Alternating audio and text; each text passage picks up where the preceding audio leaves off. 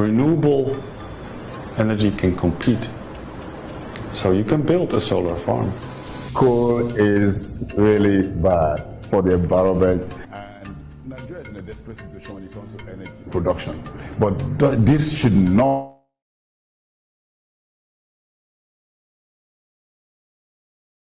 to think about what are the impacts. If the Nigerian government has made up its mind, that's the way to go. I would say let's minimize the amount of coal we harness for energy generation.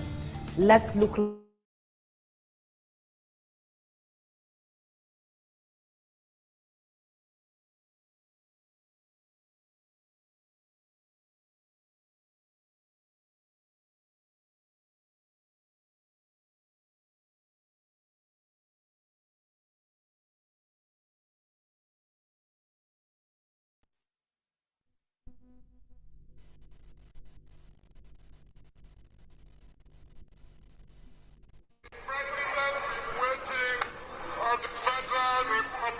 of Nigeria. Do you want electricity? Do you want better security? Take a good look at that man there. He is as straight in character as his figure is a figurative text. Is that not the kind of man you want for your president? The government campaigned on the promise of constant power, even though they didn't go into so much details or specifics that they wanted to change. I believe the government is under pressure to deliver because they did promise a lot, and a lot of people bought into those promises. I mean, for the first time in Nigeria's history, an incumbent president was unseated democratically via election, so it's a lot of the pressure on them to deliver.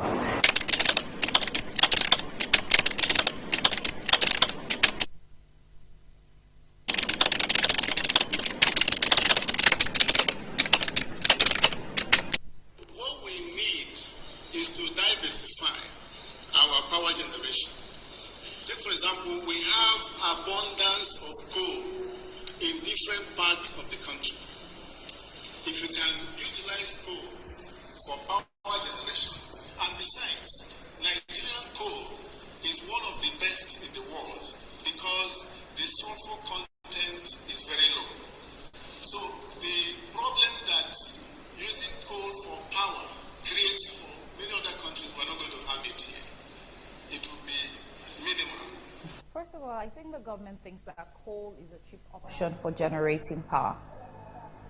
We have coal in abundance in a number of states spread across Nigeria.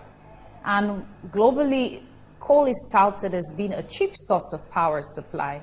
That would be the government's first consideration in thinking of coal to generate 30% of its power need, the power needs of this country.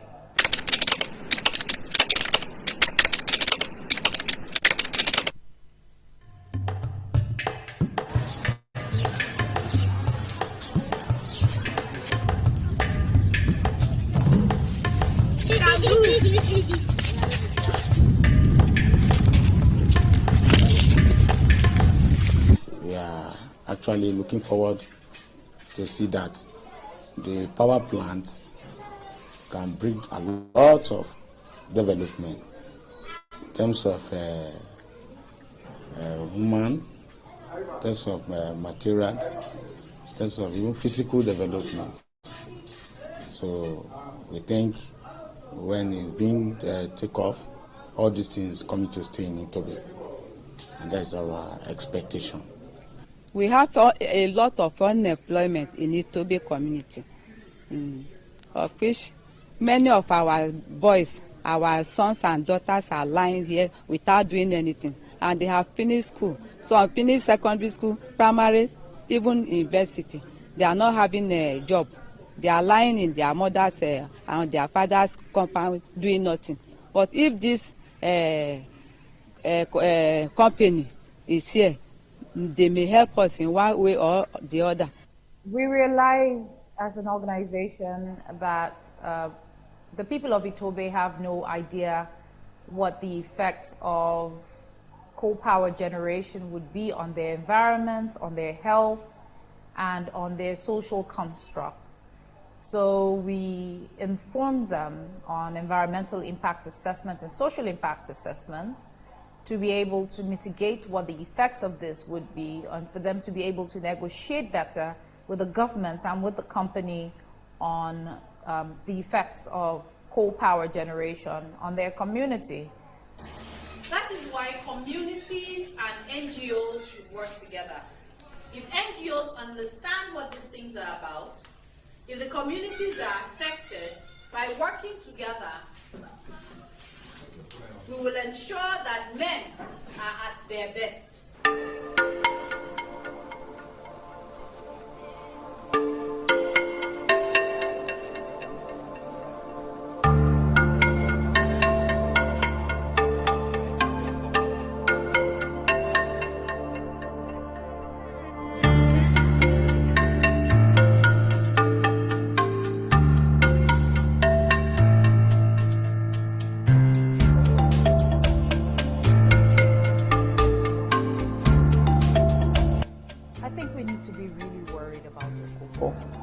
And the people at Okobo. In just the 4 years that the coal mine has been in Okobo, it's already devastated their only source of water. And so women and children have to travel long distance to fetch water. Just now again, we used to go far away again. There is not near here. We have to go with 1 kilometer. It's not near, far away place.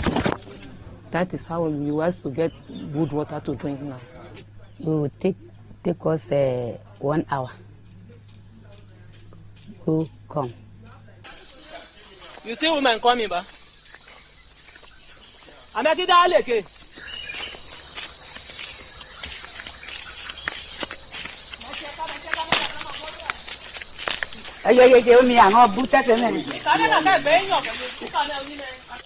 Early in the morning, before 7 o'clock, when you come here, we have to fetch here pure white. But by this time, river has spoiled. It didn't go again.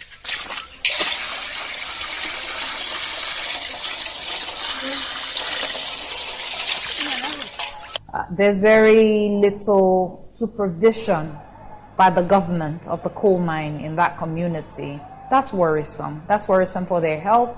That's worrisome for their socio-economic rights. That's worrisome for the future of the entire community. The mining, by mining,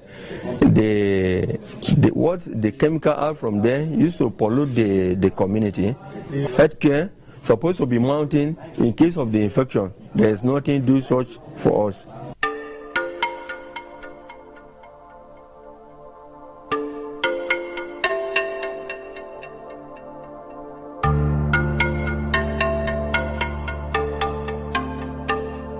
First of all, Nigeria needs to develop, and it needs energy to develop.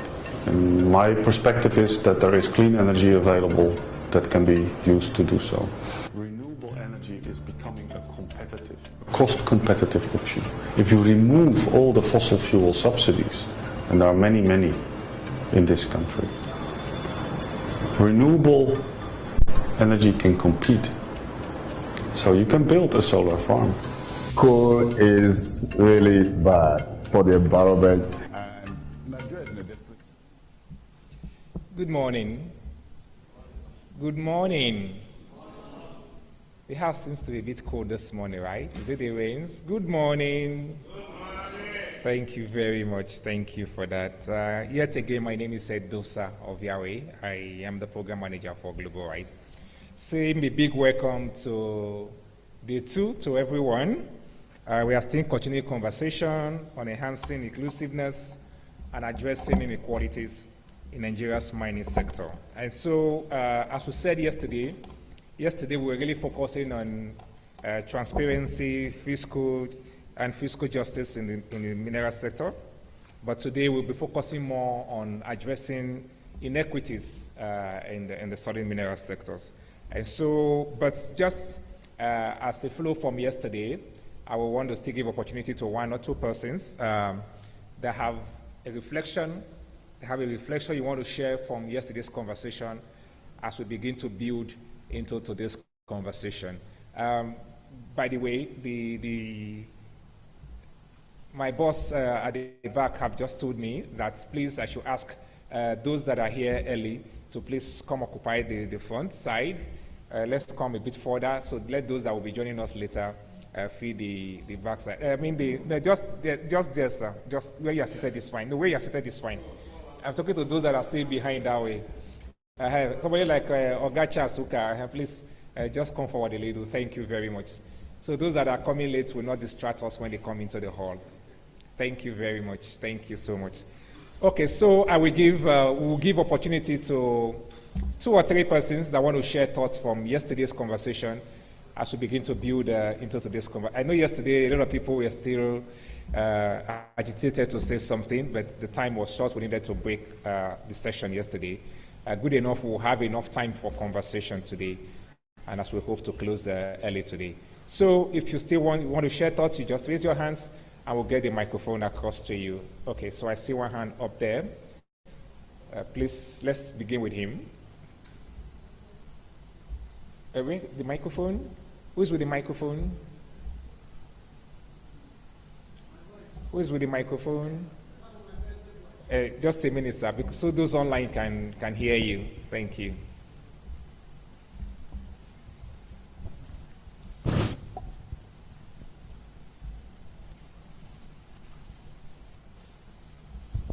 Good morning, everyone. You just introduce yourself again so everyone can know. My name is T. Aka, Federal Polytechnic, Nune, Benue State. But I'm coming from Aba. Yes, first and foremost, the title or the topic of this I was sharing with you yesterday. For me, I look at it differently, and I will expand. I look at it as more as think out of the box. Look inside the pot. We are all expected here to think out of the box. And what do we have? We're talking about mining the resource that we have in Nigeria, which to me, and it's annoying, after I watched the documentary. So it means everything that we have in Nigeria is supposed to be a blessing has turned out to be a curse, including those of us human beings. Instead of us being blessings, we are a curse.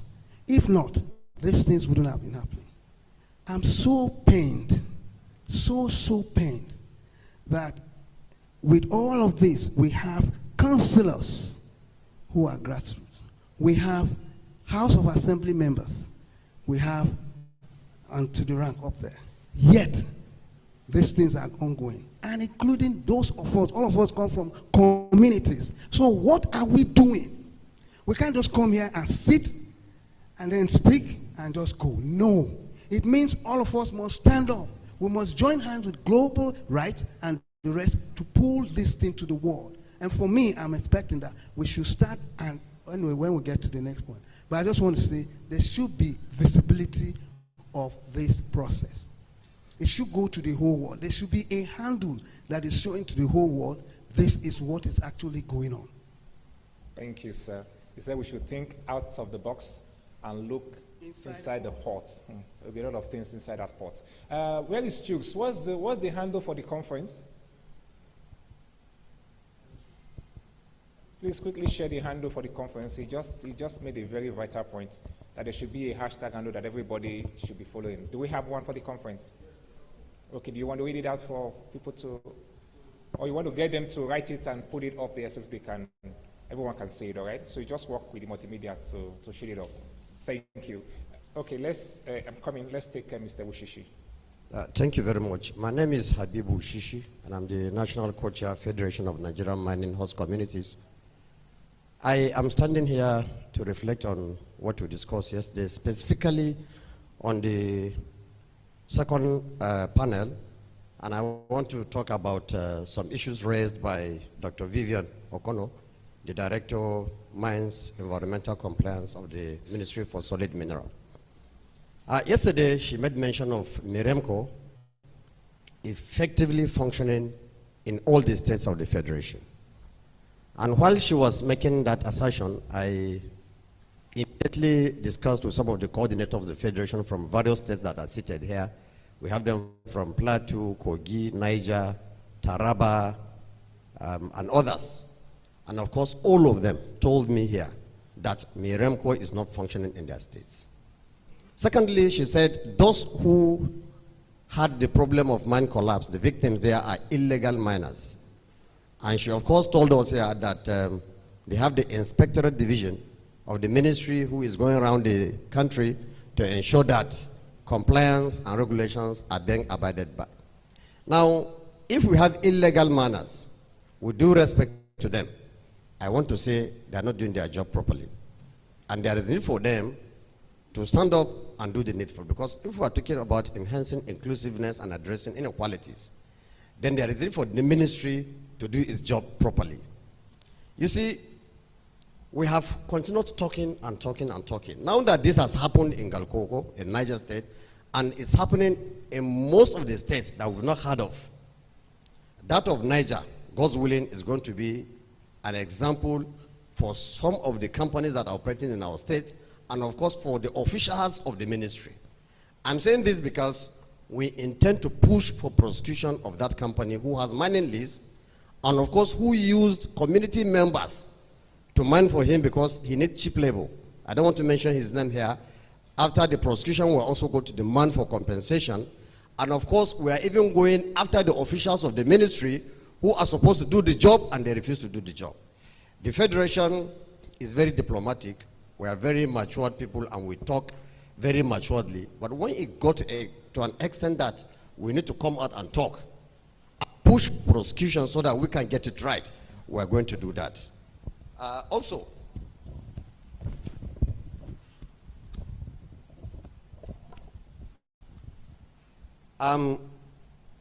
she did mention that the miners there are illegal miners.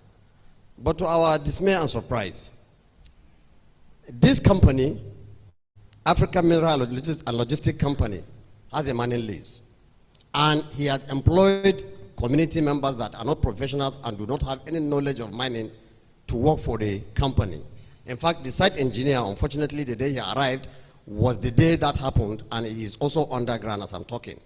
And I can't understand where you give a mining lease to a company and he has been operating there for many years and there is no inspection and there is banditry. In that very village, Galkogo, virtually every day, people are either kidnapped, killed, and their cattle rustled. Yet, this company is operating. Now, I am saying this because this thing is getting very serious. It is no longer the issue of kidnapping. It is no longer of cattle. It is no longer the issue of killing. It is now displacement. That is what is happening in some of these mining host communities. The entire communities are being displaced. They sent them away, burnt their houses, and everything that is in that village. And most of these states are now battling with internally displaced persons. And it is not easy to manage these displaced persons. I'm speaking not only as the Federation co-chair, but presently I'm the Director, Media and Strategy of the Ministry for Humanitarian Affairs and Disaster Management, Niger State. And so when I talk, I know what I'm saying. So it is no longer going to be business as usual. For any critical stakeholder here that is supposed to do his or her duties and he refuses to do it, the Federation will definitely push for their prosecution so that that will serve as deterrent to others. Thank you very much. Thank you very much, sir. Thank you, sir. That's just the need for enhanced inspection by the regulators. Mo, please. Let's start with the young man on blue. Good morning, everyone. Good morning, sir. OG Ernest from Institutional and Sustainable Development Foundation. I really like the way we speak, especially from our big brother here. That shows that there's a lot that is going on. But I want to crave an indulgence that we shouldn't, because yesterday we were talking about comparing solid mineral and oil, talking about oil freezing in a whale and all that, forgetting that these are the same players in this. We're talking about the extractive industry. If we allow mediocrity as regards agitating and allowing the dust to settle, because these leaders understand the way Nigerian behaves. They believe once they raise their voice, at a point they will the dust will settle and everything goes back to normal. I think we need to start going beyond talking and holding them to account for whatever they are doing. And also, we need to engage the leaders of the country, because it is obvious from the way the director from Solid Mineral Ministry spoke. She spoke based on what they have on paper, but not relating it to reality. I think we need to employ more measures. If not, we will keep having the same issue happening over and over. If it doesn't happen to probably our family member, we will not know how bad this thing is. A lot of people have lost their life. A lot of people are in pain because of what is supposed to be a blessing to us and now becoming a curse. Meanwhile, some persons are being enriched. Talking about fiscal justice. We cannot talk about fiscal justice where there's no data. We cannot talk about fiscal justice where this issue is not being treated with utmost importance. We are making reference to the Chinese. The Chinese in their country, they have zero tolerance to theft. In fact, there's a capital punishment for that. Why would they come to our country and degrade our environment, and yet we still give them accolades and allow them just go scot-free? Okay. So it's our time for us to start following up and don't allow this dust to settle. Thank you. Just connect with our indulgence that we keep our intervention to 2 minutes, so we can, I see a lot of hands up, so we can have more people speak. But please, 2 minutes maximum. If you can do it in 1 minute, awesome. But let's do 2 minutes maximum. Yes, give it to the man on screen. Good morning, everybody. My name is Olawale Okenin from Osun State, representing Urban Alert Communication Officer. Reflecting on yesterday's topic on the discussion, one thing I identified from yesterday's discussion is every agencies that has to do with minerals extraction in Nigeria has their hands tied because of one or two realities. When one of the directors were speaking yesterday, they mentioned their weakness, like we can't go beyond this. Another person was saying this was not our responsibility. The miners were saying, the person representing the miner was saying these are the challenges we are facing. The community the community representative were saying these are also the challenges we are facing. And that means the channel for accountability is not right. If there is an open channel that everybody can actually laud it, okay, this person has started mining, this body is opening accountability platform that nobody is taking the responsibility on another person. I go there, I can see this is the name of the company that is damaging this country. This is the name of the company that is damaging this community. The community also can see it in their back end that this is the person that is damaging our community. The government can see it in their back end, this is the person, and everybody can be loud about it. Global rights can be loud about it. This company is damaging this community. Nigerians see. We have called them to action, and there is nothing that is happening. Everybody can follow it on that platform. Okay. We will not come here and say Mirenko is working. Why I in Osun State, my governor in Osun State, openly declare with an open order that is going to set up the new Miremco chairman. Until date, I still checked the whole of Osun site yesterday. There was nothing in regards to that. So I believe having a proper accountability platform is going to help us. Thank you. Thank you. I think we have something to say on that later. I know they're working on something on that. Let me finish from this side first. Any other person on that side? Okay, come to the front here. It's here. Let's take Mr. Rezi. Please, maximum 2 minutes. Maximum 2 minutes. If you can do it 1 minute, better, please.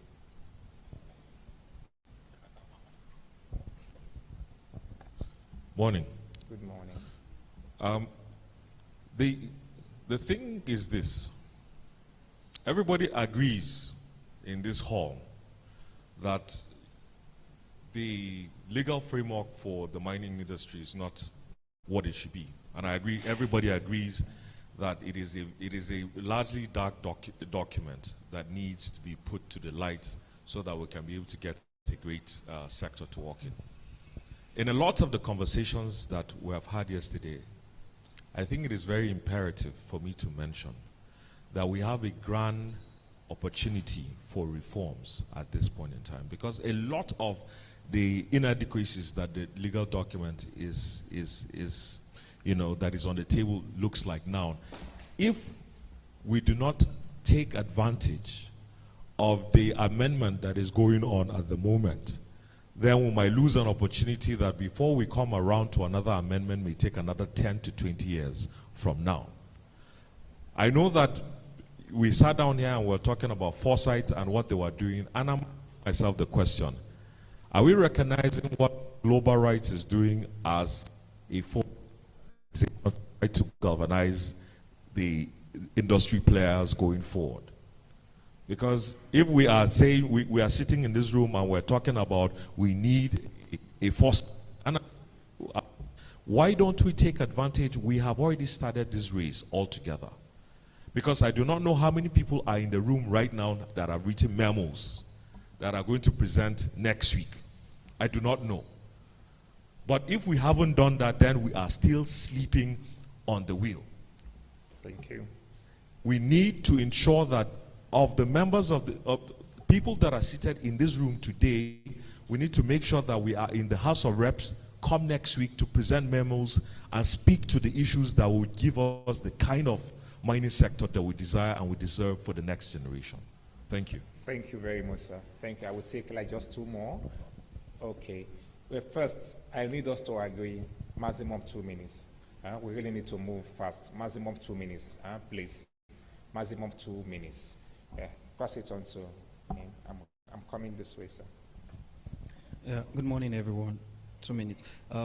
Just to say that we looked at energy transition yesterday, and we realized that there's a time that that has come.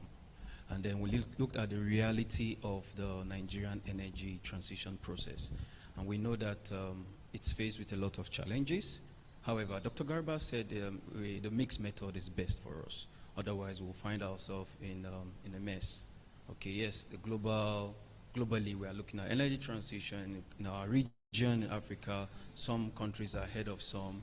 But if we want to move drastically, we realize that we'll find ourselves in the mess. So energy transition is a concept whose time has come, no doubt. However, we need to be very smart about it. Otherwise, we'll end up fueling the world and also failing our people. That came out very strongly yesterday. Thank you. All right, thank you. Yes, please pass it to Dr. Francis. Thank you. Thank you so much. Engineer Dr. Francis Oji, Coordinator, Production and Mining Host Communities of Ebonyi State. Quickly, yesterday, the former chairman of Miners Association made it clear that part of the duty of the Minister of Solid Minerals and Minister of Mines is to protect the people they have given license in terms of when they are doing their mining in the mining communities. And that is what opens up the communities themselves to danger. Who protects the host communities? Because the ministry that gave license are already protect, because they want the revenue from those miners. Who protects the communities? Nobody. And at the point, the communities need to protect themselves. Before they can protect themselves, they have to go to court. How are you going to court with somebody that have already collected so much money from your community? He's armed. In a compromised judiciary, it is he who pays the piper that dictates the tune. Okay. Data on solid minerals can only be collected if the owners, the communities are involved from day one of operation, so that they can also send information. Formation of mineral development, tomorrow or on 17th, they are going to start to, like the amendment we are talking about. If we don't actively participate in that, they will form the same thing like NNPC board and the Ministry of Solid Minerals, boards and so on. At the end of the day, the host communities are not represented. All right. And the problem continues. Thank you. Let's take Mr. Daly. Please, 2 minutes, sir. Thank you very much. I wouldn't have said anything, but the last but one speaker, I think there is a need to correct what he said. We did not agree here yesterday that there are no fine legal and regulatory frameworks in the industry. What we did say was that Nigeria is not bereft of policies. Even the present law, it is not as if that law is substantially bad. But because of the dynamics of human society, there needs to be changes, there need to be reviews. I mean, when you look at all the laws, all these challenges, all these concerns of subnationals, including the other stakeholders, they are well taken care of. But there may be inadequacies. And when you look at what we have, I will still continue to refer to the Kayode Fayemi Bawa Buhari regime in this industry. They came up with a lot of policies to bridge some gaps in the laws. Take, for example, they set up the National Mining and Mineral Resource Development Council to make sure that all the stakeholders come together once in a year to look at all the losses, what are the policies on ground, and how we can review all those things to make sure that every stakeholder benefits maximally from the sector. You see, our laws, I don't think that's look at the issue of this security or insecurity.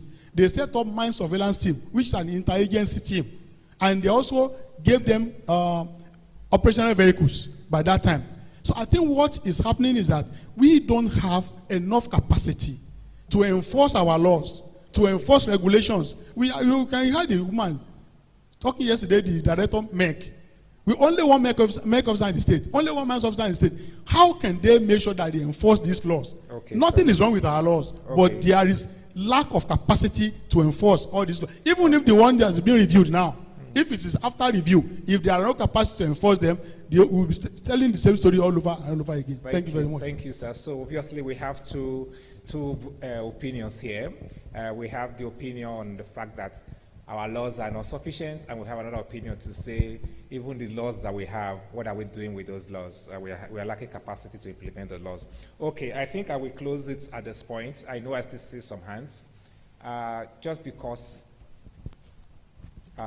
this young man spoke yesterday, but there's a young lady that her hands have been up.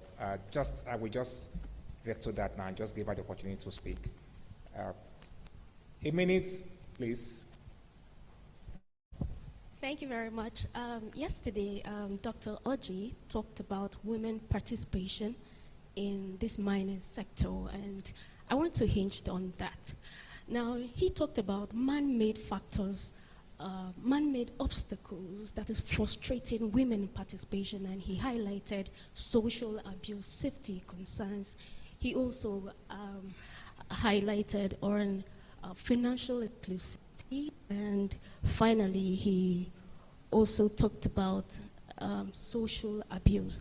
Now, I want to look, women are natural nurturers. We nurture.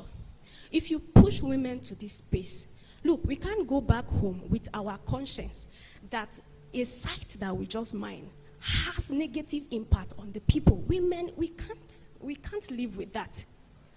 Respect to all the men here. Men, once the site is a success to them. Okay. To some extent. So please, enhancing women participation and empowering them, financial empowerment. We have people with interest there. Thank you. Right. Thank you very much. Thank you. You didn't introduce yourself anyway, but thank you all the same. Okay, so thank you for all the reflections.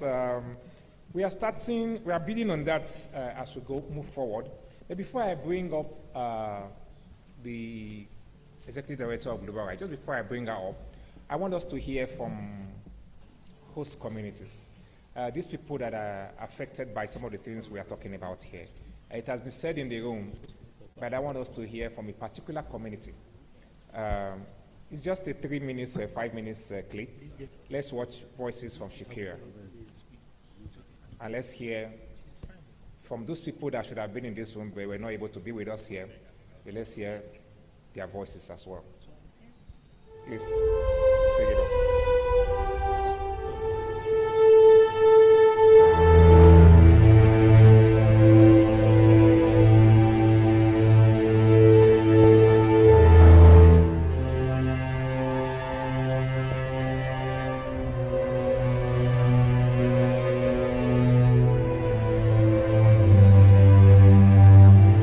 Yanda na ji yaro ya fara da amai ne, daga amai sai zafin jiki sai zufa ke ta baman fita sai bacci, idan ya bacci ba zai falka ba, idan ya bacci nan ba zai falka ba, lokacin da ya tashi bacci nan lokacin nan ciwon nan zai taso mashi, idan kuma ciwon ne taso shi baya kwanciya, in ya dan kwanta sai ya dan yi wani dan hayaki akan ga sannan ya kwanta, ya dan kwanta kuma minti nawa ya ƙara tasowa.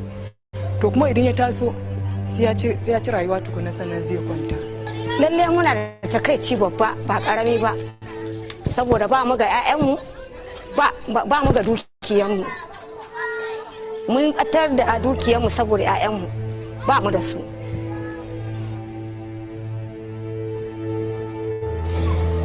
To yadda ta fara ta soma da sanyin jiki ne, jikin sai ya dauki sanyi gaba daya.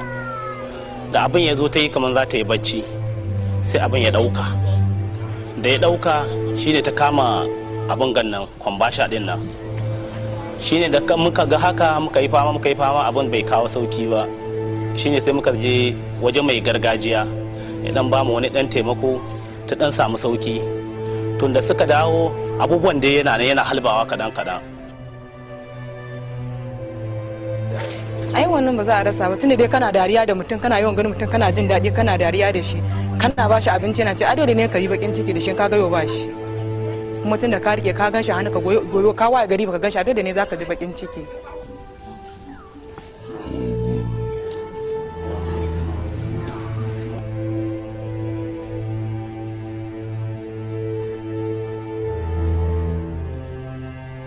Maimakin da za ka samu ɗan nan in ya miƙe ka dahwa shi ka tashi yau ba shi.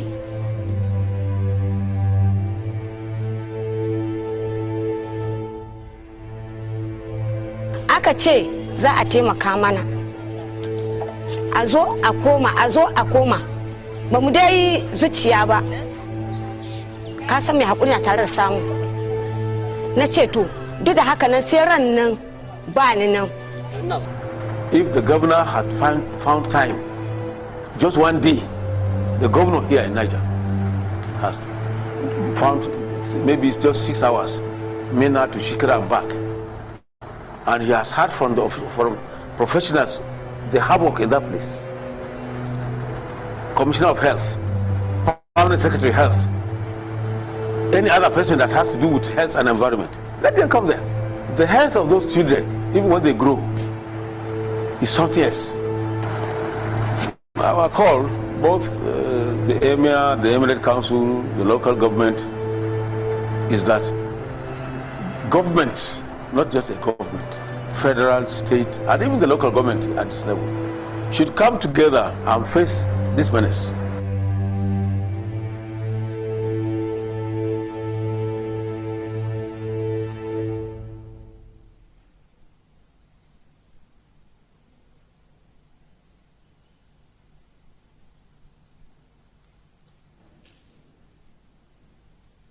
Good morning. Sorry we're starting late.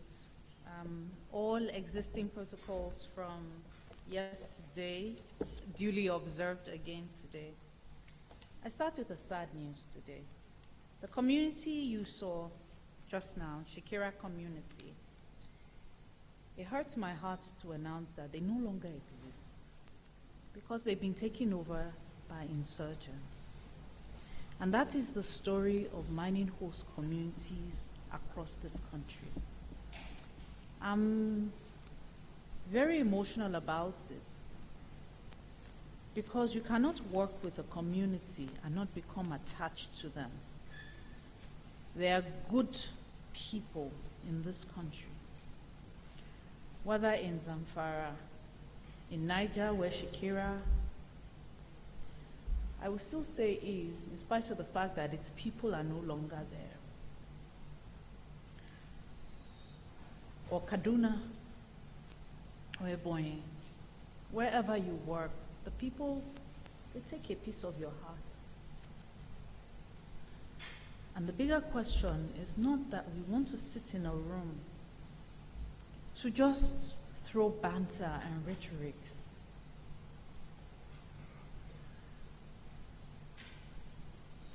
Is that we're contending for the soul of our country.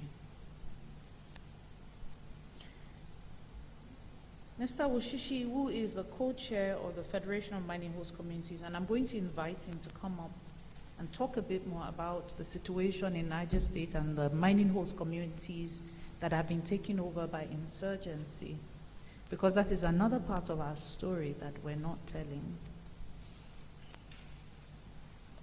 My entry into Shakira One of the women you saw, I stood across from her trying to interview, and we've never been able to hear that interview because I could not complete that interview. I broke down. She didn't shed a tear. She had just lost 4 children. Mr. Wushishi, remember? She had just lost 4 children to gold mining related lead poisoning. But she had cried so much, there was nothing left. She spoke dispassionately about losing 4 children. She didn't have one left. Let's say she had one that she could say, at least I have one left. She lost all 4. And when I couldn't hold myself, she said, well, you know it's not only me. All the women in my compound have lost their children too. There's only one boy left, and he's sick.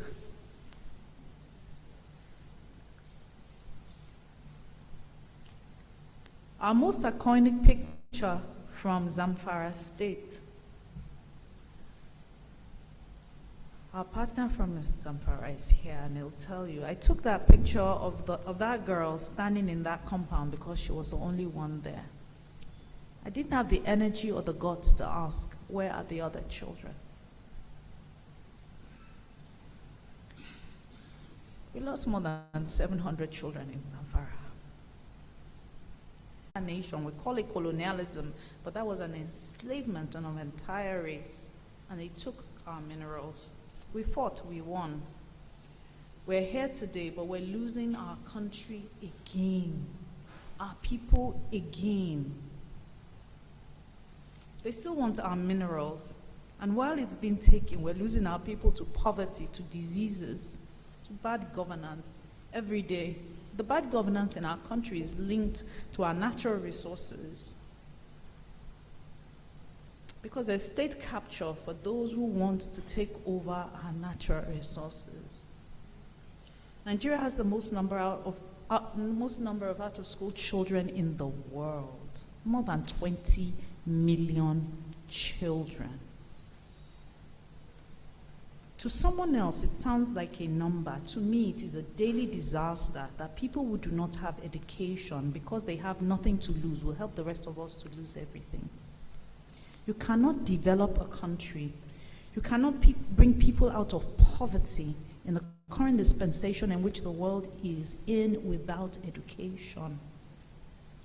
But our minerals do not speak for our children. They do not speak for us. They do not speak for our future.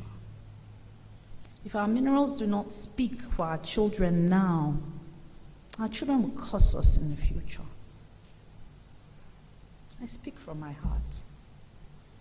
Our people are living in abject poverty. An oil-producing country should not be the country where you have to queue for 6 hours to buy fuel. And you tell me, oh, fuel is not cheap in other countries as well. Suffering is not this bad in other countries as well. I move around, I know.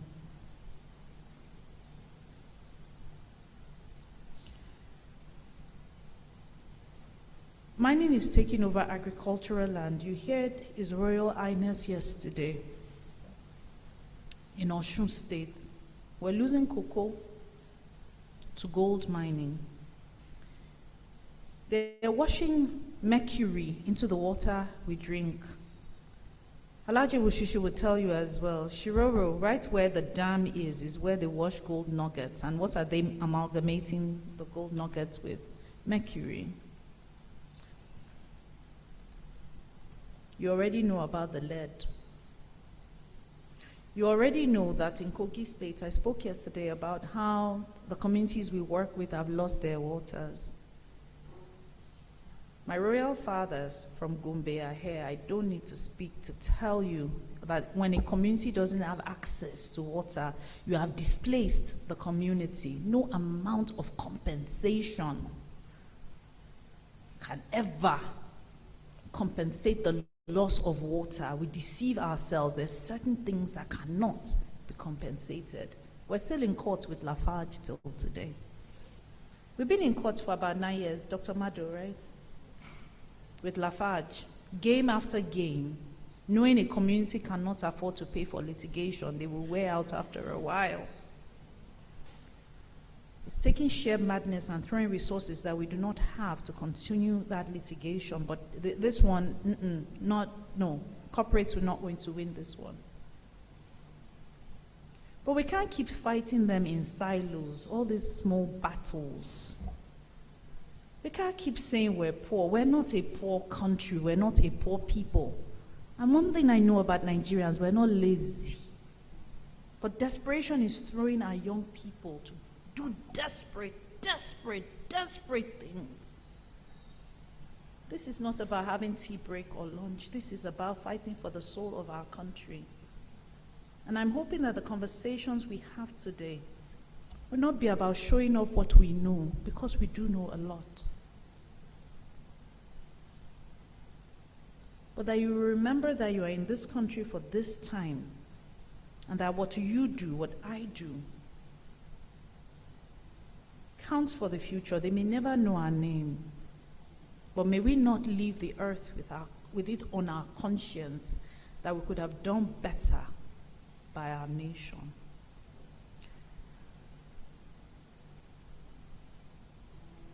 We will start our conversation today, but we have our partners from Ghana, from the Integrated Social Development Center, ISODEC, who are partnering with us to host this event as well. You listened to Dr. Dauda Garba yesterday, also address some of the ways in which he thinks we can deal with the inequities, that is, reducing our people to poverty. We're also energy poor. With all our water, with all our oil, with all our gas, with all our coal, we still don't even have access to electricity. You all ironed your clothes before this morning because you couldn't guarantee that there would be power today. You can't be this rich and this poor at the same time. Something is wrong. Something is wrong. And it's our job to make it right. And in this job of making it right, we're partnering with ISODEC, particularly today, on how do we address our energy poverty. And so today is themed Power to the People, Reducing Nigeria's Energy Poverty Through Equity and Inclusion. So I'm going to invite my very good friend, Mr. Samson Salifudanse, the Executive Director for ISODEC, for his own opening remarks. Sir.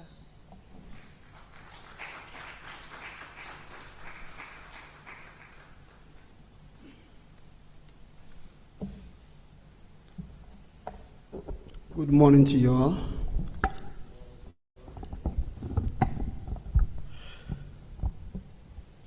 After my sister spoke, I was actually, I would say, speechless.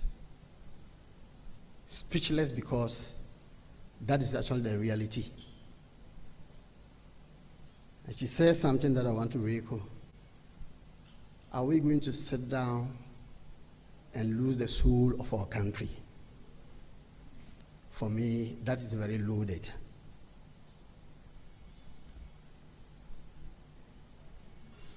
Distinguished ladies and gentlemen, let me stand on all other earlier protocols from yesterday to give a speech. I mean, this is actually my opening remarks, but I think after Abiu actually spoke, I didn't see any need to continue with this. But because it's planned, I will actually go ahead and give my opening remarks. Good morning and welcome to this important National Round Conference organized by Global Rights and ISODEC with support from Ford Foundation. I will first of all want to thank Global Rights for putting this together and bringing these diverse experts and stakeholders on the one platform to deliberate on all these important issues that has almost eluded several countries over the years. I would also like to acknowledge Ford Foundation for their support Their support over the years to civil society groups in Ghana, Nigeria, and the rest of Africa has been formidable, and I just want to thank them for that. In Ghana, we say Ayiko to Ford Foundation. It is my pleasure to give an opening remark regarding this critical dialogue on enhancing inclusiveness in promoting transparency in Nigeria's mining sector and addressing inequalities, especially within the context of this country's debt crisis. We gather here today at a very moment for Nigeria where debt is actually one of the key challenges that they are struggling with, just like my country, Ghana. The country faces significant economic challenges with rising debt levels, high inflation, and growing inequality. According to Nigeria's Debt Management Office, the current total debt stands at $91.463 billion. Paradoxically, Nigeria raked in $20.98 billion in 2017, $32.63 billion in 2018, and $34.21 billion in 2019, all from oil revenue. I think if you actually add all these together, Nigeria has no reason to be in debt. These issues are inextricably linked to the governance of natural resources and the distribution of the benefits they actually generate. Nigeria, unlike other countries, is blessed with an abundance of natural resources, including oil, gas, solid minerals, and arable land. However, the management of these resources has long been plagued by misgovernance, corruption, and failure to equitably distribute the wealth they generate. As a result, Nigeria has experienced widening socioeconomic disparities, with a small elite capturing the lion's share of the profits, while the majority of the population languishes in poverty. I'm just trying to actually rehash what my sister actually indicated, that even though we are actually in a country of plenty, we are actually a country of very poor people, and that should be worrying. This unequal distribution of resources and opportunities has contributed to Nigeria's current debt distress. Rather than investing resource revenues in sustainable economic development and public services, successive governments in this country have often squandered or misallocated these funds, leaving the country heavily indebted and vulnerable to external shocks. Ladies and gentlemen, this narrative cannot continue. We must all come together and chart a new course, one that places the well-being of Nigerians at the heart of natural resource governance. This will require fundamental reforms, as all of us actually started talking yesterday, to increase transparency, accountability, and community participation in decision-making processes regarding the governance of this country's natural resources. It will also necessitate a greater focus on using natural resource wealth to address poverty and inequality and the delivery of essential social services and public services. Because if we get revenues from natural resources, and we do actually focus and target issues that actually affect the poor, especially like drinking water, electricity at the local level, and some of the public services, I think we'll be doing a disservice to our country. Over the course of this conference, we will delve deeper into these critical issues.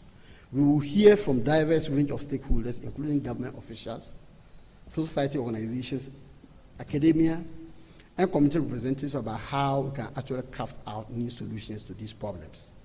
Together, we will explore innovative solutions and develop a roadmap to transforming natural resource governance in Nigeria that will address inequalities. This is a pivotal moment for Nigeria. The choices we make today will shape the future of Nigeria and the livelihoods of millions of our citizens. It is our collective responsibility to ensure that the country's natural resource wealth is managed in ways that benefit all and not just a few privileged elite few. The power of sacrifice goes way beyond comfort zones. Global Rise has demonstrated this over and over again. And may the Almighty God continue to give Global Rise and other CSOs the fortitude to sustain the efforts of the work that they are doing and to continue to press on for social justice at the peril of their lives. You can see when my sister was actually speaking, she was very emotional. And the work that they are doing, they are actually going beyond convention. when all others have actually given up, from our perspective in ISODEC, global rights continue to press on. The reason they continue to be a strong partner to ISODEC in Ghana. I would like to thank you all, and may God bless us. Thank you.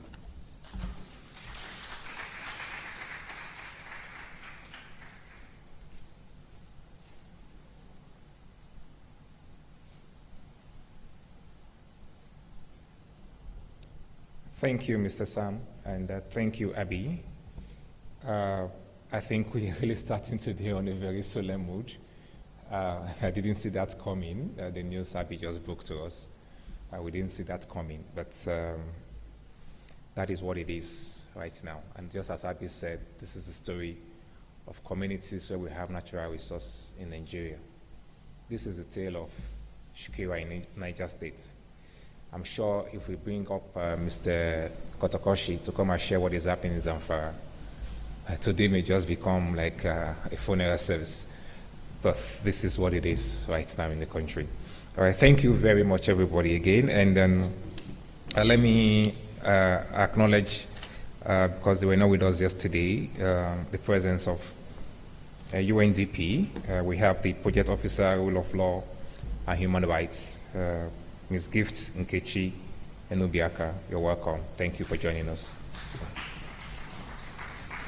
Okay, so we are moving on. The keynote speaker for today, the Executive Secretary of the National Human Rights Commission, is still on his way here, and so we will just continue with what we have on the agenda. At the time it comes, we'll take his keynotes. Okay, so let's start the conversation today by looking at addressing inequities in natural resource management through inclusion. And so let me welcome Dr. Michael Zoigwe.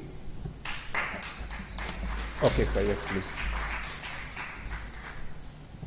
Let's welcome Dr. Michael Zoigwe, and then Bumi, please, is on first. Thank you.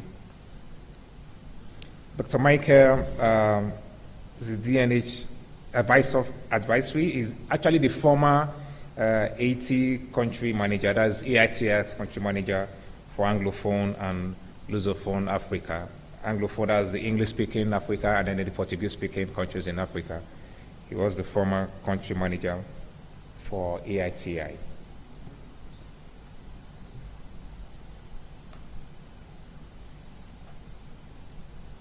And then our multimedia guys have informed us about the social media, the hashtag for the conference. We have hashtag Mining Conference 24, and we have hashtag NATIGRO24. Please feel free to use those two hashtags to share your experience of the conference. Welcome, Dr. Mike. Thank you. Good morning, ladies and gentlemen. I want to start by thanking the organizers of today's event, particularly Global Rights, NATI, the Ministry of Solid Minerals, for inviting me to be part of this conversation. I apologize for not being able to join yesterday. I had another commitment similar to the discussions we are having today as well. I have to recognize the great work that Global Rights, Abby and her team are doing in this space in terms of, helping us to understand the magnitude of the issues we have, first of all, and creating or providing platforms like this for us to have these conversations. And I have to also particularly commend the level of passion and the emotion that Abby herself with which she engages her work. You all witnessed that just a moment ago when she spoke. And she set the right tone, really, for the conversation that we will be having today. If we have do we have the slides? No slides. No slides. It's not working. Okay. Well, so today, I think the key point she made really is that it's not, for me, what I got from her conversation, apart from creating that very deep picture of how things are right now is also that when we gather like this, it's not really about what you know. It's about, I think one of the speakers when we were starting mentioned it about being able to think outside the box.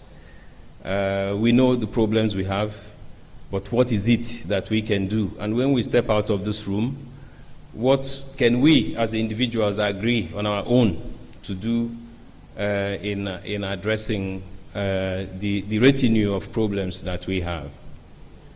I have been invited today to speak about addressing the inequities within natural resource governance. And by the way, yes, I was I was country manager for EITI for Anglophone Africa, looking after 7 countries. And in that brief experience I had doing that work, I was really exposed to quite a lot going on in the sector. We understand that in the case of Nigeria, even though we have a big mining sector, it is largely dwarfed by what is going on in oil and gas.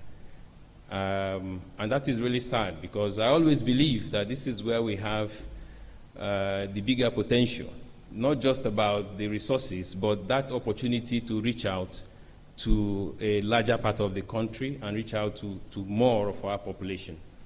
There is no state in Nigeria that does not have 1 or 2 or even more mineral endowments. So it's really the potential of helping us to address the many problems we have as a country that we are not fully utilizing.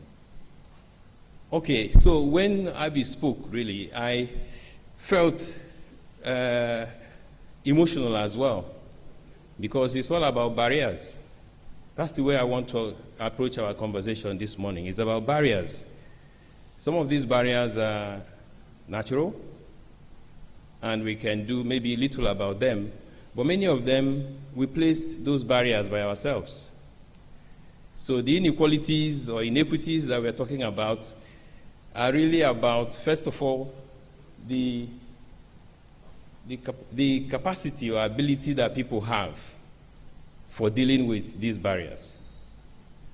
Okay, so we all want an ideal world. Is there a possibility that we can wake up and all the barriers are gone? That is the sort of society that we want to see. If we don't have the barriers, probably we will not be having this conversation about inequalities. Because how do you get to know that you are unequal or you're not the same with your neighbor or the next person beside you? Because there's a barrier you need to overcome. And probably that person has the ability to overcome the barrier better than yourself. So that's why we're having this conversation. The reality is that one of you get more than they really need. That is in that process of overcoming the barrier. So that creates the differences that we have. So, and equality, the discussion around equality is how do we give equal treatment to everybody, where the assumption is that everyone benefits. Then equity is everyone gets the support they really need. I don't know, these differences may have been established sufficiently from your conversations yesterday, so please bear with me. We can take this maybe as a revision. This is a revision class now. And also to provoke your thinking a bit more about how we can deal with these issues. The ideal world we want to get to is where there is justice and fairness. No one needs any support because there is no barrier. We've eliminated that barrier. Next slide. So there are barriers to participation as far as mining is concerned, outcomes and benefits. So the first stage is there are barriers that prevent people from participating or participating adequately. And on the other side, there is also barriers to, if you participate, how much outcome do you get? Or how much benefit do you get? So inequities exist because there are structural, legal, and a long list of those types of barriers which pose challenges for the way we are, women or men or women, children, then poor or marginalized or underrepresented or vulnerable groups. And there is also that consideration about gender diverse individuals. So there are inequalities, because as I mentioned, individuals or groups don't have the same ability to overcome the barriers we are talking about. And then, in the same way, in outcomes, when equity is not considered, particularly in outcomes, you find that there are inequalities there. So although equity and inequality, oftentimes you see people using them interchangeably, they don't mean the same. Equality is the end goal, but this equality can only happen when equity is considered. So a good example is that giving women equal rights, right, is not enough in itself to close the 132-year global gender gap. So there's a study, I think it's by the World Economic Forum, which says that we need as much as 32 years to bridge this gap between men and women. So this is an illustration of the major difference between equity and equality.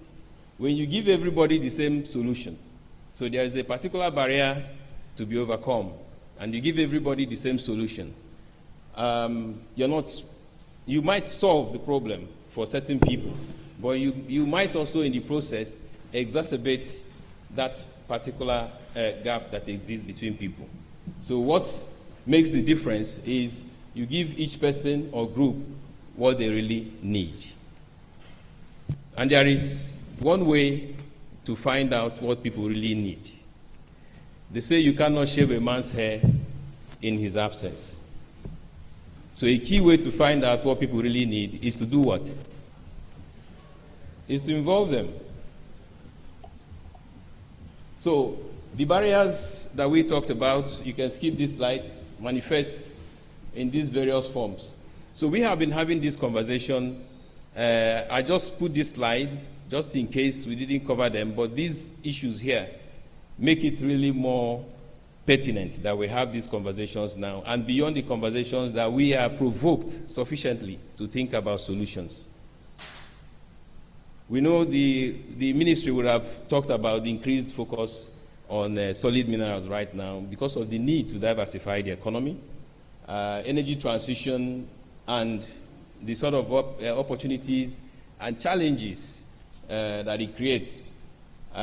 Insecurity, which is strongly tied to the experiences that Abby shared with us now, and the kind of challenges that these issues are also creating for us. Then good governance concerns or considerations. Let's go to the next slide very quickly. Yes, because this is exactly what we want to talk about today, inclusion in mining. So the point I made earlier about how do you, if you want to solve the problem of inequality, you need to understand what each person or each group needs. And the best way to do that is to do what? To involve them. Are we together? Okay, as far as mining is concerned, and I know some people might think this is coming from a certain bias based on my background. I think that there is a particular platform in the country where we can seek the opportunities for inclusion. Where I think that the opportunities for inclusion are probably the greatest as far as mining is concerned. Can we move to the next slide, please? And that is EITI implementation. Okay? So I'm sure that NAITI, being part of the organizers of this event, would have sufficiently talked about the opportunities within the EITI implementation in Nigeria for improving inclusion for the purpose of addressing inequities. There are two key areas that I wanted to just quickly highlight. The first one is the reporting process for NAITI. So NAITI every year generates massive data about how the sector is managed. The solid minerals audit report dedicated to solid minerals and mining.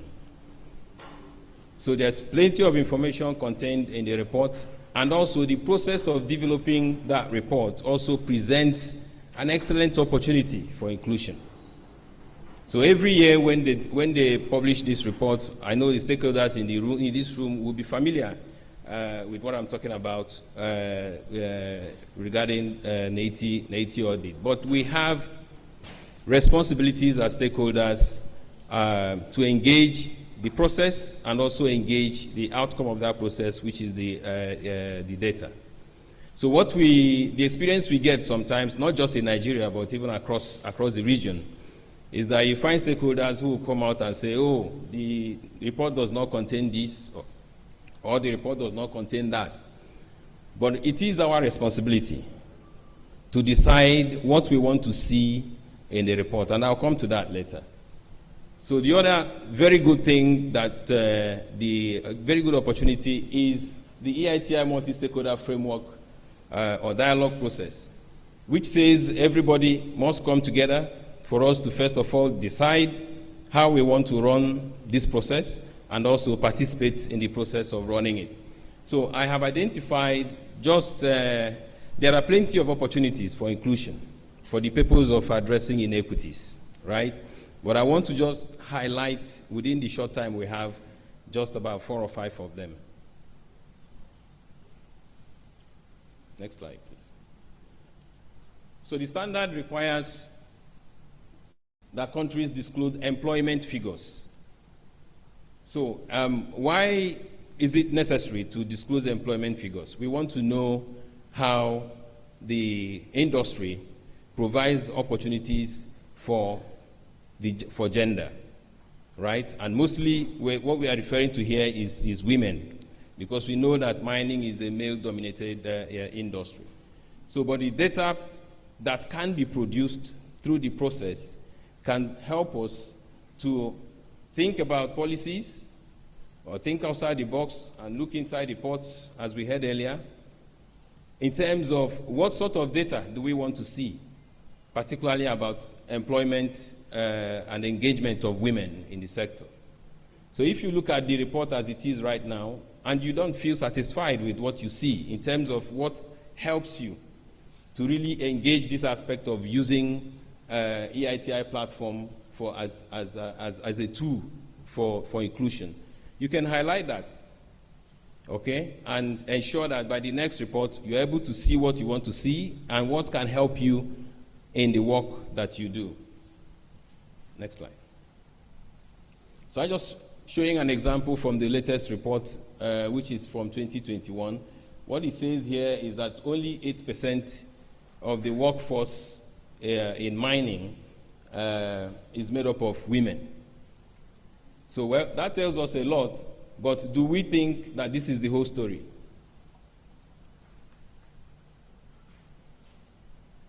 Are you following? 8% of women in mining. Is that correct? Do you think that is correct? Some of us here are from the industry. Is that correct? Is it higher or lower in reality? Thank you. So you can see that probably artisanal mining is not considered in the development of this figure. But you need that data. You need that information. So it's an area where you can engage EITI implementation in Nigeria to say, we have seen this, which is fine. It's sufficient to generate thinking around or letting us know that this is how things are in the sector, but we need more information. So what is happening now is that we don't find that sufficient engagement around what should form part of that report. Next slide. So public disclosure of information around environmental and social impacts. This is what can help you understand how the sector really affects women, vulnerable communities, and groups. And this can help give information about how you can engage or these particular isolated or underrepresented communities can also have their information represented in the way that the implementation of EITI is planned. So this helps shed light on the sector's impact and can support measures to ensure that women are protected. Because this is what we are talking about. We're talking about how do you ensure that the channels or the opportunities for access for women are protected in one way or on one side, and also that certain areas or certain issues that affect women are not further impacted on by mining activities. Next slide. So the standard has this multi-stakeholder. I think this is the beauty of it, as I mentioned earlier. It's a multi-stakeholder group, and what that means is all stakeholders must come together. So coming together is an issue of representation. It's also an issue of participation. But what we find is that oftentimes you find multi-stakeholder groups that are dominated by one gender, okay? And that does not completely mean that the other gender cannot also be represented. We need to understand that clearly. But what we are saying is, on the agenda for discussion, do we have sufficient items on that agenda that ensure that every aspect of society is well represented? So now, because the opportunities to participate at the highest level may be limited, I think NATI in Nigeria has also adopted some strategies or measures to broaden participation. So on the multi-stakeholder group, you can only have 15 people. And some of these 15 people are already decided by law who should be there. There is representation for civil society, but I understand that civil society on its own also broadens participation by setting up another bigger committee where you can now have other voices or less represented voices to be heard. I think that process should be encouraged. Stakeholders in this room, if you don't have a representation within at least that broadened platform, you should engage NATI and be sure that whoever you are representing has some kind of space there to participate. So, and the standard itself insists that whatever happens within the implementation process goes through a consultation process. And that consultation process should be cascaded down to the lowest level. So we find that this is an area where implementation in most countries really suffer because they get to a point and they stop, perhaps due to resource limitations and all that. Next slide.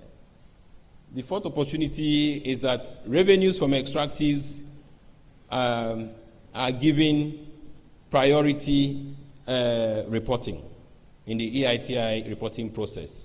So this helps stakeholders to understand or have clarity on what constitutes revenues from mining and what aspects of the revenues can also be used to deal with issues that affect women and marginalized groups. And company payments are required to be reported at the level of project at the project level. So this gives opportunity to communities to know the amount of money coming out of the activities, mining activities within their own area, and can ask questions about how the money is used.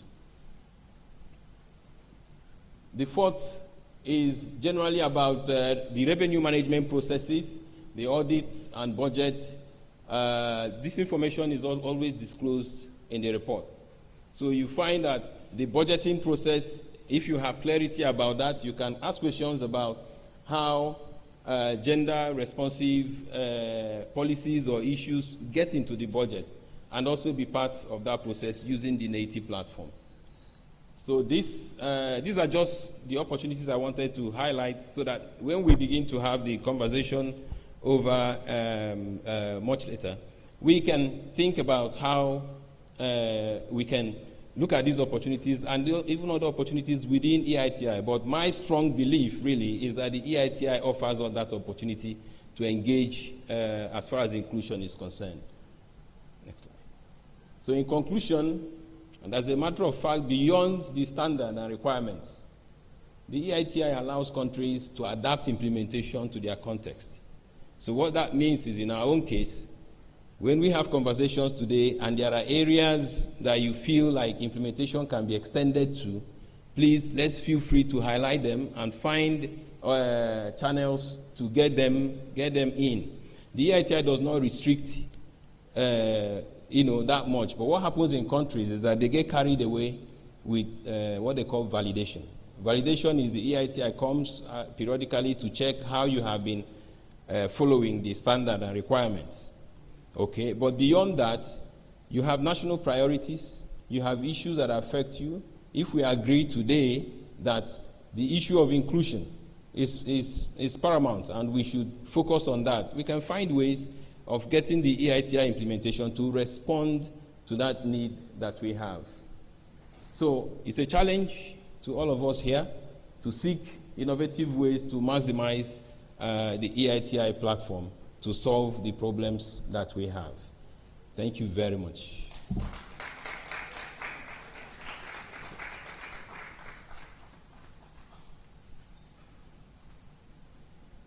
Thank you very much, Dr. Mike. Thank you so much. I know we'll have one or two persons that will want to engage or interact or ask questions on that, but we'll take that after the keynote. When we take the keynote, we'll not take intervention from the audience. We'll take the two together. As I mentioned earlier on, that we were awaiting the ES of the National Human Rights Commission, who wanted by all means to be here in person, but not to keep us waiting endlessly. I have sent a representative to come deliver the keynote address. Ladies and gentlemen, join me to welcome the Deputy Director Legal, National Human Rights Commission, Madam Mary Kwadudin, as she delivers the keynote address on behalf of the Executive Secretary, Mr. Antonio Jiko-Essien. You're welcome. Thank you very much. Good morning.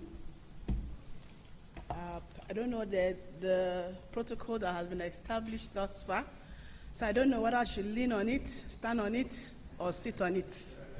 But permit me to rest my shoulder a bit on the already established protocol that has, that has been put forward. Yes, as had been said, my name is Pwadum Dioko, representing the Executive Secretary. He really loved to be here. He has a flight to catch this morning, and he wanted to squeeze in and try and see how he can, but you know how things can be. He had to hurry up and go to the airport so he won't miss his flight, and has graciously asked me to extend his apologies, that it's not deliberate, it's just that the choking demands of the office, is dragging him to and fro, his skirt, his trouser, his shirt, but at least we try to be his hand so that things can go on at, all the time. So permit me to read the keynote of the Executive Secretary with perhaps a few side comments of mine. Okay. Now, it is an honor to be a part of this multi-stakeholder roundtable and to deliver a keynote address on a topic of immense importance to our nation and its future. Power to the people, ending energy poverty and natural resource inequality through human rights. As we gather here, we are reminded that the wealth of our nation lies not just in its natural resources, but in its people. Ensuring that these resources benefit everyone equitably is a fundamental human rights issue and of great concern to the National Human Rights Commission. Energy poverty remains a significant challenge for many Nigerians. Access to reliable, affordable, and sustainable energy is a fundamental human right, essential for improving living standards, education, healthcare, and adequate energy access, which exacerbates poverty and inequality. Addressing energy poverty is not just about providing electricity. It is about empowering our people, ensuring that they have means to improve their lives, contribute to the nation's development, and participate in governance. Nigeria is blessed indeed with abundant natural resources, yet the benefits of these resources have not been equitably shared. This inequity has led to widespread poverty, environmental degradation, and social unrest, particularly in mining host communities. The wealth generated from our natural resources should translate into tangible benefits for all Nigerians, not just a privileged few. We must adopt policies that ensure fair distribution of resources and opportunities, and we must hold those in power accountable to the people they serve. Human rights, like we all know, plays a vital role in resource management, and human rights principles must guide our approach to managing natural resources. This means ensuring transparency, accountability, and participation at all levels of decision-making. Mining host communities should have a say in how their resources are managed and should benefit directly from the wealth generated. It also means protecting the environment and ensuring that mining activities do not compromise the health and livelihoods of our people, thereby infringing on their right to a protected environment as guaranteed under Section 20 of the 1999 Constitution of the Federal Republic of Nigeria as amended. Transparency and accountability are the bedrock of good governance. In the mining sector, this translates into clear, accessible information about mining activities, revenues, and expenditures. It involves rigorous oversight to prevent corruption and ensure that revenues from natural resources are used for public good. Institutions like the NAIT play a crucial role in promoting transparency and accountability. And I'm very glad that that establishment is up to the task and is doing the best it can to ensure transparency in that sector. And their work must also be supported and expanded. Inclusiveness and participation are key to ensuring the natural resource management benefits all Nigerians. This involves engaging a broad range of stakeholders, including mining host communities, civil society organizations, and the media. Now, by creating platforms for dialogue and collaboration, we can ensure that diverse perspectives are considered and that policies and practices are more just and equitable. As we look forward to the future, we must also consider the role of the mining sector in Nigeria's transition. Sorry, I keep having calls distracting me. Okay. The global shift towards renewable energy presents both challenges and opportunities for our nation. We must ensure that this transition is just and inclusive, providing opportunities for sustainable development and economic growth. This includes investing in green technologies, adopting environmental friendly practices, and ensuring that the benefits of the energy transition are shared by all. In conclusion, ending energy poverty and natural resources inequity through human rights is not just an aspiration. It is an imperative. It requires a collective effort, guided by the principles of transparency, accountability, and inclusiveness and sustainability. As we move forward, let us commit to empowering our people, ensuring that the wealth of our natural resources benefits everyone, and building a future where all Nigerians can thrive. The Commission hereby calls on all relevant stakeholders to join in addressing inequality by promoting transparency and accountability in Nigeria's mining sector. Thank you for your attention, and I look forward to our discussion. Before I end that keynote address, I want to also, suggest perhaps a few pointers as to some of the ways that we can actually encourage inclusivity. And that goes to issues of revoking dormant mining licenses. A whole lot of people have licenses that they are not really using. They're just getting it for paper's sake. And then everybody should actually be, everybody should come together. Nothing like reserving licenses for people. Revoke dormant licenses and grant licenses to those that really are doing the work. Companies that submit proposals for local mining minerals processing to promote value addition and job creation. Let's vet the documents that are sent before us, not because we want to satisfy a few cronies, or maybe like part of largesse, part of the national wealth distribution. You just want to give licenses to people. And before that, let the people, the communities be carried along in granting these licenses. Because sometimes they just come to their communities with paper from headquarters, from above, from Abuja, and they just bombard people's community. And these are some of the things that fuel what they call it, insecurities in our communities. Let's also establish a more inclusive and participatory mineral resource federalism framework, under the Constitution to integrate the mining sector with the rest of the Nigerian economy, and also improve transparency of the sector management through 80 implementation has been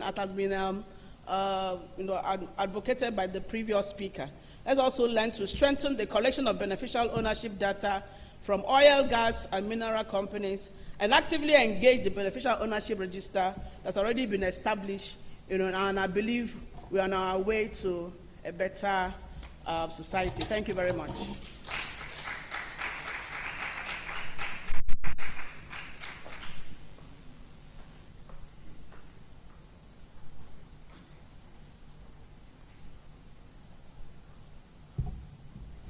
Thank you, Ms. Padinioko. Thank you. So we'll take the next 5 minutes to just take one or two interventions from the audience.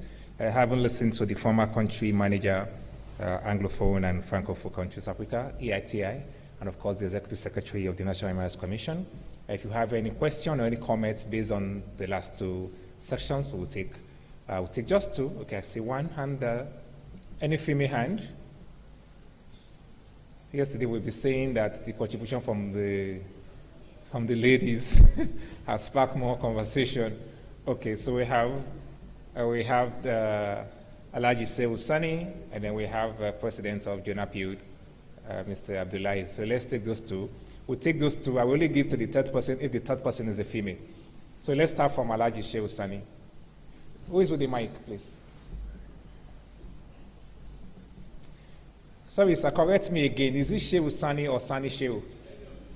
Okay, sir. Thank you, sir.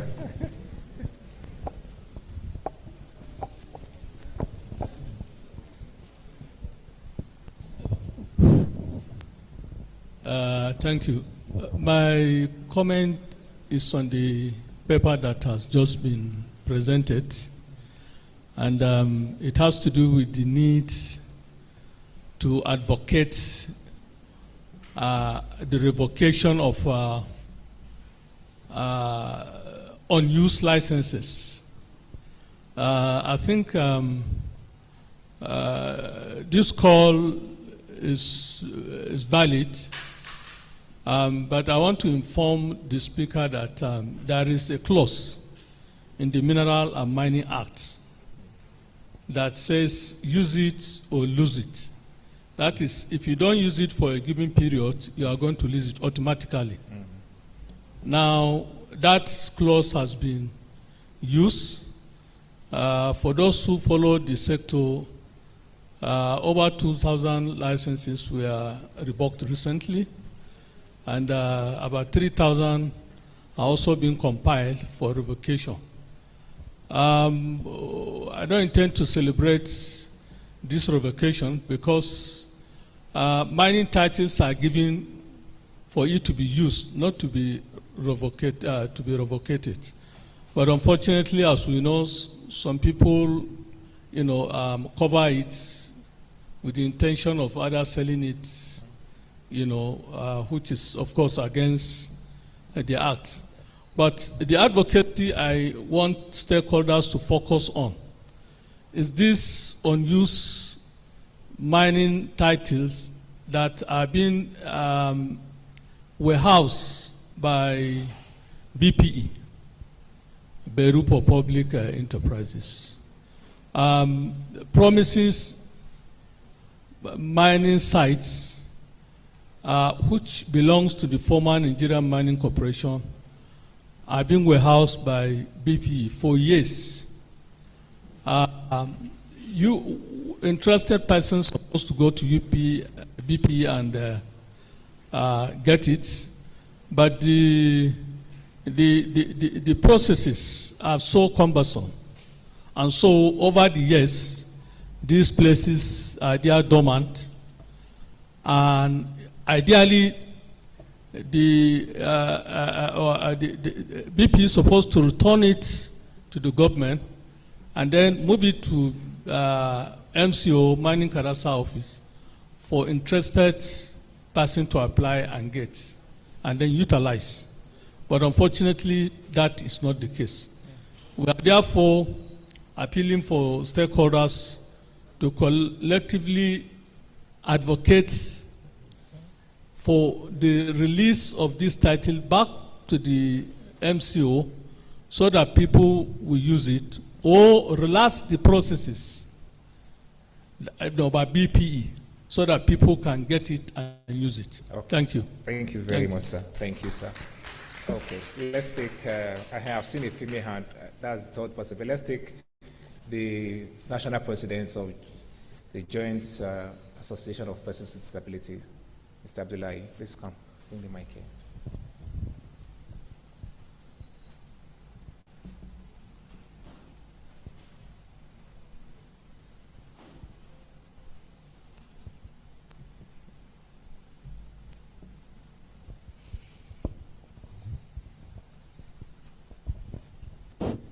Thank you very much.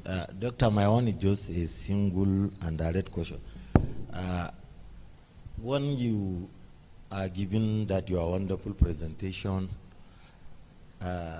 you show us the statistics of the workers in the mine sectors, where you mention only 8% female.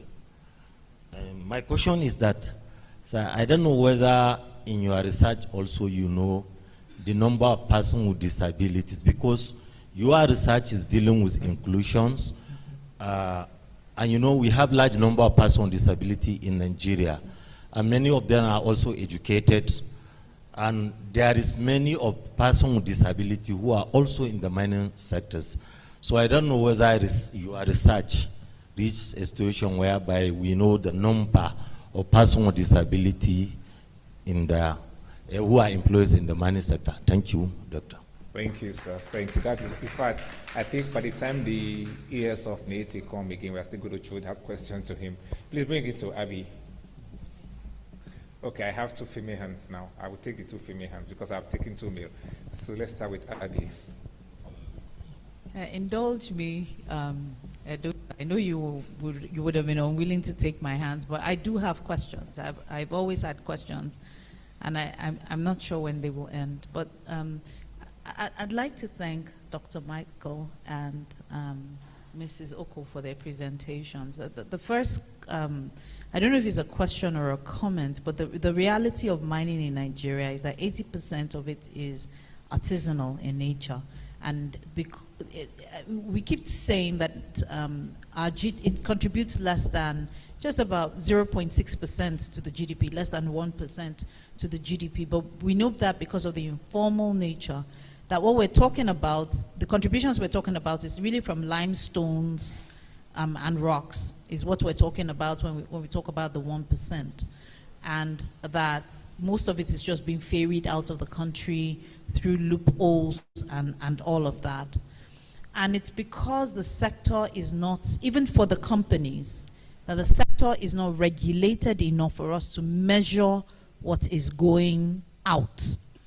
And that we also cannot begin to talk of equity and equality till it trickles to the base, the revenue from those trickle to the base. So I think one of the bigger conversations we should begin to have is how to block the loopholes. If the bucket doesn't leak, then we know how much we're sharing for everybody. Then RAMFAC's work, or revenue mobilization, the resources to revenue mobilization will eventually trickle to the trickle out.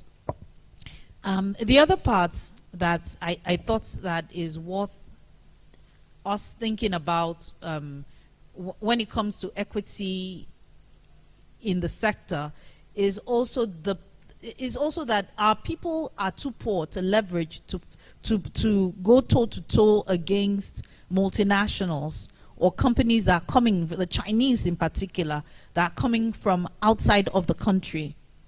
That if we do not ensure access to capital for our people, to loans that make sense, because there's no loan, there's not one single loan right now. Oh, shout out to OPE and people that send us texts about people we do not know that owe money. But that those are the only kind of, and it really takes people being desperate to go to those kind of sharks.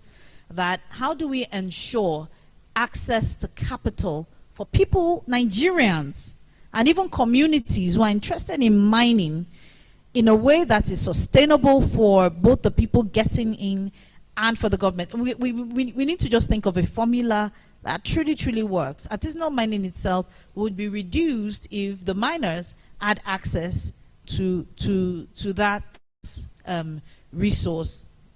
I would also like to, I'm sorry I'm taking up so much space, but this meeting was for me to be able to think. Absolutely. Okay, so I'm thinking as I'm talking. Absolutely. So Edosa, don't give me side eye. I can feel your eyes burning from up there. I still love my job, ma'am. Don't give me side eye. I beg, please. I'm begging you.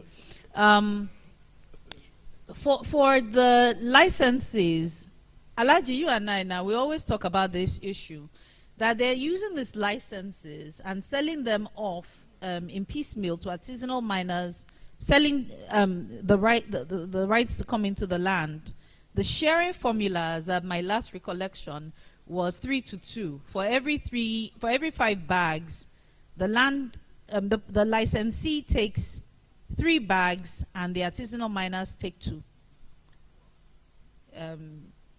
Is the way it has gone. And we know the people who own the license. We keep talking about beneficial ownership and ensuring that we have the identities of these people. So, Mrs. Oko, I also think that those issues are issues that the Human Rights Commission should also think about through a human rights lens and actually begin to advocate. And the good thing is that the Human Rights Commission has also passed a National Action Plan on human rights. I welcome you, my father. Yes, sir. Has also passed the National Action Plan on business and human rights, and that should be a good fulcrum for us to also look at this issue.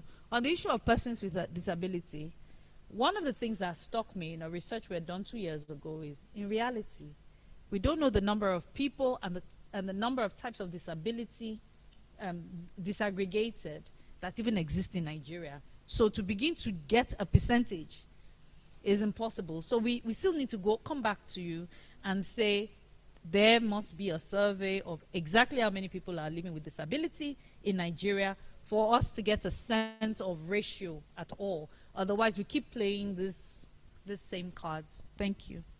Thank you very much, Abby. I bring it to Oko.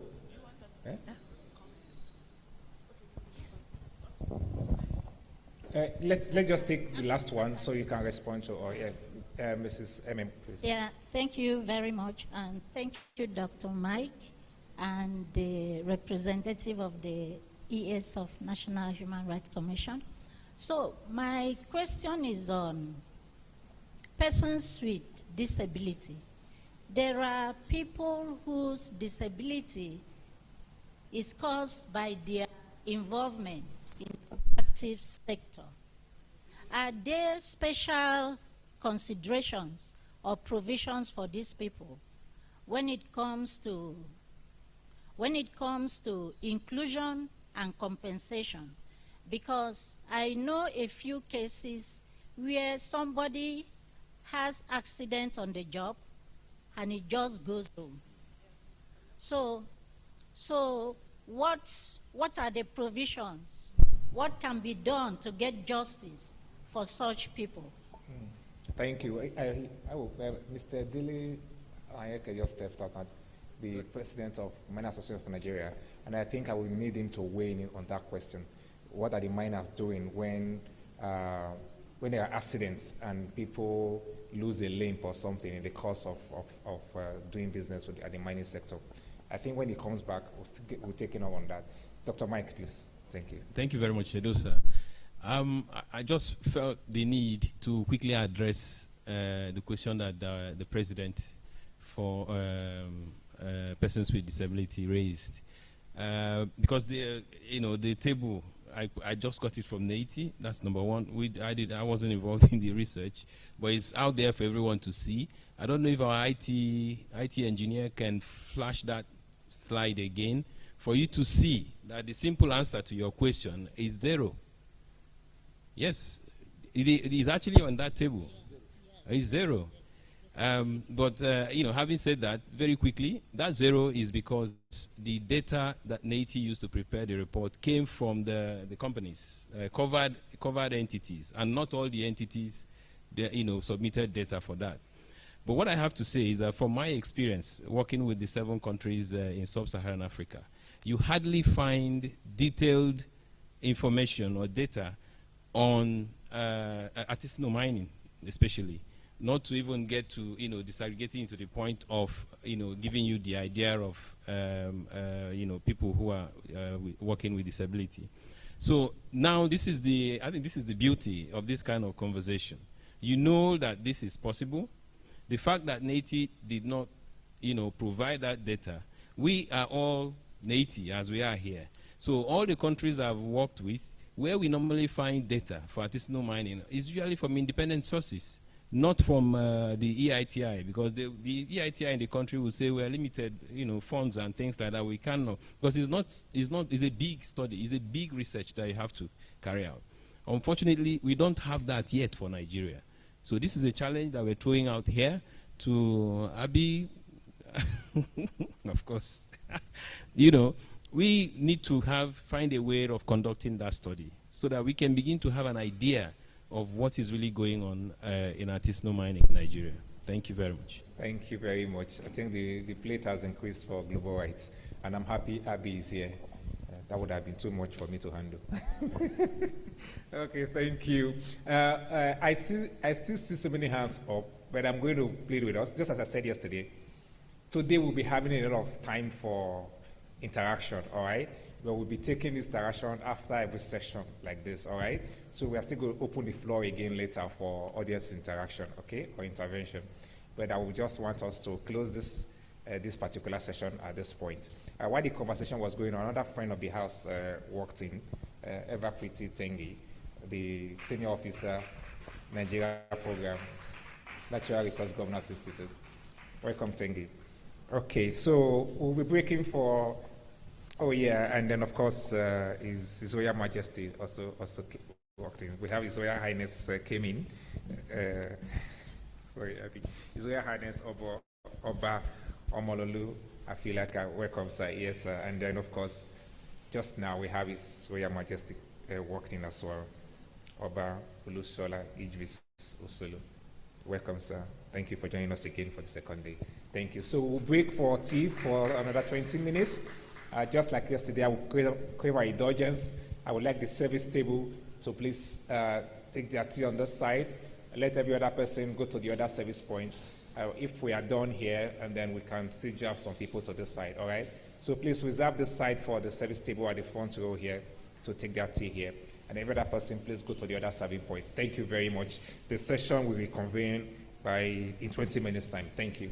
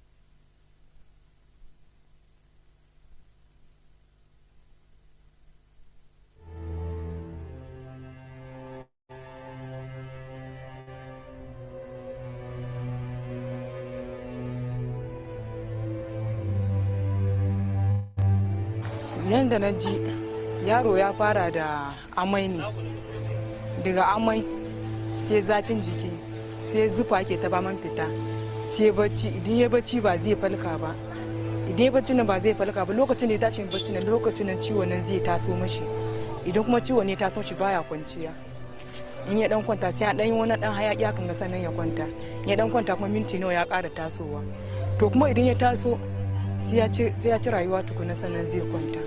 Lalle muna da takaici babba ba karami ba, saboda ba mu ga 'ya'yanmu ba mu ga dukiyanmu, mun batar da dukiyanmu saboda 'ya'yanmu ba mu da su.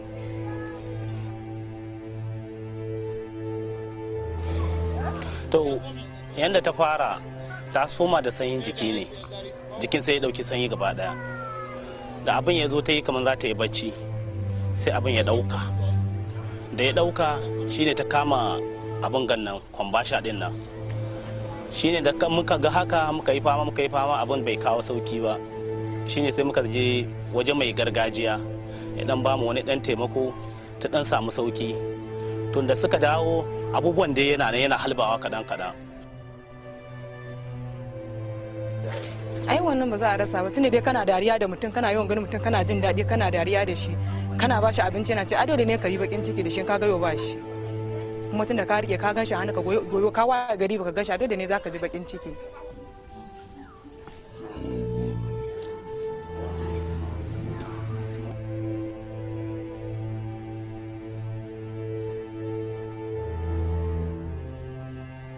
Maimakin da za ka samu ɗan nan in ya miƙe ka dahwa shi ka tashi, yau ba shi.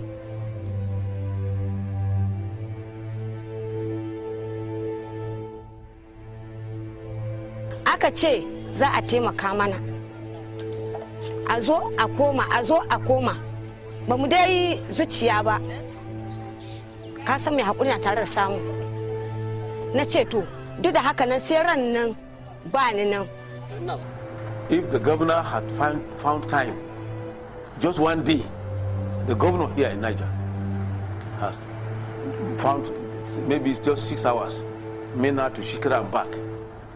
And he has heard from professionals the havoc in that place. Commissioner of Health, Permanent Secretary of Health, any other person that has to do with health and environment, let them come there. The health of those children, even when they grow, is something else.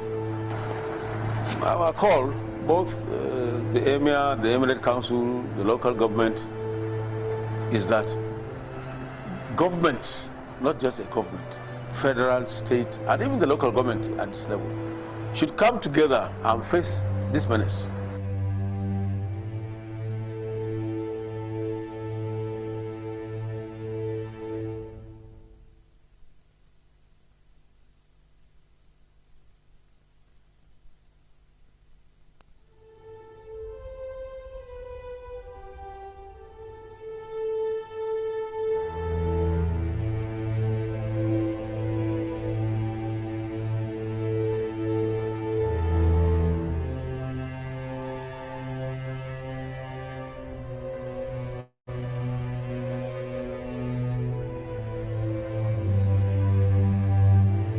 Yanda na ji yaro ya fara da amai ne, daga amai sai zafin jiki sai zufa ke ta baman fita sai bacci, idan ya bacci ba zai falka ba, idan ya bacci nan ba zai falka ba, lokacin da ya tashi bacci nan lokacin nan ciwon nan zai taso mashi, idan kuma ciwon ne taso shi baya kwanciya, in ya dan kwanta sai a dan yi wani dan hayaki hakan ga sannan ya kwanta, ya dan kwanta kuma minti nawa ya ƙara tasowa, to kuma idan ya taso sai ya ci rayuwa tukuna sannan zai kwanta.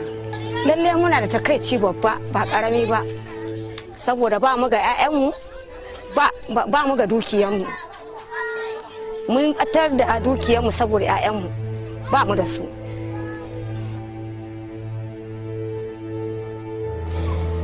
To yanda ta fara ta soma da sanyin jiki ne, jikin sai ya dauki sanyi gaba daya, da abin ya zo ta yi kamar za ta yi bacci sai abin ya dauka, da ya dauka shine ta kama abin gannan kwambasha din nan, shine da muka ga haka muka yi fama abin bai kawo sauki ba, shine sai muka je waje mai gargajiya ya dan ba mu wani dan taimako ta dan samu sauki. Tun da suka dawo abubuwan da yana halbawa kadan. Ai wannan ba za a rasa ba, tunda dai kana dariya da mutum, kana yawan ganin mutum, kana jin daɗi, kana dariya da shi, kana ba shi abinci, yana ce ado da ne ka yi bakin ciki da shi, ka ga yau ba shi. Kuma tunda ka rike ka gan shi hannu ka goyo ka waye gari baka gan shi, ado da ne zaka ji bakin ciki.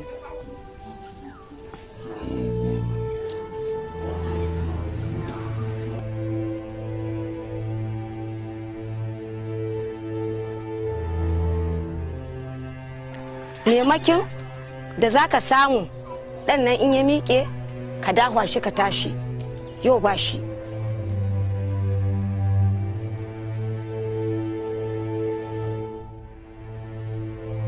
Aka ce za a taimaka mana, a zo a koma, a zo a koma, ba mu dai zuciya ba, ka san mai haƙuri na tare da samu.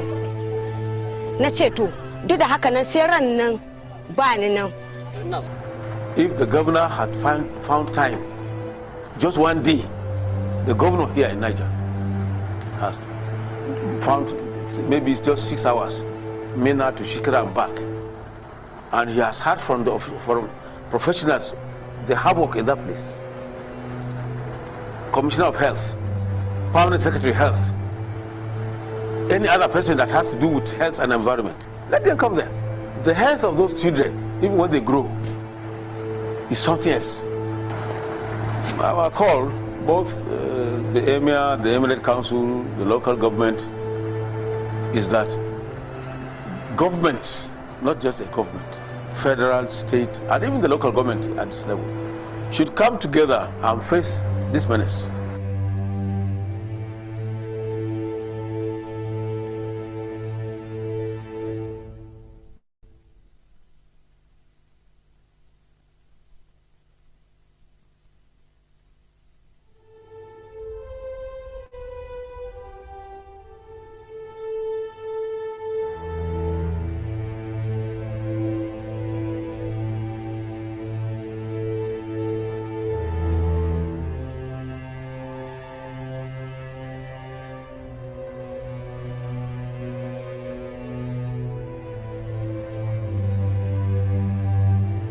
Yanda na ji yaro ya fara da amai ne, daga amai sai zafin jiki, sai zufa ke ta man fita, sai bacci, idan ya bacci ba zai falka ba, idan ya bacci nan ba zai falka ba, lokacin da ya tashi bacci nan lokacin nan ciwon nan zai taso mashi, idan kuma ciwon ne taso shi baya kwanciya, in ya dan kwanta sai ya dan yi wani dan hayaki akan ga sannan ya kwanta, ya dan kwanta kuma minti nawa ya ƙara tasowa, to kuma idan ya taso sai ya ci rayuwa tukuna sannan zai kwanta. Lalle muna da takaici babba ba karami ba, saboda ba mu ga 'ya'yanmu ba mu ga dukiyanmu, mun ɓatar da dukiyanmu saboda 'ya'yanmu ba mu da su.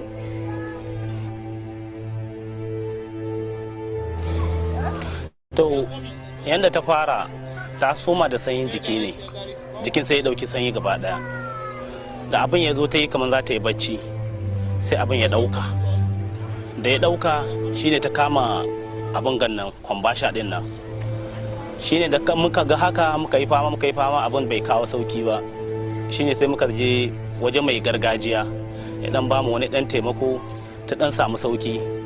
Tun da suka dawo abubuwan da yana halbawa kadan. Ai wannan ba za a rasa ba, tunda dai kana dariya da mutum, kana yawan ganin mutum, kana jin daɗi, kana dariya da shi, kana ba shi abinci, yana ce ado da ne ka yi bakin ciki da shi, ka ga yau ba shi. Kuma tunda ka rike ka gan shi hannu ka goyo ka waye gari baka gan shi, ado da ne zaka ji bakin ciki.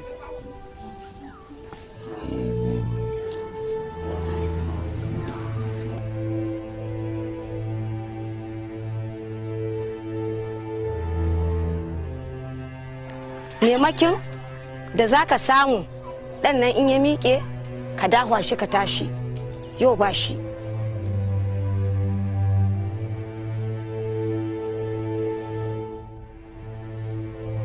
Aka ce za a taimaka mana, a zo a koma, a zo a koma, ba mu dai zuciya ba, ka san mai haƙuri na tare da samu.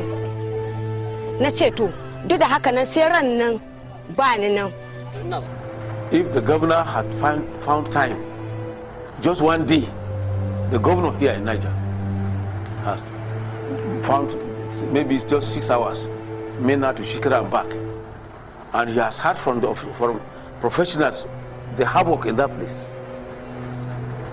Commissioner of Health, Permanent Secretary Health, any other person that has to do with health and environment, let them come there. The health of those children, even when they grow, is something else. Our call, both the Emir, the Emirate Council, the local government, is that governments, not just a government, federal, state, and even the local government at this level, should come together and face this menace.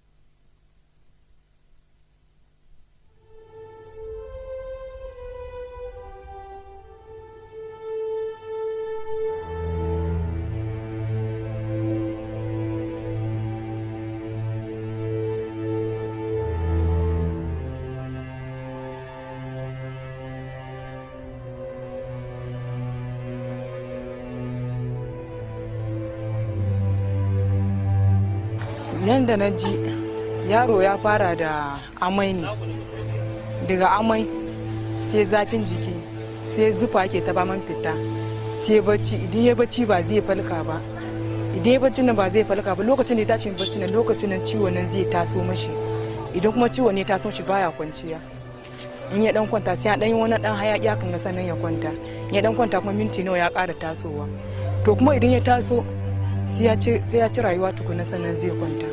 Lalle muna da takaici babba ba karami ba, saboda ba mu ga 'ya'yanmu ba mu ga dukiyanmu, mun batar da dukiyanmu saboda 'ya'yanmu ba mu da su.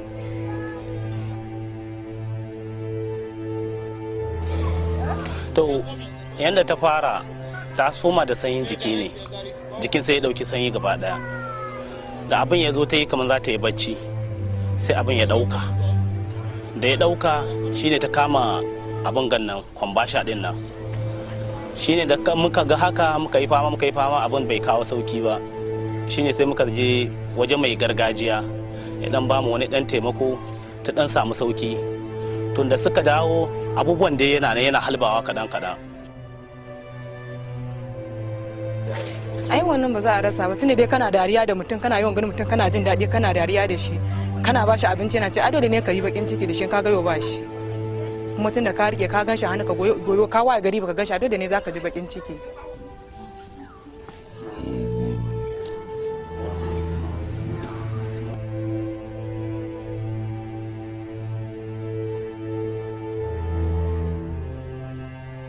Maimakin da za ka samu ɗan nan in ya miƙe ka dahwa shi ka tashi, yau ba shi.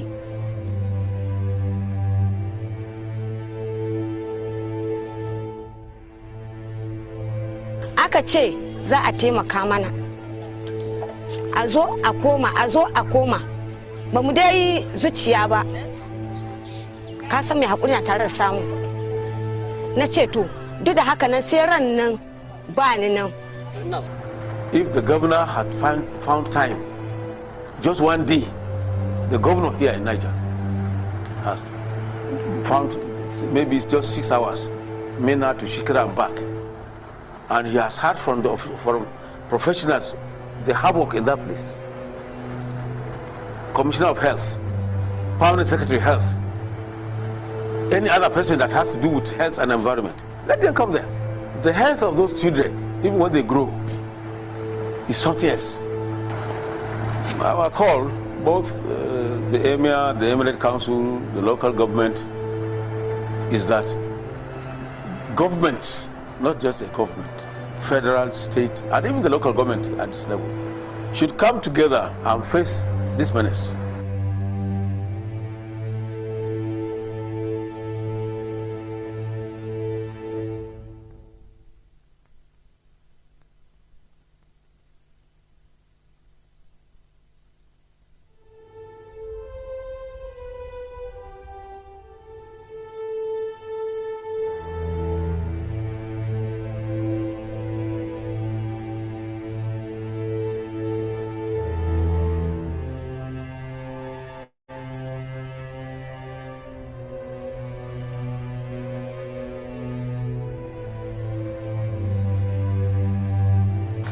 abin da na ji yaro ya fara da amai ne, daga amai sai zafin jiki sai zufa ke ta man fita sai bacci, idan ya bacci ba zai falka ba, idan ya bacci nan ba zai falka ba, lokacin da ya tashi bacci nan lokacin nan ciwon nan zai taso mashi, idan kuma ciwon ne taso shi baya kwanciya, in ya dan kwanta sai ya dan yi wani dan hayaki hakan ga sannan ya kwanta, ya dan kwanta kuma minti nawa ya ƙara tasowa, to kuma idan ya taso sai ya ci rayuwa tukuna sannan zai kwanta.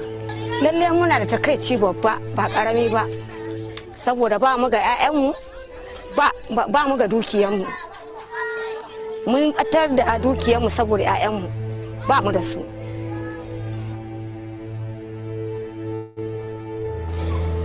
To yanda ta fara ta soma da sanyin jiki ne, jikin sai ya dauki sanyi gaba daya, da abin ya zo ta yi kamar za ta yi bacci sai abin ya dauka, da ya dauka shine ta kama abin gannan kwambasha din nan, shine da muka ga haka muka yi fama abin bai kawo sauki ba, shine sai muka je waje mai gargajiya ya dan bamu wani dan taimako ta dan samu sauki, tun da suka dawo abubuwan da yana halbawa kadan.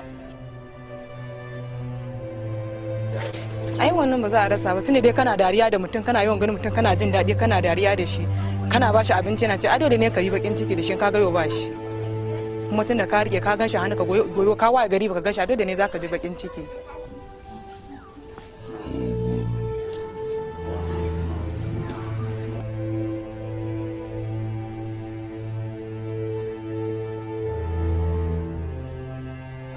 Maimakin da za ka samu ɗan nan in ya miƙe ka dahwa shi ka tashi, yau ba shi.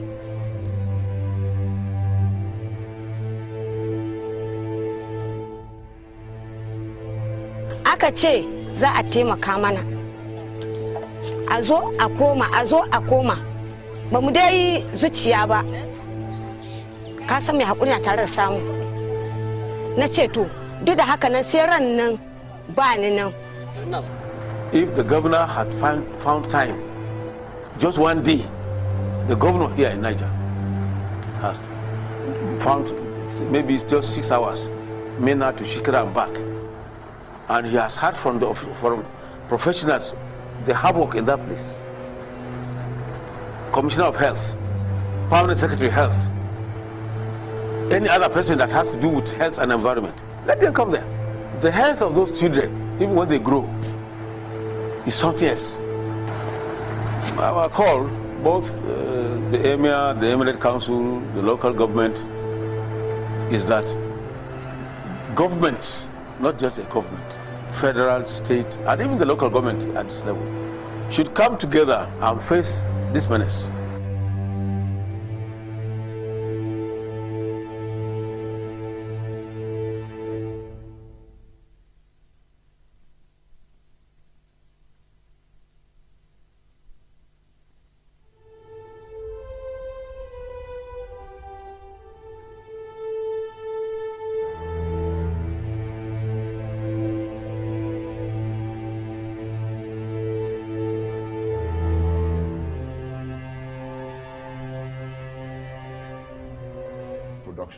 But this should not.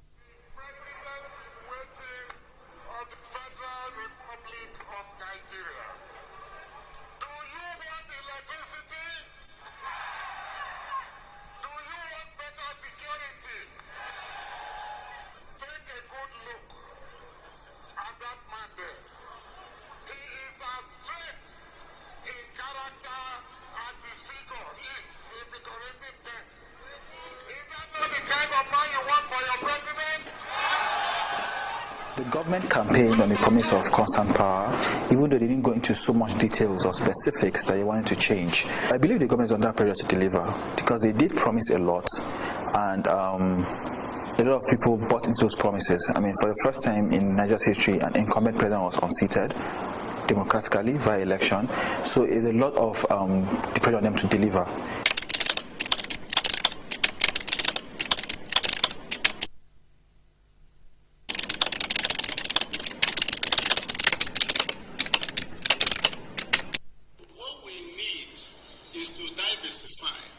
Our power generation. Take for example, we have abundance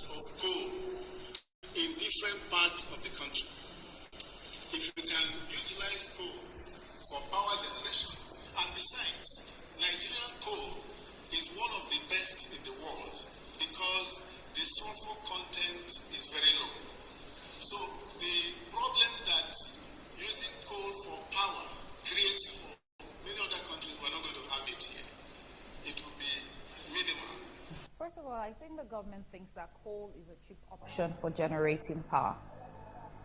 We have coal in abundance in a number of states spread across Nigeria. And globally, coal is touted as being a cheap source of power supply. That would be the government's first consideration in thinking of coal to generate 30% of its power need, of the power needs of this country.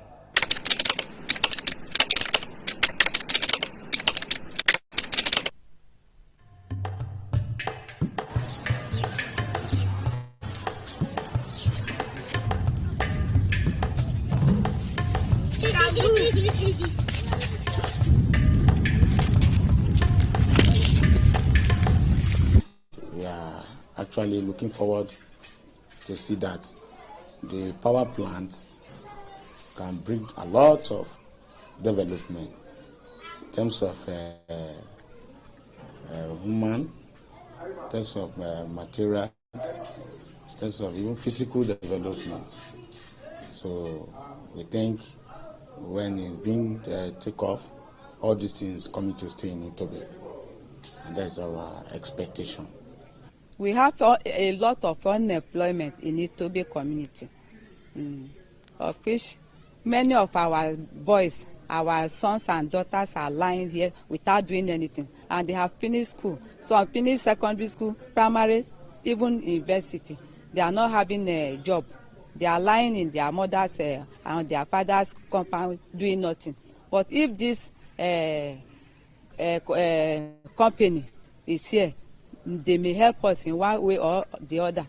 We realize as an organization that the people of Itobe have no idea what the effects of coal power generation would be on their environment, on their health, and on their social construct. So we informed them on environmental impact assessment and social impact assessments to be able to mitigate what the effects of this would be, and for them to be able to negotiate better with the government and with the company on the effects of coal power generation on their community. That is why communities and NGOs should work together. If NGOs understand what these things are about, if the communities are affected, by working together, we will ensure that men are at their best.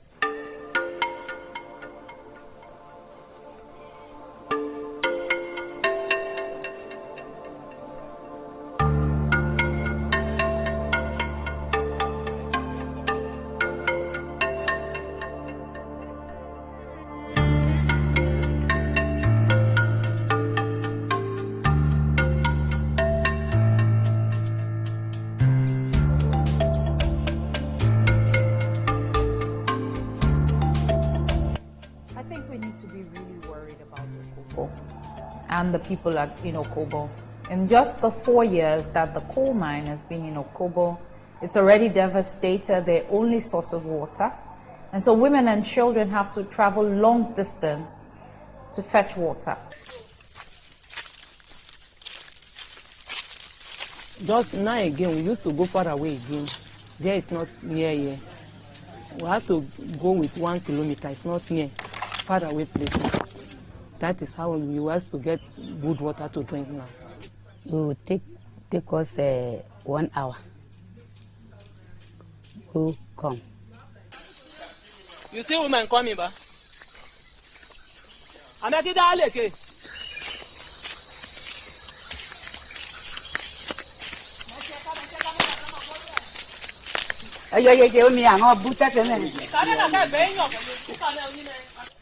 early in the morning, before 7 o'clock, when you come here, we have to fetch here pure white.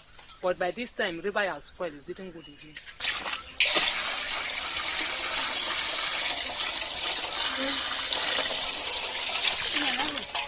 There's very little supervision by the government of the coal mine in that community. That's worrisome. That's worrisome for their health. That's worrisome for their socio-economic rights. That's worrisome for the future of the entire community. Demanding by minding what the chemical out from there used to pollute the community. Healthcare supposed to be mounting in case of the infection. There is nothing do such for us.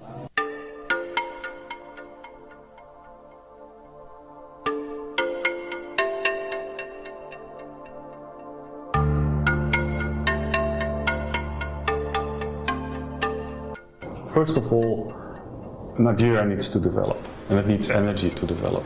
And my perspective is that there is clean energy available that can be used to do so. Renewable energy is becoming a cost-competitive option.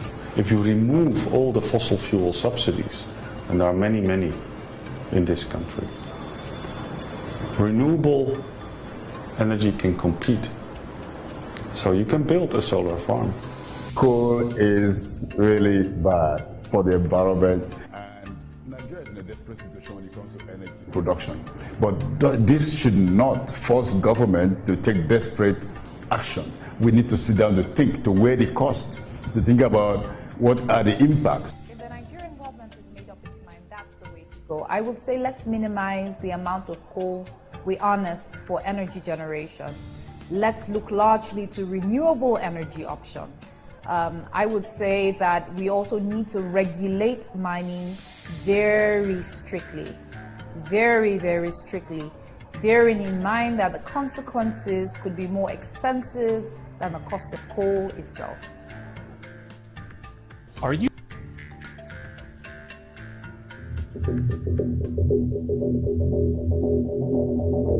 The COVID-19 pandemic is one of many events that has had negative impacts on the global oil markets, which has further exposed the fragility and vulnerability of the Nigerian economy. This has since motivated the federal government in recent years to intensify its efforts of diversifying the Nigerian economy away from crude oil, which currently makes up more than 90% of its revenue. And one of such efforts is revamping the mining sector.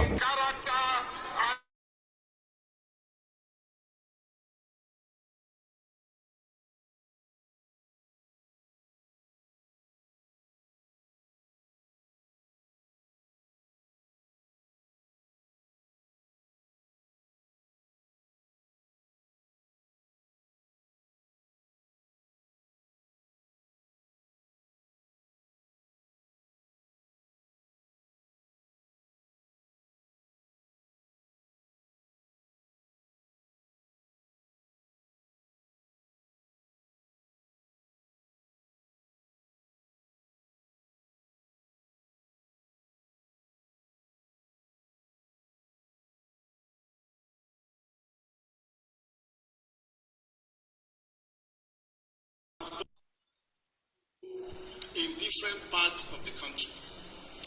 If you can utilize coal for power generation, and besides, Nigerian coal is one of the best in the world because this. All right, welcome back from the break.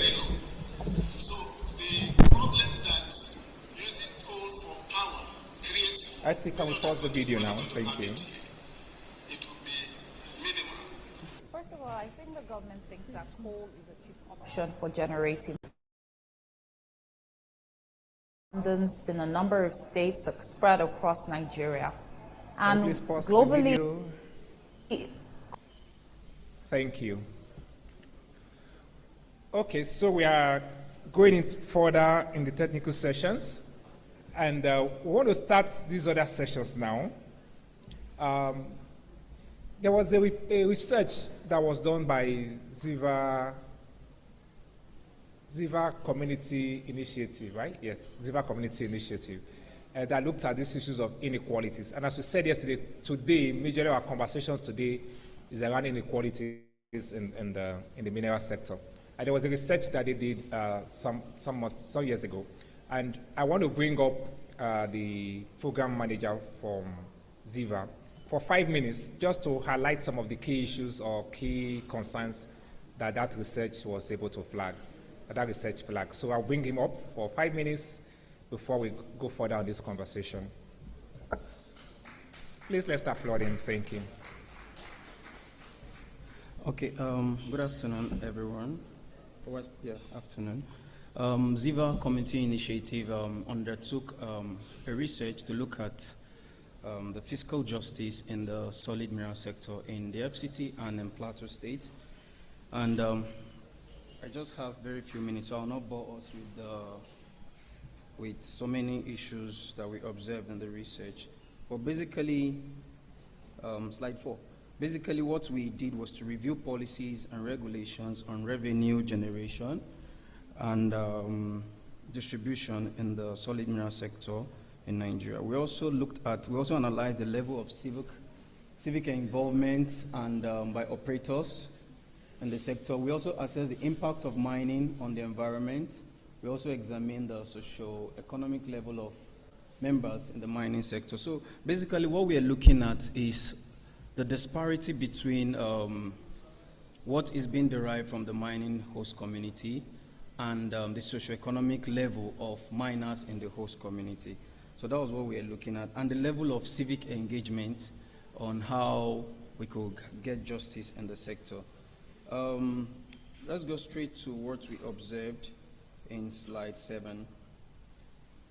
Now, we looked at policies and revenue distribution in the solid mineral sector, a level of awareness of policies on revenue distribution in Nigeria, how equitable the distribution of revenue was in Nigeria, transparency in the management of resources, and the rating of quality of work done by CDAs. So that is what we looked at the next slide.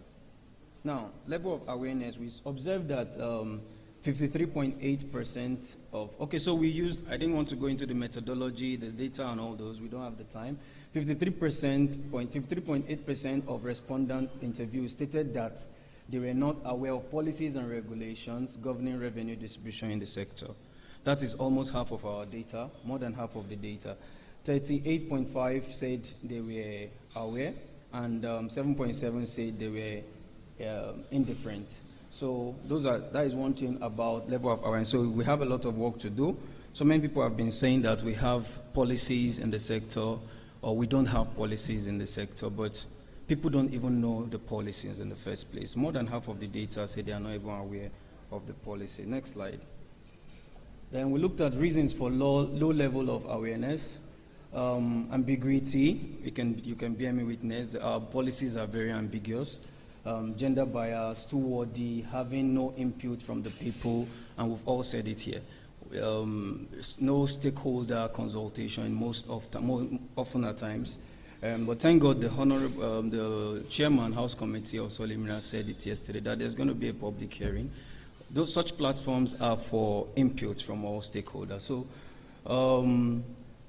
when asked about the compliance of operators and licensed mining companies with policies, 62%, which is 41 respondents, said that compliance is very low, while 8% said compliance is limited. Also, the non-involvement of community members, civil society organizations, and international organizations in the monitoring of the enforcement and provision of policies, that also came out very clearly. And somebody was saying it, I think Aleji was saying it yesterday, that it's important that civil society organization is carried forward when developing community development agreement. As it stands now, the stakeholders and the CDA platform, in the development of CDA, there's no component of civil society organization. So it's important that we have all stakeholders on board. Now, how equitable is distribution of resources in Nigeria? Next slide. When asked about the equitable is distribution of resource revenue in Nigeria, 69% of respondents said that it is inequitable. That is very high. So that means they see their resources going out, but it's not translating into wealth in their community. It's not translating into socio-economic impact. That is why if you watch those videos that Abi was talking about this morning, it's very appalling, it's very emotional. So that means they see their wealth going out, but there's nothing to show for it. Instead, it's in the negative, in the reverse. Death, sicknesses, and whatnot. And 7.7%, we are not even sure if it's equitable or not, as they have information how the revenues are distributed. So these are outcomes of the research we did. Level of transparency in management of resources. Next slide. So we worked with Ramfac in this research, and Ramfac was able to give us how resources are being distributed from the federal level, state level, and local government level. And then we realized that, yet, they have a sharing formula, but this distribution, I think, is just on the paper. That is what we observed. And then when asked about level of transparency, yes, 84.6% of respondents said that there's no transparency. So if people are saying that, yes, you said that this is supposed to come to us, how did you get it? Not until Ramfac gave us the formula. Most people didn't even know the formula of distribution of resources. And then we need to critically investigate our mines officers, our zonal mines officers at the state level, at the zonal level, how these resources is being reported. Because most times resources are not reported, or revenue generated are not reported. The reason of this low level of transparency include corruption, mismanagement, poor oversight, weak legal and regulatory framework, and poor public participation. NATO Report 2021 disclosed a total receipt of 845.14 billion naira to the federal government from this year to this year. In the year 2022, the sector generated a revenue of 193 billion naira, of which 7.9 billion naira was disbursed to the federal, state, and local government. So how did they achieve that? This is a formula. 45% goes to the state, 23% goes to the local government, and 17% goes to the state government, federal government, state government, and local government. That is from Ramfac. Now, does this address the issue of mining host communities? And these are things we try to look at when carrying out this research. So these are our observations from the policy level. Now, slide 14. We'll look at the socio-economic level of miners, slide 14. 76% of respondents say that mining in their community has not improved their standard of living. Rather, they have been further pushed into poverty, social insecurity, and environmental and health hazards. All of us can bear me witness what is happening in Niger State as a case study, for instance, and then other parts of Nigeria. And these are I'll just rush it very quickly. I can see it. As form of recommendation, I can share the reports. As a form of recommendation, let's go to slide 21. Okay, policy recommendation. There's a need for review relevant laws in line with the present realities, that the existing legislation needs to be amended to require companies and government agencies to consult with affected community before initiating resource extraction project, mandatory inclusion of community consultation and participation in decision-making process related to resource extraction and revenue, robust monitoring and evaluation system to track the performance of these policies is very important also. Now, very quickly, in conclusion, 25. So I don't have all the time. Let's just look at what we have. One of the major challenges facing the distribution of resource revenue in Nigeria is lack of transparency and accountability in the management of these funds. The mismanagement of resource revenue has led to diversion. So mismanagement, corruption, all of those things played out when we are carrying out this research, and you can bear me witness. The country budget process also very opaque. We don't know how they come about it. Delays and all those. Further, the absence of effective monitoring and evaluation mechanisms and recommendation in this research is implemented will help to reduce fiscal inequality in the sector and improve the economy and development of the country.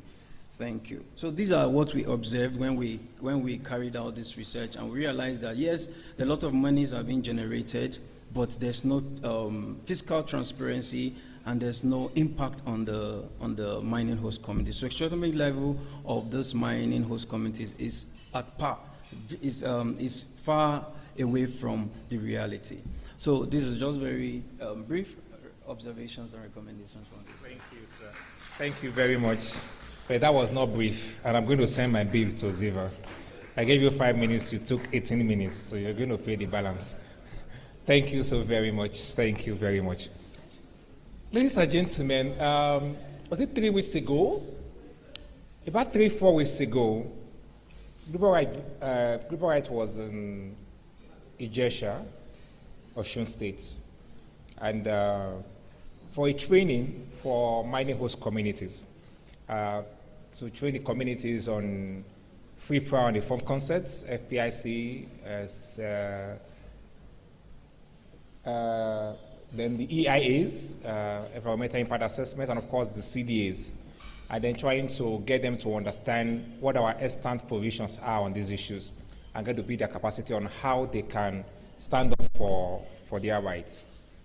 Something very intriguing happened during that meeting, and I'm glad he was able to join us today.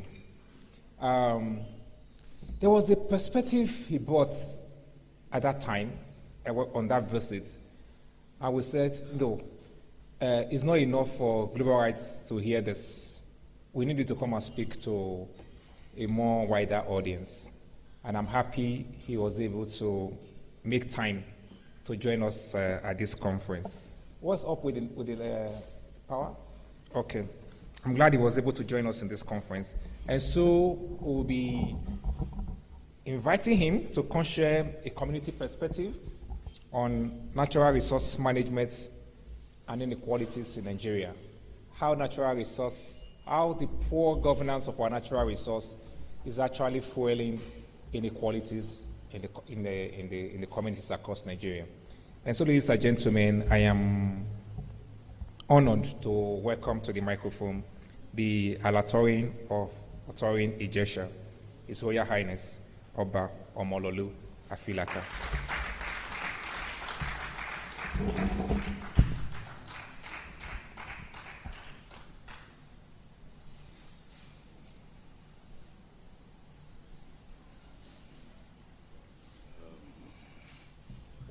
Do I say good afternoon, ladies and gentlemen, or better still, like my sister said earlier on, maybe I want to sit down or lean on existing protocols. I find it, I see it as a pleasure, and I think the pleasure is mine, to be amongst very intelligent eggheads discussing something that pertains to the survival of our country, and by extension, the survival of our continent. My topic that was given a few weeks ago has to do with the natural resources management and inequalities in Nigeria from a community leader's perspective. I am the Alatorin of Atorin, Oba Omololu Ibitoye Afilaka. The Adagbashewa the first. And I bring greetings from our people in Atorin. Atorin happens to, by chance, be a gold-bearing community. I never knew when I ascended the throne, but down the line, after about 6-7 months, I started noticing movements, artisanal miners and Chinese men trying to take over our land. This topic really is far-reaching, is very vast, and I believe it cannot be covered in this forum because you're talking natural resources. The topic then begs the question, what are natural resources of a nation? Natural resources are resources drawn from the nature and usable with a few modifications. They can have industrial, commercial, and aesthetic value, and they can be of scientific and cultural interest. These natural resources include, amongst others, our waters, the fisheries, solid minerals, our forest, our land, which is very arable, and those minerals embedded in the land, such as natural resources, gold, lithium, and all. The increasing demand for these natural resources and their shortage in supply has made them essential and well sought after commodities in the international market. The prudent management of these resources by countries that possess them in large or commercial quantities has inadvertently led to increased national income and improved economies. courtesy of the vast amounts realized from international trade of these commodities. This has increased their GDPs and turned them into a cynosure for those of us who share the space called Earth. Nigeria has everything it needs to be the real giant of Africa, not just by population or might, but by the economic indices used to measure successful economies world over. These indices include the gross development, the gross domestic product, the gross national product, and most essentially, the gross national income. Mother Earth has given Nigeria what should reduce our people's poverty, bring us economic development, and elevate our economy to enviable standards.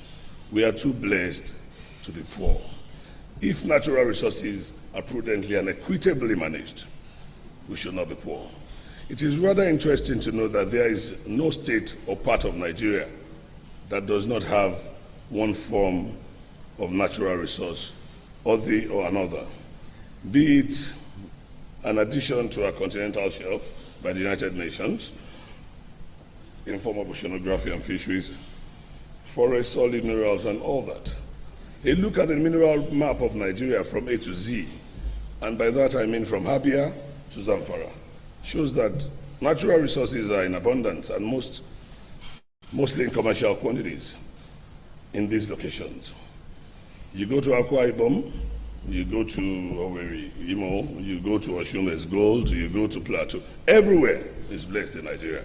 It's, I think some people will say, back in the day when I was a student in England, they will say Nigeria is, that God is partial to Nigeria, haven't given us all we need and even more. So there is no part of Nigeria that should be poor in the real sense of it. From my perspective as a community leader, I would like to first identify the good, if there's any, the evil, and the ugly sins associated with the abundance of these mineral resources. The good includes opportunities for our rural men, to marry more wives when they come in contact with these, they marry more wives, they do that, and they go ahead and buy rickety jeeps because they never had access to automobiles, or motorcycles, and also it affords them more rounds of palm wine or gogoro, as the case may be, for their friends at the village square, as they come in contact with all these so-called explorers and exploiters of our natural resources. That to them is a good. But going forward, these companies usually promise boreholes, because water is life, yes, we know that, or the renovation of building of schools or block of classrooms, the painting or tiling of the primary health centers. Remember, the primary health centers have already been built by the federal government, right? These are the kind of things. And at times, the building of little bungalows, otherwise called palaces, for some community leaders, like myself. That's what they do here.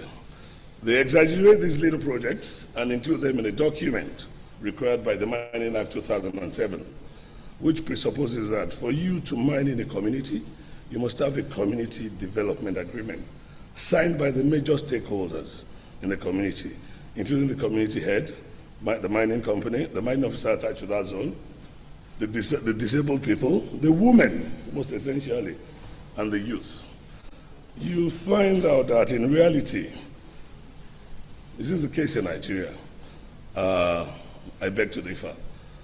Nigeria happens to be one of the few countries I've ever lived in whereby, if for instance, we discover diamond in this room, here, in this Zuma hall today, it will be proposed as a mining site by an environmental engineer, who are often more interested in the monies being paid to them rather than the environmental degradation and pollution associated with these proposed mining activities.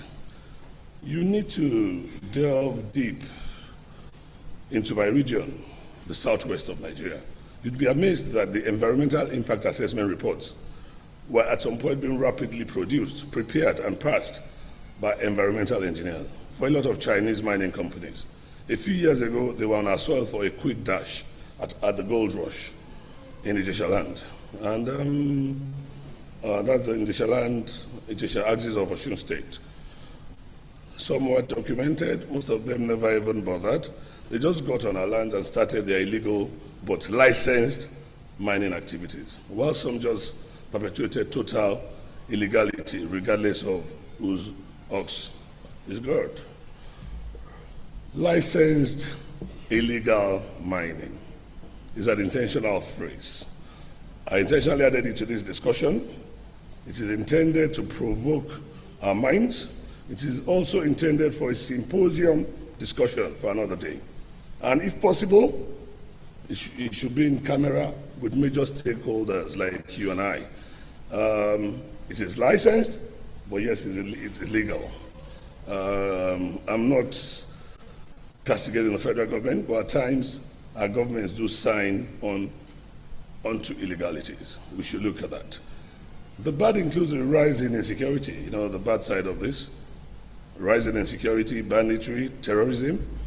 These evils have been directly researched and found to have a symbiotic relationship with the abundance of natural resources in Nigeria. We are a people who have lived together for centuries, thousands of years. So the question then arises, how has there been a sudden increase and surge in terrorism, banditry, and general insecurity in the nation? The need to cut away our natural resources by all means necessary has led to the sorrowful sin of people being displaced from their homes, and in turn the rise of internally displaced persons, that's IDP camps. This assertion, my assertion, is empirically supported by the blood diamonds of Sierra Leone and Liberia, which resulted in a civil war that claimed lives of many innocent and beautiful women and our children, and led to the death of a lot of child soldiers. The sad part of these abundant natural resources in Nigeria is also the reduced national gross income of our country, since the government, federal, state, and local, as well as host communities, only receive a pittance from the huge accruals from natural resources. The abundance of natural resources can also be indirectly traced to the impoverishment of our people, since they hardly share in the huge profits that come with solid mineral mining. However, it is the host communities, that geese that's laying the golden egg, that we are the one that suffers the most. And I'm pretty sure a lot of the people from the host communities can bear witness to this. The true story from the solid minerals host communities in Nigeria is one of hopelessness. Hopelessness and environmental degradation. And again, increase in diseases, as it were in places like Ebonyi, where people are dying every day from lead poisoning and all that. Places like Osun, where the Osun River, which we worship as Yorubas, having seen Osun Shengeshe as our goddess of love, of fertility, and of abundance. The worshippers of this, which is so believed and revered in my community, do not only just worship and pray to Osun. The essence of that festival is for you to have a dip at the river water and drink it. A lot of women have been known to have conceived, haven't done this in the past. The Osun worship now is now associated with diseases. Where they go, they worship, they drink out of a very lovely pure water in the past, and now they're picking up diseases because these waters have been poisoned with arsenic, with mercury, because we have people from faraway land in China that will need our gold. The gold is in our soil, in our backyard. My worship center, my shrine, my Osun shrine, has been decimated. We can't do it again. I have to go worship Osun in a neighboring village. But thank God, I have 22 villages under me, so I could always, and it covers left and right. So fortunately for me, I could move to the river that's not been polluted on the left. But I would rather have preferred the Osun shrine I knew when I became Oba. which had been there for thousands of years. And that is one of the ugly side of it, unfortunately. And the question, how do we manage these anomalies? How do we really manage these anomalies? On top of this list of inequalities is environmental pollution and degradation that's left over after exploration and exploitation. The pollution of river ocean, like I readily said, comes to mind. And as does the destruction left over in 4 of my villages by a known and popular Chinese gold miner, who today has neither been brought to book for reclamation purposes by all the supposed mining law enforcement agencies. The laws are there, but is the law being enforced? That's the question. Do they have enough manpower? Are the enforcers compromised? Are there any commensurate punishments for infringements of the Mining Act 2007? When there are no laws, there are no crimes. But here we have the laws. The crimes are blatantly being committed, and yet it's only 1 in a million of them, of the perpetrators, that's ever prosecuted. That's if they do. And who do we blame for these anomalies and inequalities? The question then is, have we prudently managed oil and gas since 1953, since we discovered it? Have we prudently managed, the one we have we managed it? Talk less of the ones that we're just finding, which is now, we're now talking lithium, we're talking rare earth metals, we're talking gemstones and everything. The one that we discovered in 1953 in the South-South, have we prudently managed it? I beg to say no. In Africa, and by extension Nigeria, these natural resources have become a blessing to a few and a curse to the majority of our people. These resources, if we're honest, should bring prosperity, reduce poverty, and foster economic development for our people, and most especially the major stakeholders. The major stakeholders identified as the host community, the investors, the miners, or the people that require what you call return on investment, the government as well, the federal, state, and local governments. Again, another question that I'd love to ask, that is this the case in Nigeria? Or better still, why do we dollarize or make our economy dependent on printed paper, that's the dollar, as opposed to when we could back it up with mineral reserves, such as gold reserves, natural gas reserves, and most especially rare earth metal reserves. We have metals in our grounds that are worth way more than gold. We're talking gold. I'm talking rare earth metals. I'm talking gold is 1,753 thereabouts, today's price, per ounce. I'm talking we have minerals as much as 19,800 and something per ounce, not a kilo, per ounce, in our soil. Why don't we back up our economies with that? Why are we backing up our economy with the dollar? And another thing I want to add, which I see as a major omission of the Mining Act, is the need to include the retraining of our locals in the host of the host communities, especially when their only means of survival has been taken away in the name of mining, and providing sustainable employment to stem the tide of the rural-urban migration caused by these mining activities. We cannot all live in a city. If the whole of Nigeria moves to Abuja and Lagos and Calabar and Port Harcourt and Owerri and Aba, the cities, Onitsha, we will starve, because these rural communities, they are the food basket of this country. We must have our people there. We must go back to the farms. The National Identification Number, NIN, along with the bank verification number and other identification methods, should be mandatory for individuals engaged in artisanal mining. These measures serve as essential forms of identification, but there is an urgent need for a comprehensive registry, specifically for the artisanal miners. This registry is crucial in addressing the potential increase in banditry, terrorism, and insecurity associated with artisanal mining activities. Similar to how you have the banks enforce their KYC, know your customer, protocols for financial transactions and accounts, we should implement KYM, know your miners, to establish and maintain a registry of artisanal miners.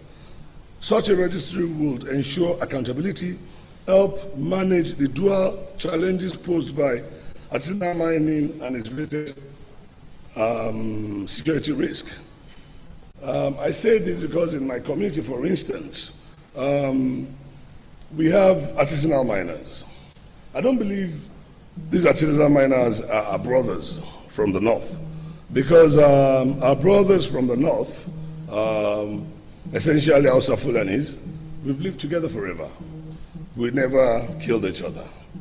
Now we have people that you can't even understand the language they're speaking. I can't pick up Fulfude, I can't pick up Hausa, and they're on my land mining.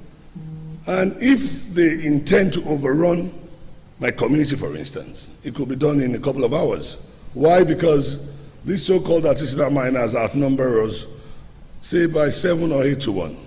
The whole of my villages are awash with miners from faraway land. Definitely, they are not our people. Definitely, most of them are not Nigerians. They're not Hausas, they're not Fulanis, they're not Igbos, they're not any tribe in Nigeria. We need that registry. In Nigerians should have a national insurance, a national identification number. That is essential now. We have bank accounts. Even if they are not bankable or the bank has not captured them, they still need their ID. You don't have to own a bank account in England to have a national insurance number. You don't have to own a bank account in America to have a social security number. So we should know ourselves for our own security, for the security of you and I. That's about it. For instance, in my community, artisanal miners have inaugurated my land. They're creating large craters and disrupting agricultural activities in their pursuit of gold and other minerals. This not only endangers the lives of my farmers, but also escalates food insecurity issues, reflected in the rising food prices. And someone will ask me, how come 6 pieces of pepper is 500 naira? 1 piece of pepper is going to be 1,000 naira soon, because people cannot get to their farms. They can't get to their farms, and when they get to their farms, you have craters. They can't farm. And when the miners, especially the ones with the mechanical miners, when they open all this paddock, they clear our cocoa. Our cocoa means a lot to us. Our palm means a lot to us. Our orobo, because this stays for hundreds of years, which is bitter cola and all that. You take all these things away, right? You take the mineral you want, which is essentially, in my area, gold. We have the purest kind of gold in this part of the world. The gold from my town is coming out at 23.6, 23.4 carats. So it's near purity.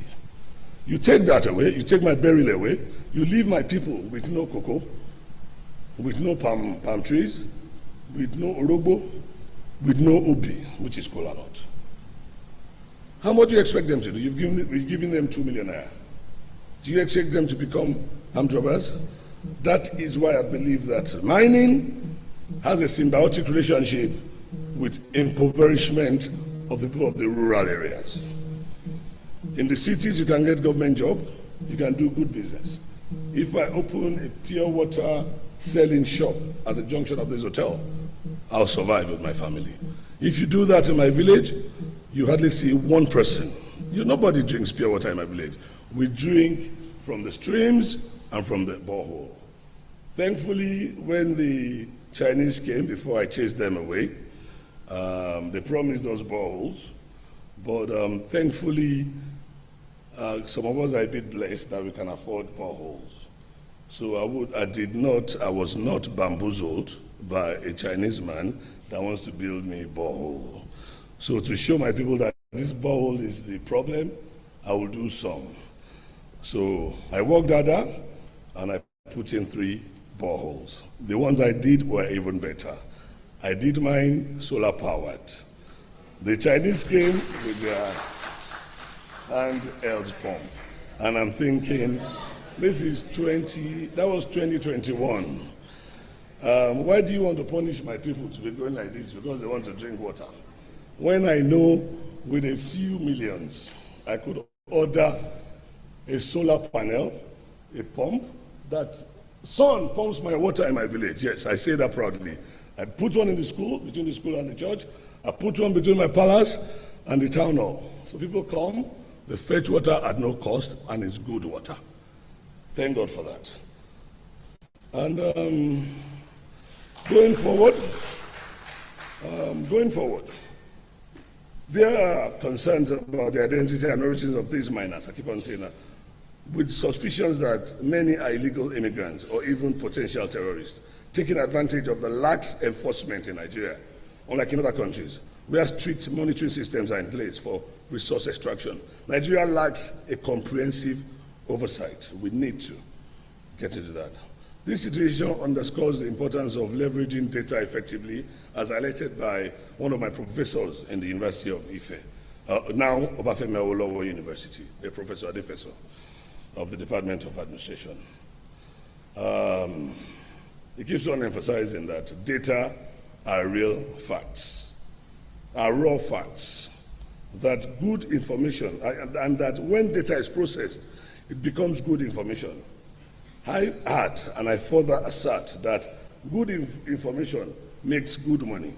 And I believe that Nigeria can generate substantial revenue if our raw data is properly processed and harnessed. This is a wake-up call to all you statisticians in Nigeria to please practice what you preach. I can confidently state that there is likely no individual in this local government, in the Federal Capital Territory, who can accurately report how many babies were born yesterday in this local government. Nobody can tell me how many deaths occurred the day before yesterday. Similarly, I would be surprised if the NNPC, now Nigeria National Petroleum Company, used to be corporation, could provide precise figures on the barrels of crude oil extracted from Nigeria yesterday, or last week, or even February. I don't think you get those figures. These are figures when you're serious-minded and you want to do this kind of business, you should be able to know what you have.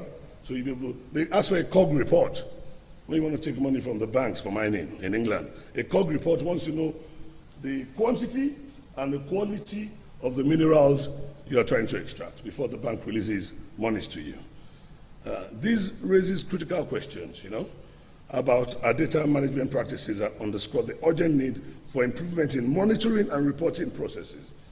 By enhancing our capability to collect, process, and utilize data effectively, we can ensure better resource management and economic outcomes for Nigeria. Conclusively, we hope this is not, and I pray and I hope this is not another talk shop kind of forum where we gather, we deliberate, all the brilliant ideas comes, like we're doing now, right? And then we come back next year again. We come to talk and chop a binchi, and then we go away again, without any, this time next year. How do we get off this dependency theory that is not necessarily symbiotic with the colonialist? Our so-called colonial masters, they depend on our natural resources for survival and to increase their GDPs and their gross national income. They dictate directly or indirectly the price they wish to pay for our natural resources, as well as install our governments in Africa, again directly or indirectly. On this note, I kind of pity our political leaders in Africa. I see them as, pardon the word, puppets, and then the puppet master, the puppeteer. I find that our leaders they're kind of arrested. They've been arrested. And I'm not talking a Nigerian leader, I'm talking the African leader. If he goes against them, they throw spanners in the works, they instigate insurrection, and they take over the government. It has happened so many times. They're releasing papers on all the coups that's happened. We have all of them dead, from Nkrumah to all of them. Just mention it. They're all over the place. They kill them, they never get it. So even if our leaders mean well, can they and could they survive the onslaught? of these so-called colonial masters. Should we totally break away from our past, like in the case of Rwanda, which they jettisoned Rwanda was colonized by the French. And after the genocide, the Rwandese found out that, oh, these are colonial masters just making money from us, they're using us. So the first thing that gentleman did, Kagame, was to say, no, for starters, we don't want to speak French in this country again. Let us look for another language to speak. And they chose English. That's a total departure from their colonialists. And when they left, he charted a new glorious course for his country. In Rwanda, the last time I visited Rwanda, everybody is speaking English with a French accent, but they're speaking English. They won't teach you French anymore in school. They don't have to put their earnings and go and put to the Bank of France. They now have a real Rwandese central bank. Most African countries, they just have this central bank. It is not theirs. The money, the value of the money is being dictated from somewhere else, by the Lloyds of England, by the City of London, or by New York, somewhere in Manhattan. And those are the kind of things we should be looking at. This is the real problem. It's bigger than horse, and it's even at times, often at times, bigger than our political leaders. And as soon as you get some of them that can, be a good boy, and you'll be there for 8 years. And they'll be a good boy, and they'll be there for 8 years. That is happening all over Africa. It's an African thing, and this call for natural resources goes further than what we're discussing. It is international, it is global, and everybody wants a part of Africa. Everybody. They all want a part of us, and especially Nigeria, because we have it all. So that's the number one thing. And on a very further note, should we consider ourselves as total failures and employ the management skills of these international institutions for the management of our natural resources? The question may appear endless, but the answer lies in patriotism, love, and respect for our nation and each other, equity, and the rejection of avaricious, driven pursuit of wealth, and most importantly, the fear of God Almighty. God bless our President, God bless the Federal Republic of Nigeria, and God bless you all. Thank you very much. Thank you. Thank you. Thank you. I want to ask that we give him a standing ovation. Let's give His Royal Highness a standing ovation.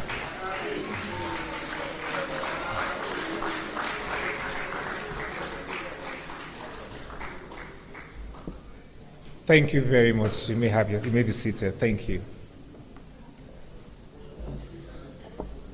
So now you understand what I said earlier, right? When I engaged him 3 weeks ago, I thought, no, I shouldn't be hearing this alone. I can't talk to everybody in Abuja. And we are glad that he obliged us. He has thrown up a lot of issues. In fact, I'm just glad that immediately after his session is the panel session. Because he has thrown up a lot of issues, and I'm sure the moderator of the panel, we have to even add to what he has already prepared for the panel to look at some of these issues that KBSC has raised already. But then we'll go into the panel conversation, and then this panel majorly is set to achieve and improve understanding of the challenges and opportunities there for mining host communities, to identify some effective mechanisms for fair benefit sharing, and then develop strategies for protecting and enhancing community rights. And lastly, how we can strengthen policies and international standards to support mining host communities. This would be like the first or the last before the last technical session for today. So ladies and gentlemen, I want to welcome the moderator of this panel as she come and introduce her panelists. Join me welcome a human rights and natural resource expert, Shema Ede.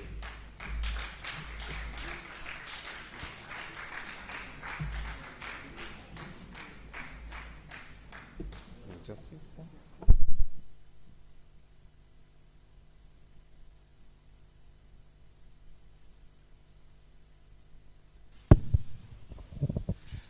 Good morning, everyone. I know we are sober after hearing the Oba's speech, but good morning, everyone. Yeah, I know. It was quite sobering to hear the situation, and those of us who have worked in the space, it's not peculiar to us, it's not familiar news, but it's still quite bothersome to hear about how bad circumstances are when it comes to natural resource governance, especially solid mineral resources. Without wasting too much of our time, we are going to be discussing ownership, community rights, and benefit sharing of mineral resources. And a critical element of our conversation is going to discuss how we can leverage the rights and development of mining host communities in the global energy transition. I know we've all heard about this global energy transition, and now everybody's talking about the just energy transition, which is talking about how we move from dirty gas, from fossil fuel to cleaner energy. And yeah, with me on this panel, I have a very, very rich panel this morning and this afternoon, rather, and I'm excited to get them talking and for you to hear how important their work is and the critical work they've done in the space. I'll start with Mr. Ode Friday. He's the country director for Accountability Lab. I think Ode is joining us virtually. Communications, do we have Ode in the house? While we wait for Ode, please welcome Okon, the executive director of Kebekachi Women Development and Resource Center. Welcome, Please keep clapping for her until she comes up. It's a lot of work to climb up these stairs. Thank you very much. Welcome, After we have Tengi George Ikoli. She's the senior officer for the Natural Resource Governance Institute, the Nigeria program of the Natural Resource Governance Institute. Welcome, Tengi. Welcome, Tengi. Thank you. We also have a representative from Nesria. I don't know if they are here in the room right now. Is the representative from Nesria here? Good. So, is the person here, please? All right. While we wait for the person, okay. While we wait for the person, the next person on our panel is the representative from NATI. Miss. No, I said Nesria. Yeah. Representative from NATI, Deji Olowo Poruko. I'm sorry if I butchered your name, but I tried my best. Deji Olowo Poruko, team leader, solid minerals at NATI. Are you in the house? Is Deji around, please? Okay. And while we wait for Deji, when he comes, you can just ask him to join us up on stage. While we wait for Deji, the next person on my list is Prince Chima Williams, Executive Director, Environmental Rights Action. Welcome, Chima.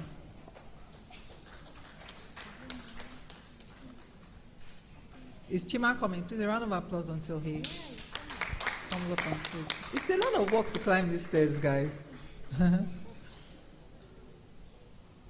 Welcome. Yeah, Ode is around now. Welcome, Ode. Good to see you. Can you hear me? Hi. I know we all have context as to why the conversation and why we are here, but before we start, I'd like to ask, so that people know who you are, the authority with which you are speaking from, and your level of experience. Can you all do a brief introduction, yourself, your organization, what your work specializes in, and everything that you can share about us and your work, about you and your work. I'll start with Ode, since he's joining us virtually. Yes, Ode, introduce yourself to us, please. Thank you. Thank you very much, Shema, and hi to everyone in the room. I was thinking you were going to give me a breather, but yes, I'm Ode Friday. I work with Accountability Lab here in Nigeria. We're a global translocal network. I work as a country director.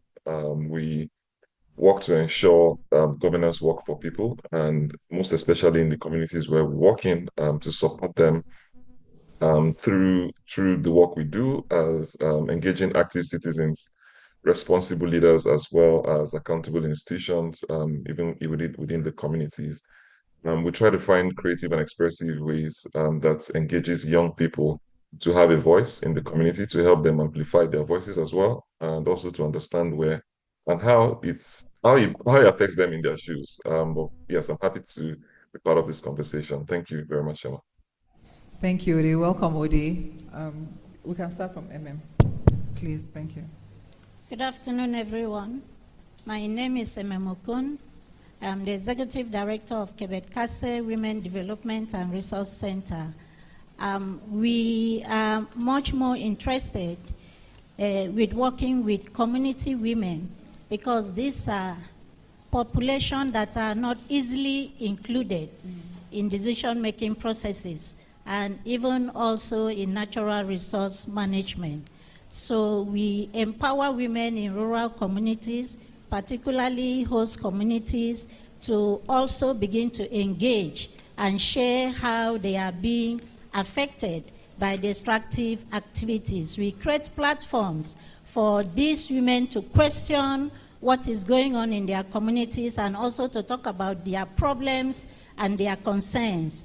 We carry out sensitization on relevant frameworks, particularly the Petroleum Industry Act as it is, and also campaign in communities for gender equality and social inclusion. Right now, we are going beyond just having women in decision-making bodies to those women actually being able to influence the spaces where they find themselves. Because at times, we have women in spaces, but they are just there.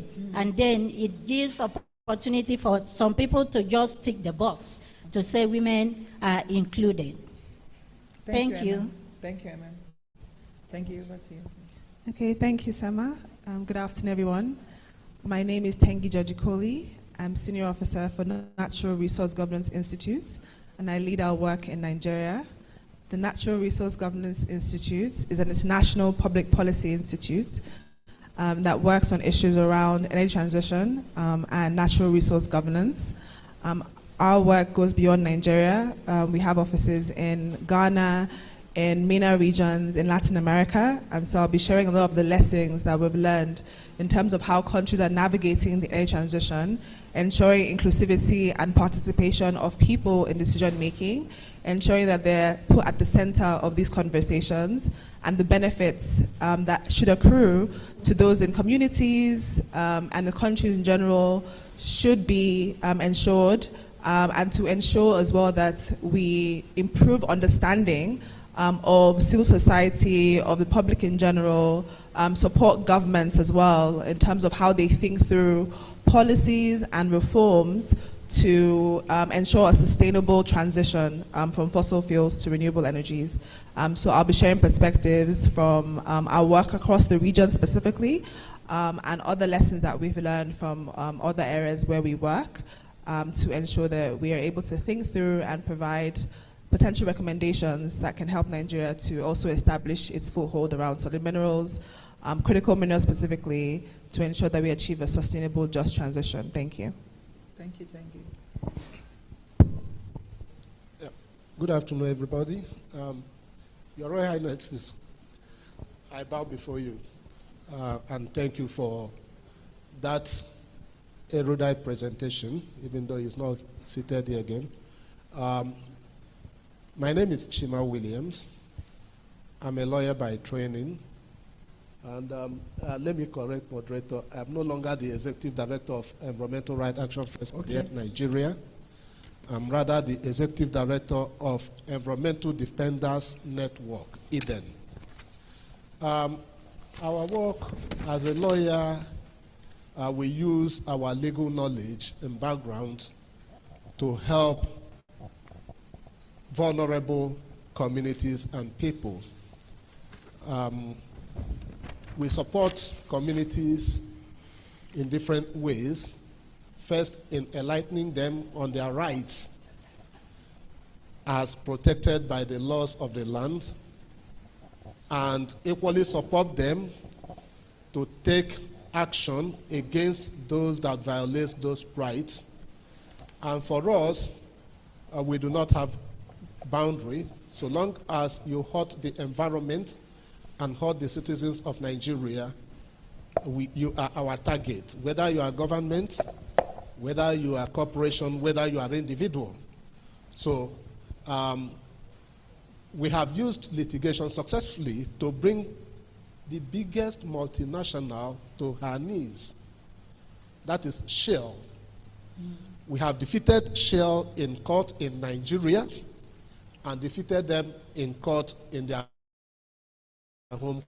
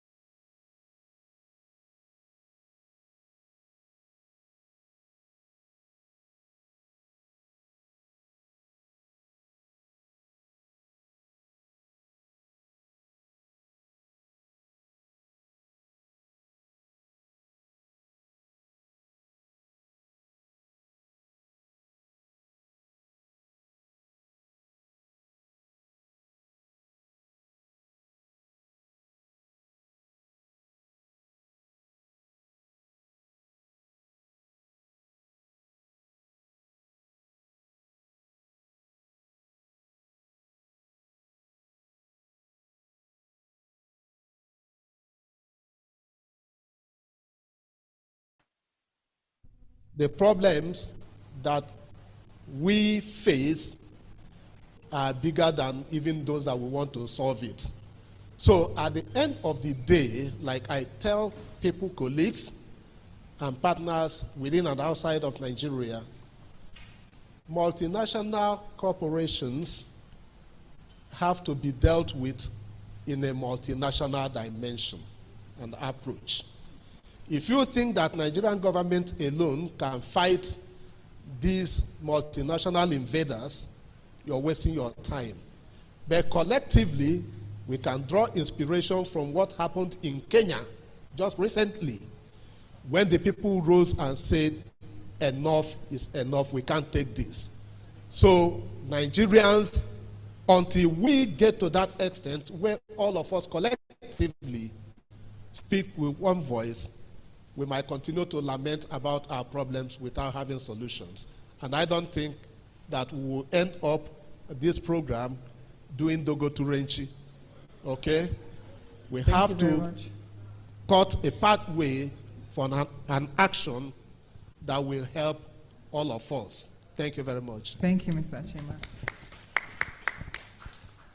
So I'm going to start by giving us a background to why we're here and to give us a background to why the panelists are here. And as you've noticed from their introductions, we have community organizers amongst us, community mobilizers amongst us, policy experts amongst us, legal experts amongst us, just among the 5 of them, and that's without Nezra and Nati. So when Nezra and Nati come on stage, we're going to have a fuller and enricher panel to have these conversations with us. So basically, the objective of this panel is to examine the rights and benefit sharing mechanisms for mining host communities in the context of the global energy transition. And I think we're having so many conversations around clean energy. And so now that the world is looking at lithium and other minerals that are good for cleaner energy, how does that affect mining host communities? What are the lessons we can learn? And what do we need to ensure a just energy transition? And so we are hoping that at the end of this session, we will understand, we'll have an improved understanding of challenges and opportunities for mining host communities, identify effective mechanisms for fair benefit sharing, like the work Tengi is doing at NRGI, develop strategies for protecting and enhancing community rights with the work MM and Chima is doing, strengthen policies and international standards, support mining host communities. Ode is doing a work around that accountability lab and what they've done at accountability lab. Before we start, a few ground rules, please, just to make it like fun and seamless for all of us.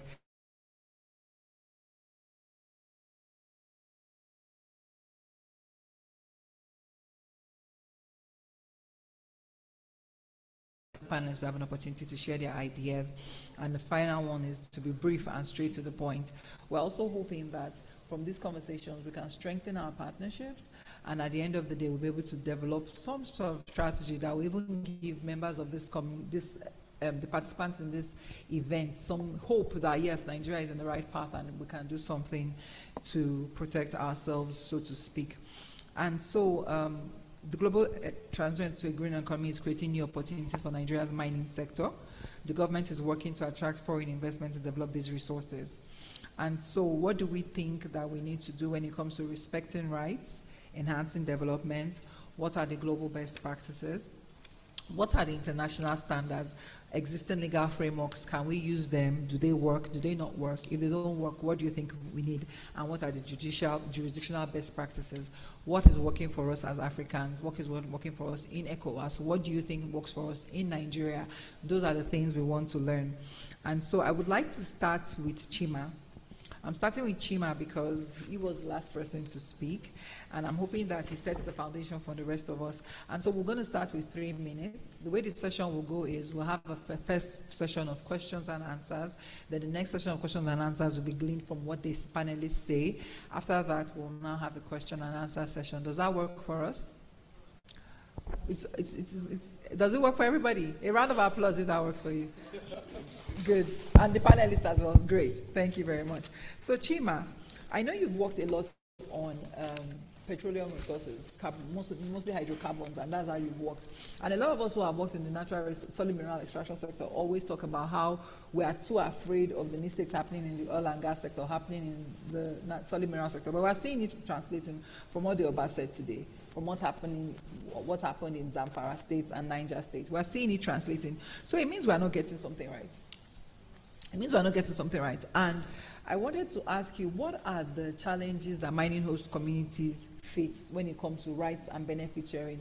Because from what he said, sometimes they use these promises of boreholes to get us bamboozled, and communities don't know better. And so they're excited about boreholes, you know. So I think I'm curious about your work, what you've experienced in your work, what has worked in your work with your community mobilization and the awareness creation you've created over time with your work. Please share. All right. Thank you very much, facilitator. You see, resource issues are the same. Yeah. It doesn't matter, you know, what type of resource. Here in this part of the world, we suffer from what is referred to as the resource curse. Nigeria is endowed with heavy natural resources, heavy human resources, because I tell people all over the world, Nigerians are among the most intelligent people you can find anywhere in the world, okay? And in the land of Nigeria, we have things that you cannot think of to be in existence. There's no community in this country that does not have one resource or the other that can sustain that community. But the challenge here is our approach, our attitude, and the leadership. Clearly, if we have good leadership, some of the things that we are talking about today, we won't be speaking on them. So, where have we gotten it right in the oil, petroleum sector that we want to export to the solid mineral sector? Now, can we point at one thing? For us, as community people, community practitioners, and those that work with community people and sees the impacts firsthand, everything about our petroleum resource is a curse on our people. A blessing on few persons that sit here in Abuja, and of course,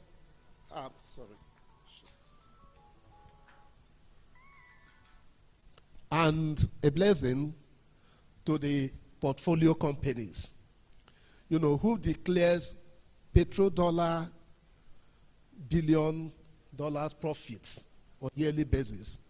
And then you compare the benefits or the profits they declare with the areas that they take those resources from, is unbelievable. So we have continued to speak to our people. You know, of course, some communities up north are celebrating that there's oil find in their communities. We have tried to caution them. We have taken our advocacy to some of the communities to say, look, just see what is happening in the Niger Delta. So can we begin to make the real demands now?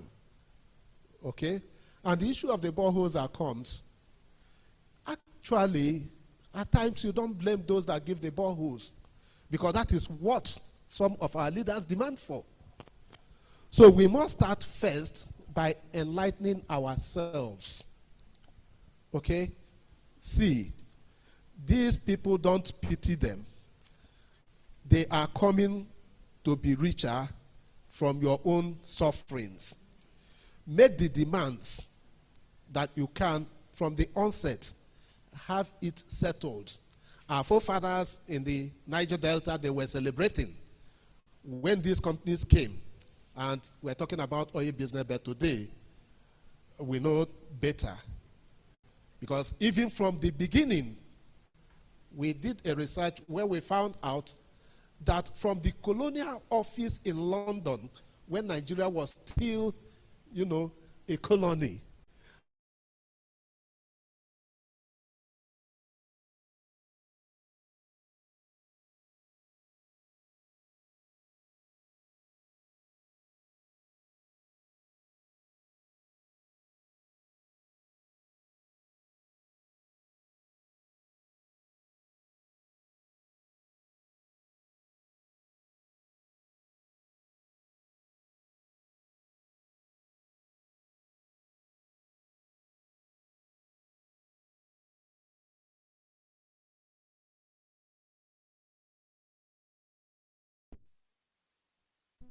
in the future, they will. And that is how we grew in the Niger Delta from being the most peaceful region in this country, became the most violent region, because people had to ask pertinent questions. And this has led to security problems. And tomorrow, every day, our government is talking of deploying troops. It will not solve any problems.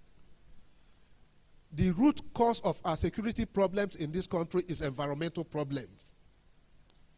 Check it, both Boko Haram, the militants in the Niger Delta, the other groups, the militants in the southeast and the rest of them, all over, is all about the questions on the land and what does the land provide for us. So, not blowing too much grammar, simply, we should begin to ask the real questions. Of course, yes, we understand that there is the CDA, the Community Development Agreement for the solid mineral sector, which we thought will be a departure from the oil sector, where there was nothing provided for the communities until the passage of the Petroleum Industries Act, which have provided.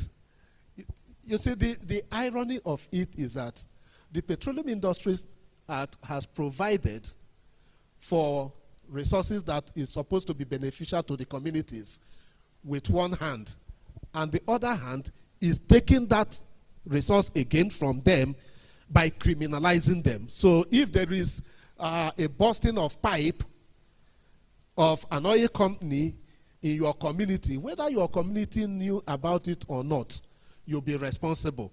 So deductions will be made from your 3 or whatever percent, that is supposed to come.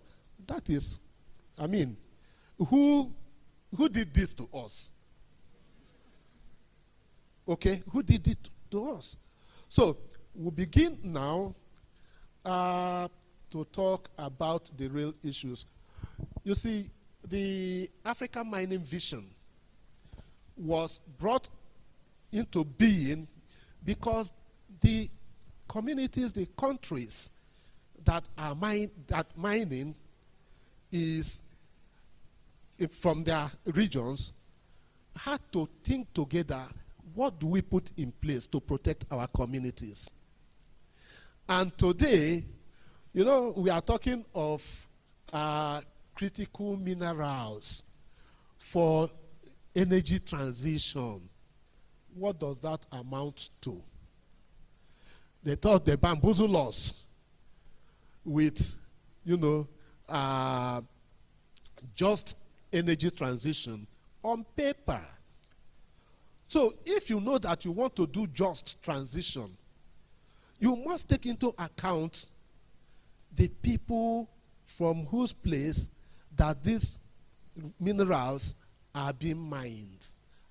What are the provisions to take care of them? We'll continue to discuss all these, Bretton Woods languages while our people continue to suffer. So can we mobilize as communities, draft our own, what we think should be our own just energy transition, looking at the critical minerals that are coming from our own soil that will be used for this transition. So I think that is where we can start from. Thank you. Yeah, thank you. And that gives us a good foundation for Tengi to take over. Because, of course, we know Tengi's work has focused on energy transition. Some of NRGI's work, they've been really heavy on global energy transition. And considering that Tengi is a Nigeria officer, I think my question is two-pronged. First of all, I want you to respond to Chima's request about contextualizing energy transition within what our realities are in Nigeria. Then also, tell us what opportunities you've seen. Okay, so we have, I know you work in Latin America and other parts of Africa.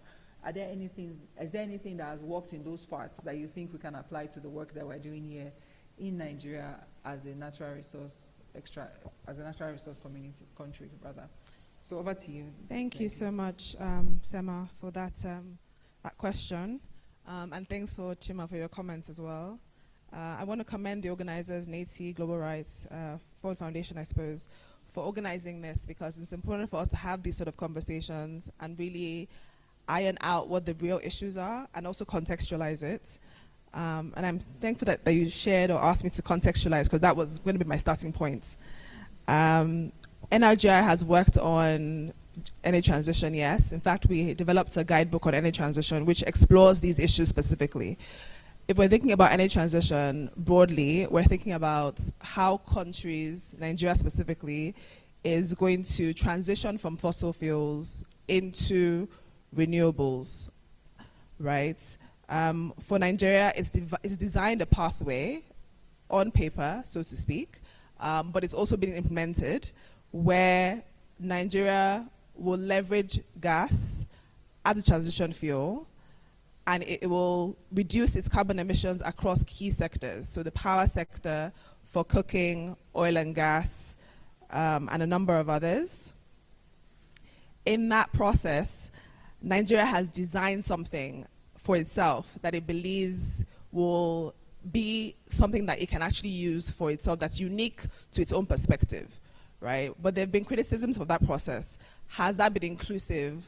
Has there been participation by communities? Those of us in the room, do we feel like our voices have been included in that process, right? Which is what speaks to having a context-specific energy transition where we feel like our issues, the impacts that this transition will have is being mitigated, is being planned for, right? One of the key constraints that you discuss when you're looking at energy transition, you're saying for those in the communities, for the fossil fuel communities, where they have suffered environmental, economic, social impacts of this transition, how are they being taken care of? That's on the responsible shift from fossil fuel side. But then when you're looking at the responsible transition now into renewables, so there's already minerals, right? There's already exploitation of minerals. But with this demand globally for supply chains to be fed so that other countries will be lit, Africa is being looked at because we have most of those critical minerals. You have a DRC, that has cobalt. You have South Africa that is being looked at for its manganese. You have Nigeria. You have Ghana that has recently signed the lithium agreements. So we have an immense treasure trove of these resources. And it is so important for us to keep our eye on the ball. Clearly, so far, Nigeria has not, because we have only received 1% from GDP from solid minerals. If this gets accelerated, what is the implication if we don't keep our eyes focused on what that could look like for Nigerian context? We have a huge energy access problem in Nigeria. Before we look beyond, how are we ensuring that we're translating those minerals to actually light up Nigeria? What is the one-to-one transition, right? You first of all have the transition, but you also have energy access where people don't have light at all. There's no power. So how are we thinking about those sorts of benefits? There is a component of that which is an opportunity as well that we can explore to say, before we look beyond, how do we create a value chain across the different requirements for exploring the minerals and translating it into renewables, right? There's an example from South Africa where they're developing nickel, manganese, cobalt, and those are potential feedstock into transportation sector, right? How can Nigeria leverage something like that? How do we partner with our neighbors regionally? Again, we've said initially that Africa is where all of these resources are. How do we ensure that we take this opportunity now that is here to ensure that my brother has lithium here in Ghana, my other brother that can help with storage for batteries that can power my house. I have someone here in South Africa that has something that can maybe create and support 2 to 3-wheeler drives for cars for transportation. How do we ensure that we're trading and we're sharing? Those are opportunities at the regional level that we have to take advantage of. For Nigeria as well, we have an opportunity to use our own resources for ourselves, but we have an act, a Minerals Act that was established in 2007. How do we update that? How do we ensure that we are creating an enabling environment for that space so that communities' rights and interests can be incorporated at this stage? We are not yet late, but we're not necessarily early. Ghana, I was in Ghana a month ago, where communities, civil society were engaging with the Ministry of Lands and Mineral Resources and the Mining Commission to develop and to refine their national minerals policy that was established in 2014. Their goal is to update that policy to make sure that the benefits for communities are live now. What is Nigeria doing in that respect? It is important, even though some will say that policies are at a higher level, but you need that thrust. You need that government buy-in, that commitment that says that we recognize that there are these needs, there's an opportunity to take advantage and take hold of our natural resources to ensure that we do not have solid mineral story be a resource curse story. In other regions, it's a resource blessing. In Norway, it's a resource blessing. Those are human beings. We are also human beings. We can do the same thing. And it starts from those of us in the room having these conversations, understanding what sort of rights we have, what sort of things we can advocate for, and then taking this to another level and engaging either at our local government level, at our state government level, or at the federal level, right? Which is why I think these sort of conversations are so important. It is for each of us to take on to make sure that we do not end up saying that it's a talk shop. We all have a responsibility to say, I'm taking this conversation, I'm taking what I learned, and I'm translating it to my space, because we all have spheres of influence, whether it be local, national, regional, or global. So just to finalize, I will just say, the opportunities which I was trying to explore is, if we're looking at value chains around renewables, we have employment opportunities that Nigerians can benefit from. We have power, access to energy, where our lights are switched on, if we're able to domesticate those renewable and critical minerals, as they're called, for ourselves, making critical minerals critical for our own growth and sustainability. There's also better health for women when it comes to clean cooking. If we're adopting cleaner solutions, we're ensuring that women are able to live longer, enjoy their homes more, contribute to their communities better. We're also ensuring that we have opportunities for young people as well, where we have a high unemployment rate. So this is also other opportunities that we can use to absorb and support that process. We are ensuring that Nigerians will be able to explore new technologies that the energy transition brings as well, to innovate, to adopt solutions from our own customs, looking within to solve our own problems. I'll pause there for now. Thank you. Thank you, Tengi. Some of the questions Tengi asked, it would have been nice if we had the representative from NATO and Ezra here to speak to the work they have done when it has to do with our GDP and solid mineral extraction and how we've benefited from that. But thank you, Tengi. And I think I have, so when she was talking, I heard her talk about communities taking ownership and starting with us, and the importance that we take ownership of even the resources in our communities. Yes, we understand that all the resources underground belongs to the government, but at the same time, the land belongs to us, right? And that's where the conflict sometimes comes up, where states are like, but the land is mine, even if the resources under the ground are yours. But I've noticed something, and I like the work you're doing, Kebekachi, because you get women involved.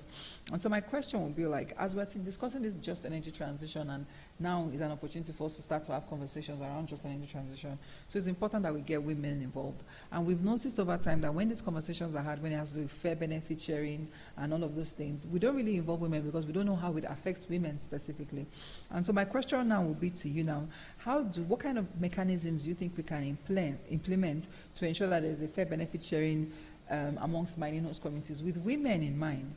You know, because it's very important for us to always take note of how these things affect women. So while they will say, oh, well, we have access to jobs, we have access to all of this, what does that translate to for a woman who has a child, and how does that change her life, so to speak? So tell me, I know you've worked in oil and gas in the past, so it's just bring it home for us, those of us in the mining community, please.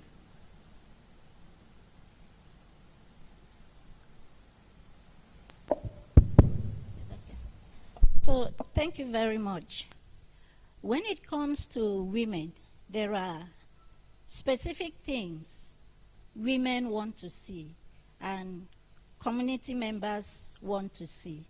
And when we also talk about just transition, energy transition, and all the opportunities and potentials, I begin to wonder whether it was the same way when all this started, that communities were told, okay, when the oil is exploited, this will be done, job employment, because host communities, many host communities, everybody expected to work in the oil companies. Yeah.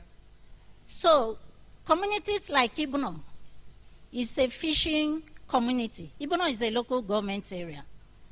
So many fishing communities, a fishing area, but they left their fishing occupation because everybody expected to work in Mobil and other oil companies that were operating in the area. And other people had to come from outside Ibuno to take over the fishing occupation. So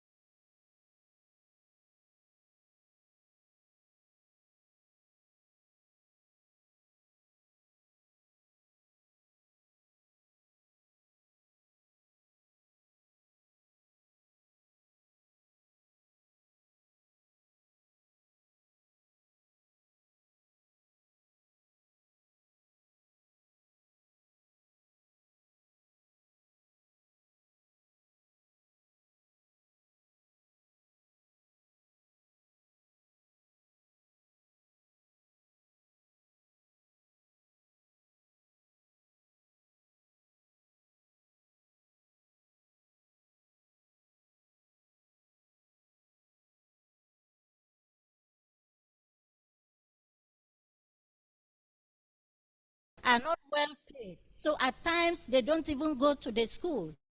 They have to look out for other sources of income to keep body and soul together and also to take care of their own family. So these things remain at the level of promises. And women are displaced from farming and fishing.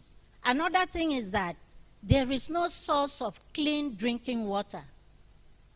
The rivers are polluted, the creeks are polluted. Everywhere it is oil. So all of us, including myself, because the borehole that we use in Port Harcourt, we are not sure if it is clean.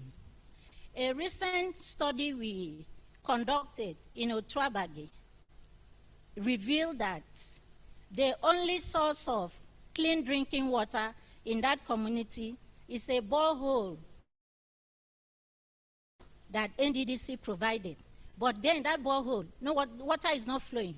So it's there as a structure. So the river, everything is polluted. So community members see people, the few people who have access to the benefits, they just see them fly past. So at times we talk in conferences, the benefit, the little benefit that go to the communities remain at the level of the elite. The core indigenous people do not benefit from anything. They are just there. So we should begin, when we discuss, we should begin to look at how do we translate the frameworks, the laws, the international frameworks. How do we take it down to the community to translate it to benefit for the local people? The companies operated global memorandum of understanding. Shell had cluster development boards. Chevron had regional development councils. Ajib and others also have their structures. And then for the many years that the GMOU was implemented, what have been the changes in these communities? And then those of us that are advocating for gender and social inclusion, in cases where we have 1 or 2 women as members of those boards, they are just there, their names on paper. Some of them don't know when the boards meet. Some of them don't know how the boards decides on projects to be implemented. They don't know how much funds goes into the board.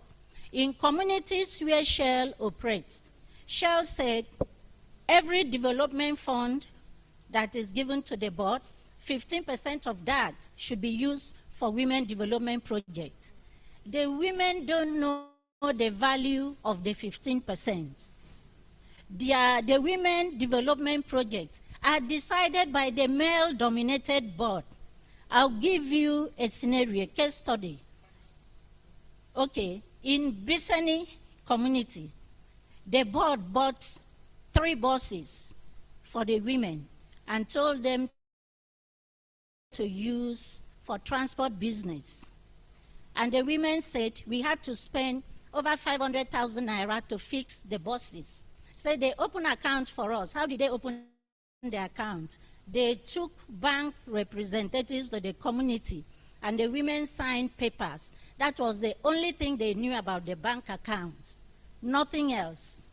So the women said, we have spent money, we are spending money fixing the buses. How much is our 15%? How much did you use to buy the buses? Do we have balance? And it created a problem.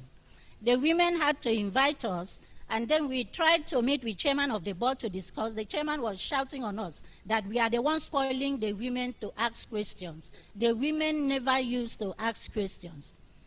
We had to report to Shell when we had opportunity to meet with some management staff. And Shell said, we have done our own part. We don't intervene in community affairs. So in that kind of scenario, can we say women are included, or can we say women have benefited? Thank you.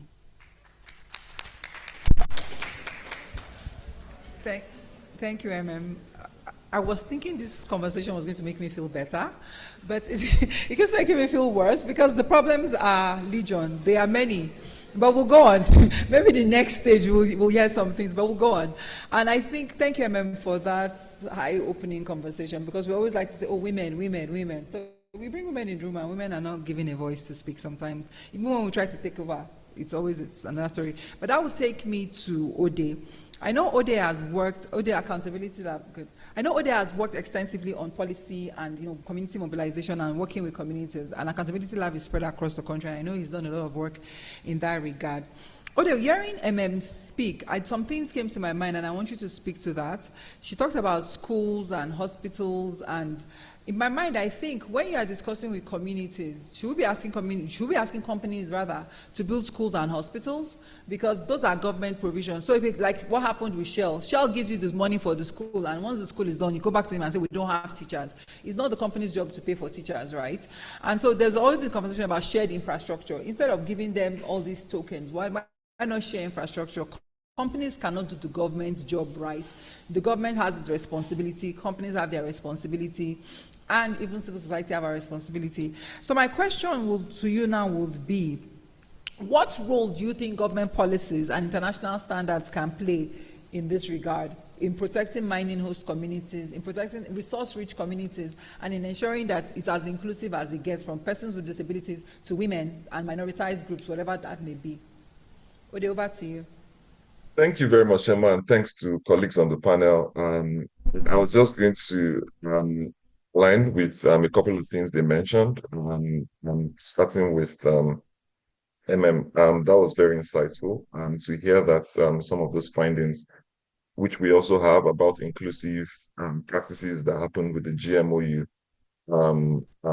at the grassroots. Sometimes you have all of these challenges where we are developing all these community development plans as provisions from the Petroleum Industry Act, exactly. You find out that while these are provisions that are being made, the community members sometimes don't even know what they want. Sometimes they don't even know the content of these community development plans. But I mean, they sign up to these things, and it's more like high level, just what Nengi also mentioned as well. The transitions, we need to find ways to own these things at the top level when it comes to some of these transitions, basically as we focus on legal frameworks. These legal frameworks sometimes stand at the top where it's more like an off-the-shelf document. All of these content are in there, but we now work as civil society organizations to help these community members understand what this means for them. And when we do this, we find all of these things like Emma mentioned as well. And taking me back to building schools, building healthcare centers. Yes, this is the government's provisions, and some of these provisions, like we know, are in the national budgets, even in the state budgets to make this provision. But again, the community development plans for some of these agreements, like the provisions from the PIA, as I mentioned, they make provisions for some of these things and the GMOUs as well. But you find out that when this comes through, funds are being mismanaged for whatever reason, having also have low quality buildings as we have in these communities. But I mean, I strongly agree with the instance of investing in education as a whole for this community, because it also builds their capacity and skills for the necessary for the future as we might have it. But in other words, we need to ensure that these processes are quite transparent. This agreement, in its sense, again, have to be as transparent as possible in its implementation. We had some work which we also did in the Niger Delta region and some states up in the north as well. And some of the findings for this whole legal frameworks which we have, some people don't even know the contents of what is included in the legal frameworks. And they are being exploited, most especially either by the oil company or even by the government officials who are responsible for implementing work in their communities. So we have to find ways to ensure like these transparent processes are transparent at the grassroots in implementing all of these things, while also ensuring that capacity building happens in the grassroots. And just to touch a bit around what MM also mentioned, community representation is very key, to have strong voices in negotiation around this, the mining companies. What we've also seen with the oil companies as well is to see that the oil companies prefer to deal directly with the traditional rulers, and that communication just happens between them without any benefits to the members of the community. And that also leads to some of the conflicts which we have seen in these communities, the grievances. And when civil society step in the scene, it becomes a problem, like I mentioned. You're trying to get them in a well-informed position to help them make their decisions in the right places. But the traditional rulers or the companies find it very, very hard to see that we're working in these spaces. So it also creates a friction or a bridge between how we work with them and how we work in these communities and how we want to see governance work for these people in general. So community participation, I would say, is very key. But nevertheless, as you talked about, and working around all of these standards with international agreements or what we have signed to, we have NACI as well. I think I saw one of our colleagues in the room with the red cap in front, who has worked with EITI at the regional level, and as well as NACI, who we think monitoring and enforcing all of this is very paramount. We recently found out in the Niger Delta region again, some of the funds which goes back into the environmental remediation fund goes back to NUPRC, who sits in Abuja, and the environmental remediation fund is supposed to be used back in the community. But you find that all of these disconnects within these policies, within these legal frameworks happening, and like Nengi mentioned again, I think it's about time we begin to think through how we are making this review to fit even the 21st century. Most of our acts or bills or every other thing just still plays back in days long time ago. But how do we find time to make sure we review all of these legal frameworks to fit the 21st century? In recent times, I'm not sure where that conversation is, but I know the National Assembly had that conversation on amendment of the Solid Minerals Act of 2017 to make sure there's a provision of 5% revenue generation for the communities. This is also similar to the 3% operational costs for the PIA. But I mean, all of these funds had not even produced anything for the communities as we work in these places. So we continue to advocate for all of these things to be implemented and ensure the communities benefit from from natural resources generally, which I think is very key in creating all of these standards and ensuring whatever policy, whatever regulations we have, we create a balance to ensure that there's benefits for the people as well as working for the government's revenue generation in all of this. But yes, key for me is also holding the government accountable. I was asking myself, who is even holding the government accountable? And how do we make this decision? But I mean, this responsibility still comes back to us and how we empower these communities to ensure these standards, whatever international standards we are following, whatever policies, whatever legal frameworks we're engaging with, serves the people rather than serve a couple of people who sit in one place to ensure all of this works. But yeah, thank you very much. Thank you, Ode. While we have you, I'm just going to ask you your second question right away, and it comes down to how do we hold leadership accountable? We talk about this all the time, and Chima made reference to the fact, yeah, since we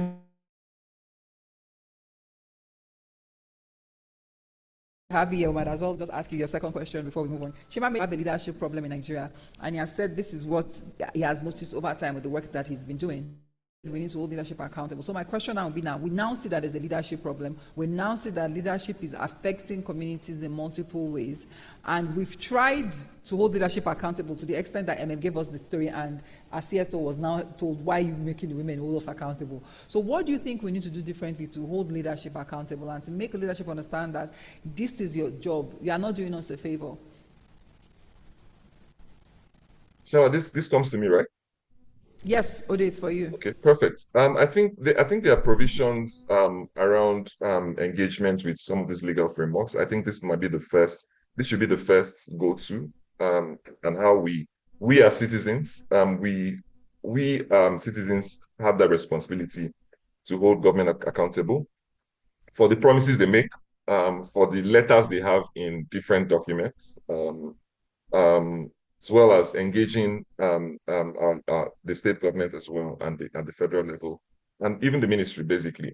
Because we all sit in the room, sometimes we engage and we develop these fancy policies which are there. But I mean, like I mentioned, one of the findings we have for the Niger Delta region is the community members have little or no idea in what the contents of or the provisions of the document, the GMOU, the PIA, just name all of these documents we have or this legal framework. But we owe the community members a responsibility to create that information gap, to fill the information gap, to help them understand better so they can hold either the traditional rulers responsible. And by doing so, is also to holding them accountable for the clauses which are provided in those documents. Take, for instance, the 3% annual operating costs for oil companies in the Niger Delta region as provided by the PIA. The community members don't know what this calculation, how the calculation comes about, or what the end points of the calculation comes to. So we find out that we've also supported them. I think we had 2 trainings with Citizens Gabel just a couple of days ago with some of the community members to write a freedom of information request. I think that's one way to see how they're able to develop this. I think one of the people we work closely with at the grassroots level is a lawyer. So he's also helping to put that and having them to sign on all of these documents that we can push by to the oil companies and also to the NUPRs as well as Ministry of Mines and Steels to get the information they require and clarity around building accountability. So that goes back to the provisions for the PIA. Otherwise, I think it's also to ask questions. These are community members who have these natural resources in their communities, and it behoves on them to also engage actively and effectively with their traditional rulers, because most of the times the deals are being signed by traditional rulers and it stops at that level. So traditional rulers and their allies always benefit from all of this engagement. So community members sometimes, like mentioned, you have to ask this question and they are aggrieved. But I mean, we still need to find ways to continue engaging to be sure that they are open and transparent. So for me, I think two ways that we've seen. The third one would be around radio programs, which we also engage in the region. And we are currently doing that in 3 states to also have people speak on these issues and bring oil companies and the governments on air to also create some clarity on some of these issues to ensure that there's openness and transparency in this conversation. So we bring them to have this conversation right down to the community members as well to ask questions. So creating those platforms for engagement is one. Secondly, we'll be engaging with the traditional rulers on what they have signed or what the engagement will be with the oil companies. And thirdly, will be the Freedom of Information Act request, which I think will be the opportunities for holding government accountable in these instances. Thank you, Ode. Thank you. Thank you very much. I'll come to you now, because we're talking about still holding our leaders accountable and the accountability problem that we face when we require development in our communities. And I'm asking you, what strategies do you think we can employ to ensure that voices of marginalized groups within Mainos communities are heard and addressed? I know you said you tried a strategy and they came and attacked you and said, why you allowing women hold us accountable. I think there's another part to that story that we've not heard, and I want to hear the other part of the story and probably tell us the strategies you've used with your work over time. So thank you. Over to you. 2 minutes each for each next session, please, so we can go into questions and answers. Thank you. 1 or 2 sentences.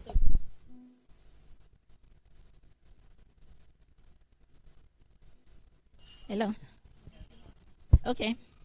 So that story is somehow still on, but we finally got the board. We finally insisted that Shell has to intervene. What they did was to initiate a meeting between the board and the women, which also had a lot of drama. The women initially said they are scared the chairman will organize people to beat them up. But finally, when they met, the men, 12 male board members, said they want to admit only one woman. Can you imagine? That one woman will not be able to speak. So we had to insist, because we were also there, till they allowed 5 women to be in the meeting. And the women were able to state their case and insisted that they want to know the value of that 15%. So the chairman finally admitted they have balance, but he never mentioned any figure. That is where we are till now. The last we got in touch with them, they said they are transiting from GMOU to Host Community Development Trust until that process is concluded before they go back to that issue. That is one. As I said, we create, like that one, we create opportunities for community women to meet with community stakeholders, and also we try to, through our partners, engage with the company. But right now we have another issue. Chima is away, where a local well in a family compound was taken over by crude from under. So instead of fetching water, they were fetching crude. This happened 2016, but we got to know 2021. And we tried to escalate this case to get the company to do something about it. Company always send people who cannot take decision. In fact, they were going there to extract the oil from the well, not discussing with family members. Then in 2022, they went and sealed off that well. So apart from the photographs that we have, you will not know that there was something like that. But something happened. They went back to provide a borehole for the family. The borehole had a similar problem. What they got from under was crude and not water. And then, because we found a way to report the case to some of their investors and also some of top management people. Right now, I learned they said they are doing remediation. They are there, but they are still not discussing with the family. So what is so difficult about engaging with the family? We have held a lot of programs to provide opportunity for community women to speak. We have the Niger Delta Women's Day of Action for Environmental Justice. We have hosted African Women Climate Assembly. We have also exposed community women to the radio to talk about the issue. That recent report I talked about in Otuabagi, we did the public presentation in June, and we invited NOSDRA, NESRIA, Ministry of Environment, the Office of Attorney General in Bayelsa, and we presented the report. Part of the findings is that blood samples of 80 community women were taken. An analysis was conducted. 100% of them have hydrocarbon in their blood, a percentage which is over permissible limit by World Health Organization.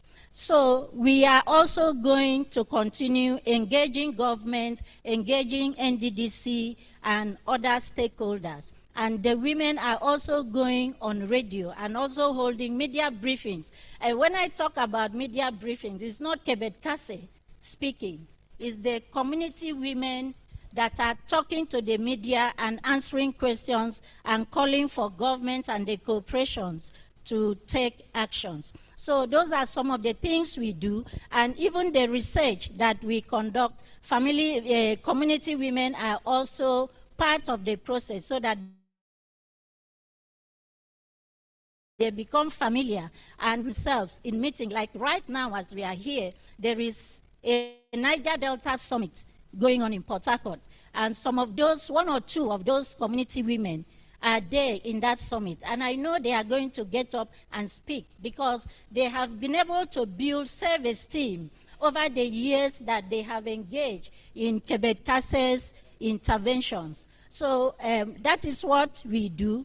As I said earlier, we work mainly at grassroots level, but we also partner with organizations that can expose us to the big critical stakeholders in Abuja. So it's open. If you can get us to meet with National Assembly members, we want to take that report to them, and the community women will present that report to them and also make their demands directly.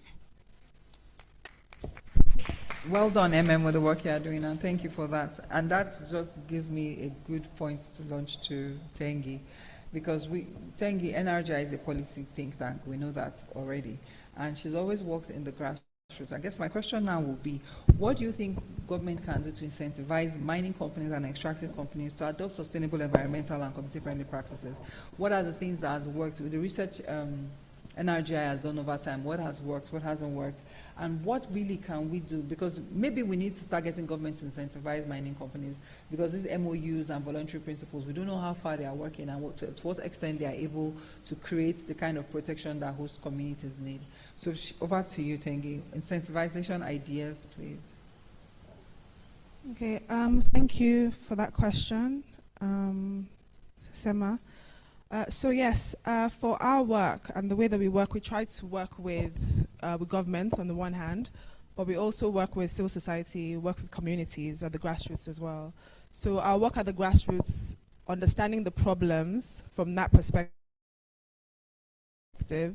gives us concrete ideas. So as opposed to sort of extrapolating ours and then finding solutions, help us to find solutions that can address the problems that we become aware of, and then influencing what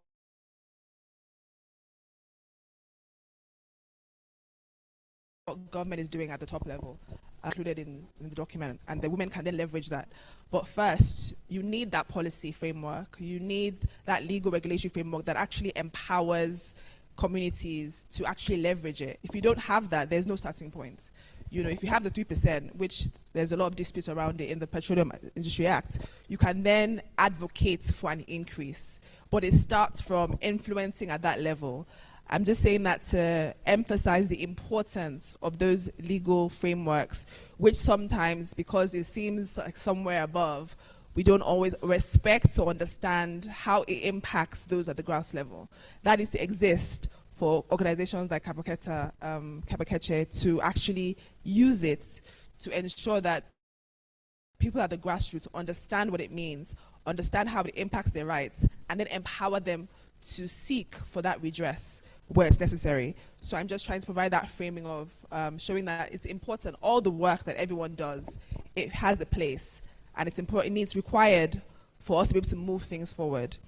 So from NRGI's perspective, we engage with the government to ensure that they understand how these laws and policies actually affect those who live on ground. And if it's not sufficient, we engage to see how can those be addressed, how can it be amended, how can it be reformed to achieve sustainable goals. When looking at the energy transition plan, for instance, there are some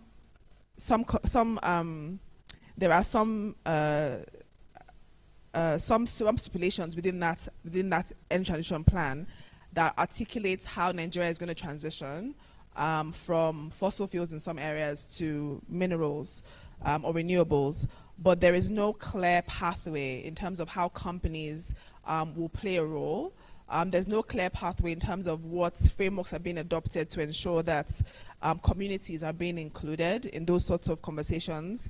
There is no granularity in terms of that. There's also the long-term 2050 vision as well, which tries to articulate a vision for transitioning as well, but it doesn't provide those sorts of granularity and information about how companies can be ensured to be held accountable to different processes. We have at our other countries adopted or looked into adopting and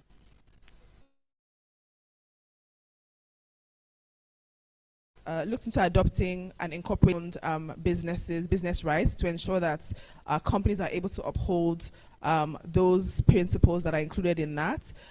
In Ghana, for instance, we have made sure that we're able to include it in the mining policy. And in our other regions, we have done some similar work. So we advocate for Nigeria to do something similar to ensure that businesses are able to keep to the best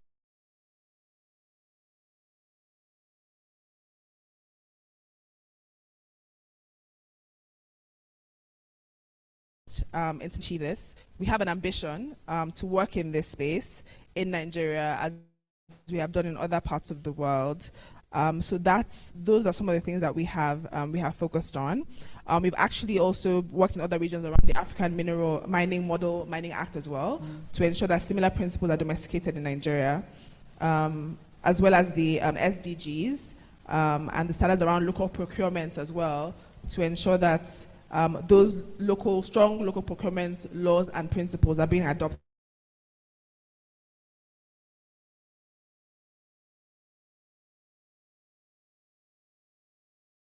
to ensure that government data standards, and also promoting beneficial ownership registers as well, similar to what you have in the oil and gas sector, to ensure that the owners of these sort of assets are being disclosed. These sort of practices are also so that companies can be held accountable to their practices if there is transparency and disclosure in how and who is working on certain areas. Hopefully, it empowers civil society and communities to have direct engagements to say, we are aware of how you're working. These are the principles, the UN principles that we're aware of. While we are waiting for Nigeria to adopt similar principles, these are what we're aware of. This is how you should be incorporating it. Are you incorporating it? And then holding them accountable if they have international partners or international parent companies as well, to make sure that they're held accountable to these sorts of principles and policies as well. So thank you. Thank you, Tengi. Thank you, Tengi. And so for me, it will now be a question for Chima. She's talked about us using our existing legal frameworks, use whatever regulatory policies as they exist to ensure that our communities are protected. And so my question now is, you're a lawyer, you've worked on these laws, you've said you've won cases, you've used litigation to win a few cases for communities.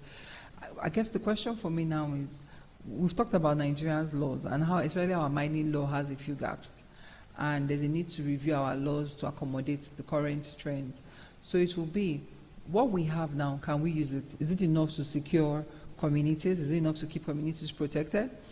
Mining host communities. If it's not, what do we need to use, or what kind of policy frameworks do you think that exist that can help us, at least a tool to use for in the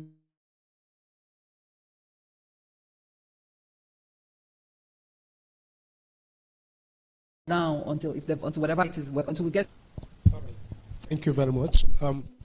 I think there is something that we are all missing in this conversation along all the trends. First, can you protect what is not your own? I don't know if we have bothered to ask ourselves this salient question, because I have made representations at the various constitutional amendments proceedings that the section of the Constitution that bestows ownership of natural resources in Nigeria on the federal government of Nigeria is the greatest undoing of every Nigerian, including the royal thrones in the communities. Now let's look at, for instance, in Ghana, the traditional rulers owns the resources, owns the land in their communities. So a traditional ruler on behalf of his people can tell the governor, no, you can't do this in my community. But in Nigeria, can we do that? You cannot. Okay? So the natural resources belongs to the federal government, the land belongs to the governor. So which one belongs to us as Nigerians? So I think this is where our advocacy and campaign, if we want to get it right, should also begin with. So that that particular clause, if it can be changed to the fact that the ownership of these natural resources are bestowed on the sovereign nation of Nigeria, which makes me and you owners of those resources. And in that, we can call for protecting it on our behalf. Now, that is one. Two is that, as Tengi presented, the issue of Nigerian critical minerals, we have said it is the gas that Nigeria is projecting. And the argument had been that, well, with it we can reduce all the environmental negativities, all the greenhouse gas emissions. Those are lies. Those that prepared those documents falsely, decided to deceive Nigerians. The gas that Nigerian government is talking about is the natural unassociated gas, which we have in quantum. Okay? And we have the associated gas even almost bigger or at the same level with the natural associated gas. So if they were talking of our own critical mineral being the associated gas, some of us will have said, okay, yes, they are thinking about us. Because that is where they will gather those gases that are wasted through flaring, either to re-inject them or through, to harness them and refine them for domestic use. And does it not call for curiosity that Nigeria is, I think, about the 5th world largest gas reserve owners. And yet, Nigerians pay the biggest bill on, domestic gas all over the world. Nigeria is the highest, most expensive, and we have it. And then you are telling us that, you want to do energy transition and you want to use your critical mineral as gas. I mean, all this foolery should stop. Can we on our own, because I know, especially our royal fathers, those that are making our laws, they are our sons and daughters. Those that are in the presidency, they are our sons and daughters. The ministers, they belong to us. Nobody comes from heaven. They all come from communities. Can we call them? Because for us, we have tried, what we do is, on critical issues that we think maybe those that are propelling the laws and the rules do not understand, or they are pretending not to understand what they are doing, we try to, tell them, this is what it is. And we had challenged the federal government of Nigeria under the last administration, where this issue of just transition started, and it was even our own vice president that talked about gas being the critical mineral that we are going to use for just energy transition. We said, can you come and explain to Nigerians what you understand by that gas that you are talking of? Okay? So we should devise, until all of us, I will repeat this again, it is not a job for His Royal Highness alone. It is not a job for global rights. It is not a job for any of us seated here alone. But collectively, it becomes our job. If we can pool our, knowledge together as working together, okay? Of course, we work together a lot, Quebec, and of course, natural resource, with all of us here. So if we can build that cohesive force, power, and some of these issues that concerns us, yes, we know that Nigeria is not bereft of laws and regulations. But I can tell you that some of these laws and regulations that we have, the people that pass it don't even know what they are passing. Because many of them don't read it. Okay? Many of them get consultants who write those things for them.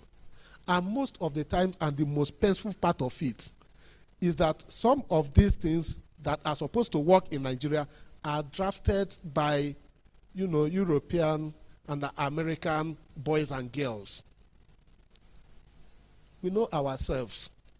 And then it comes here, we want to. So it is for us to look at, now we have the CDA for the mining communities, okay? How do we enlighten our people not to ask for boreholes and ask for town halls?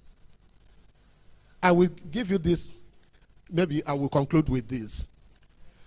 In the case that we won against Shell, Shell was forced to agree to settle.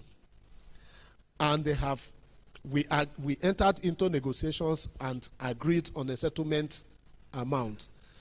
And then, for us, I told the communities, we are not going to give you all the money. Okay? You will eat some of the money, yes. But you must put something on ground that our children and children's children will see, they will remember that some of us passed through this place. And we decided, community, give us the projects that we can support. This is the amount we have for community projects. So design a project. One of the communities, a community that I respect so much, Go community, they prepared 2 projects. Project number 1, town hall. Project number 2, civic center. Okay, technical training center. With all the design, the engineer that designed that project was perfect. And this is supposed to use new technologies, using solar systems to power these facilities and create jobs, train young people. But do you know that when it came to voting as to which of the projects will come first, because of the money we have, they voted for town hall. I was totally disappointed. Okay? So, how can we enlighten ourselves that when we are making demands, we should demand for something that is beneficial. Now, when we talk about government responsibilities, to build hospitals, schools, and the rest of them, don't equally forget that the companies, they make mouth their corporate social responsibility. Okay? But this is the most, how do I describe it? Something that they used to rob all of us, steal from us. Now, in this, there are so-called corporate social responsibility projects that they put on their website, take glory. They do not pay for it. They take it from, production cost. Okay? And they do not pay royalties to Nigeria based on that. And yet, it is not their money. What is supposed to be provided for under corporate social responsibility is supposed to be part of your personal gain that you are investing because you want to please the people, you want to make the people happy. So can we begin to ask for those things? Thank you very much. Thank you, Prince Chima William. We can see the passion in the panelists, because these are things we work in these communities, you see it daily, and we know the frustration sometimes in finding a balance. I'm going to open the floor to, I only have room for 5 questions, and 3. Edosa has spoken. The strong arm of the law has spoken. Edosa, let's accommodate 5, please. Because I can see at least 7 hands up now. People at this corner as well. If everybody can just limit their questions to 30 seconds.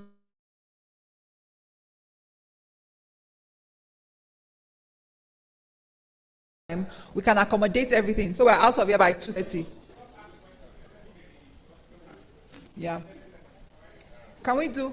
No need to give us a history lesson. Straight to your question or your comments, and we move on. Edosa, if you can give them numbers, so it's a hard stop at the number you give them. Okay. Thank you. And so the panelists, do you want us to take all the questions at once, or want us to take it in groups?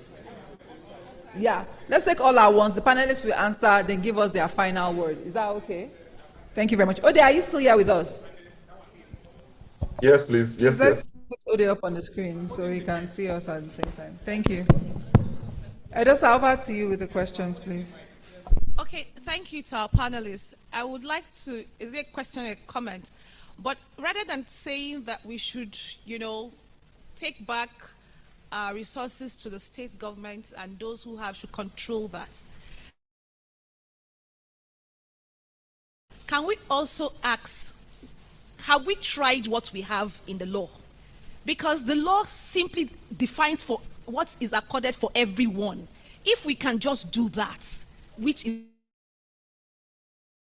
in the law, it makes life, because I think if you have told us if you were against the oil resource being controlled by the federal government, then it will make it easy talking about the mining sector as well. So please, let's look at, because Mirenko is not working, CDAs are not working. Why? Across the value chain of the mining sector, why are still inequalities embedded across the value chain? Why are we still having this conversation? I think that's what I should be asking. I want to know from the panelists. Thank you. Thank you. I extended her 30 seconds because she's the SC to the Honorable Minister, or sorry, Minister, she's the SC on community engagement. That was why I spent her own time, all right? Who was number 2? Maybe. Mine is not a question. It's a comment on what the last speaker spoke about. Our Sahel savanna has turned into desert. Our Sudan savanna is turning into Sahel savanna. And our Guinea savanna is turning to another thing.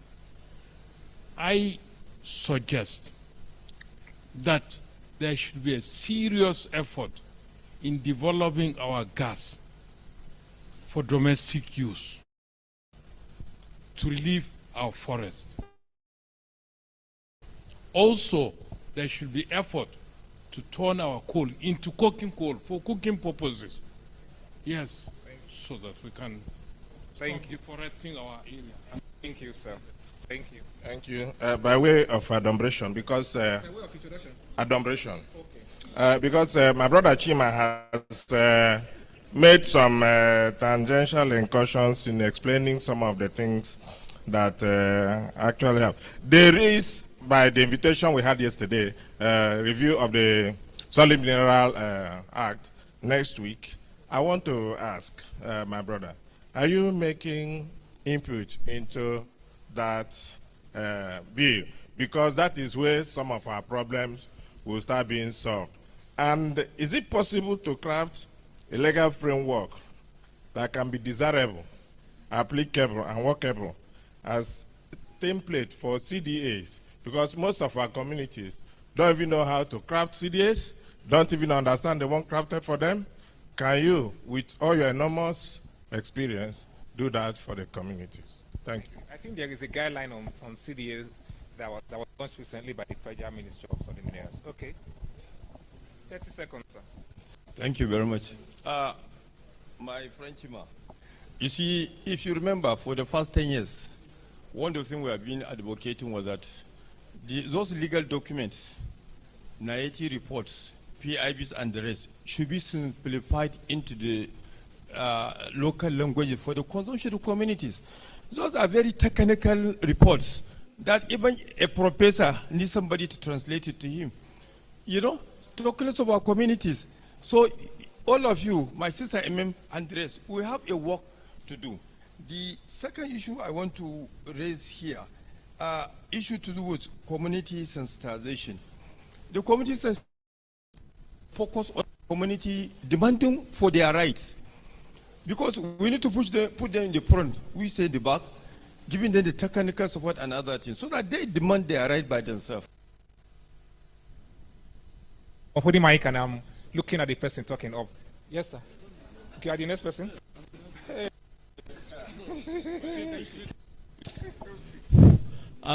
The first speaker is right about the fact that laws were not tested, but unfortunately the ministry and the National Assembly have decided to review the law. So I appeal to the civil society to mobilize the community and the leadership of the community to actively participate and then demand for community rights ownership. Second, neti issue. I'm a neti man. So why there is inequality is this. Artisanal and small-scale companies are not captured in the materiality threshold. So that is why you can see inequality. And men and other actors in the mining sector that has not been captured. Explanation for net. Thank you. So was at the end. Seconds. We are running. We don't have time. Yeah, the next year. Okay. Your own is easy to just remove. Thank you. Thank you very much to the panelists. So my questions are three. Ask them. The first one is regarding the law.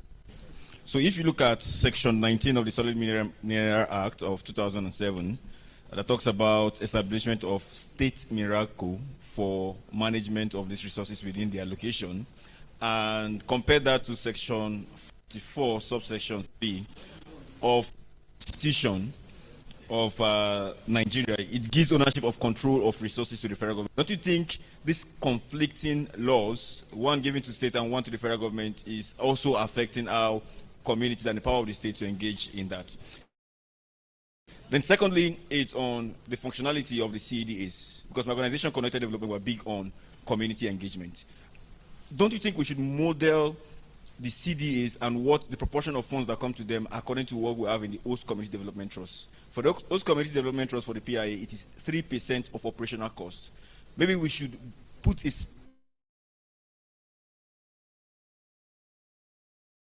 specific proportion, that way it is able to shortchange the communities. Thank you. Numbers, the hand sign. And what ought to be a blessing has turned out to be a curse. Natural resource costs human resource a cost, and intelligentsia a cost. Yes, Chima said we are not bereft of intelligence, but we are fools today to have allowed us to be in this state. We're 64 years old by October. Anyway, what I think we should do, instead of this jaw for all of us to do to push this thing forward, is for visibility. What I think it should be called allocate smash. And what I mean by allocate smash, that's the minister should do what is called solid mineral action, sensibility hammer. You know, and what we should use the social media. What is happening? Content. Even global rights with solid mineral, Naite and all, we can set up our own radio, our own television. You could use postcard to sell what we have here. The video that they had can go out. What we have here should go out. Let people talk about this. That's what I want. Thank you, sir. So how many people do we have left? I'm taking just 2 more. I'll take the 2 ladies. Okay, because we have a hard stop at 2:30. Okay. Okay, so my question is to Friday Accountability Lab. So I want to know what's the current data on checking licensed illegal mining and miners. And then for the vulnerable group, which is the women and their children under artisanal mining, do you have a current statistics to prove that what we have been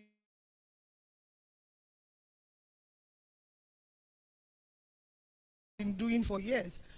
At least I want to know how far you've checked and then the way forward.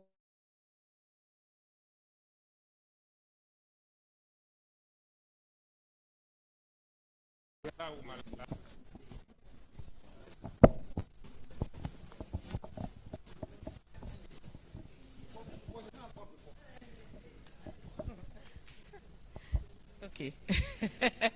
Thank you so much. Mine is a form of comment and then action plan from where we are now. I want to suggest that we need a serious advocacy around Nigeria. I remember during the surge in gender-based violence as a result of the COVID-19 lockdown, there was a serious advocacy, and then the governor was mandated to declare a state of emergency. I think we need it for this thing we are talking about now. Let the governor, let's put it, I don't know how we are going to do it, but they must be mandated to declare a state of emergency on violation of our environment. And then we will take it from there. We will mobilize the community, mobilize not only the traditional rulers, the youth, the community, mobilize them, and then the advocacy will get to anyone it will get to. I don't know. Thank you. We will take other questions at the other session, at the last session. Thank you, Edosa. So what we will do is we'll notice that there were mostly comments than questions. So I'm going to start with the women this time. Tengi, Chima, and Ode. If there's a question directed to you specifically, you respond to the question. If you have an idea on something, respond with a comment. Then give us your final word. So when you are done, you give us your final word, then we close. So Tengi, Chima, Ode. Thank you very much. Yeah, thank you very much. And appreciation to everybody who asked questions. For me, from the issues raised is intensified advocacy from what the last speaker said, and I think Mustafa also emphasized on the same thing. We need to intensify community mobilization and also really create awareness and deepen the knowledge of community members about the existing laws and frameworks, so that when they want to engage, they are engaging from the point of knowledge. What we are doing with the PIA and some other frameworks, like the local content law, because the local content law is also something that community members does not know what that law provides for them. We have developed training manuals, we are conducting trainings, and we are encouraging community members to carry out popular education so that many community members will have an idea of provisions of the law. I also support what somebody said about mobilizing communities to be part of the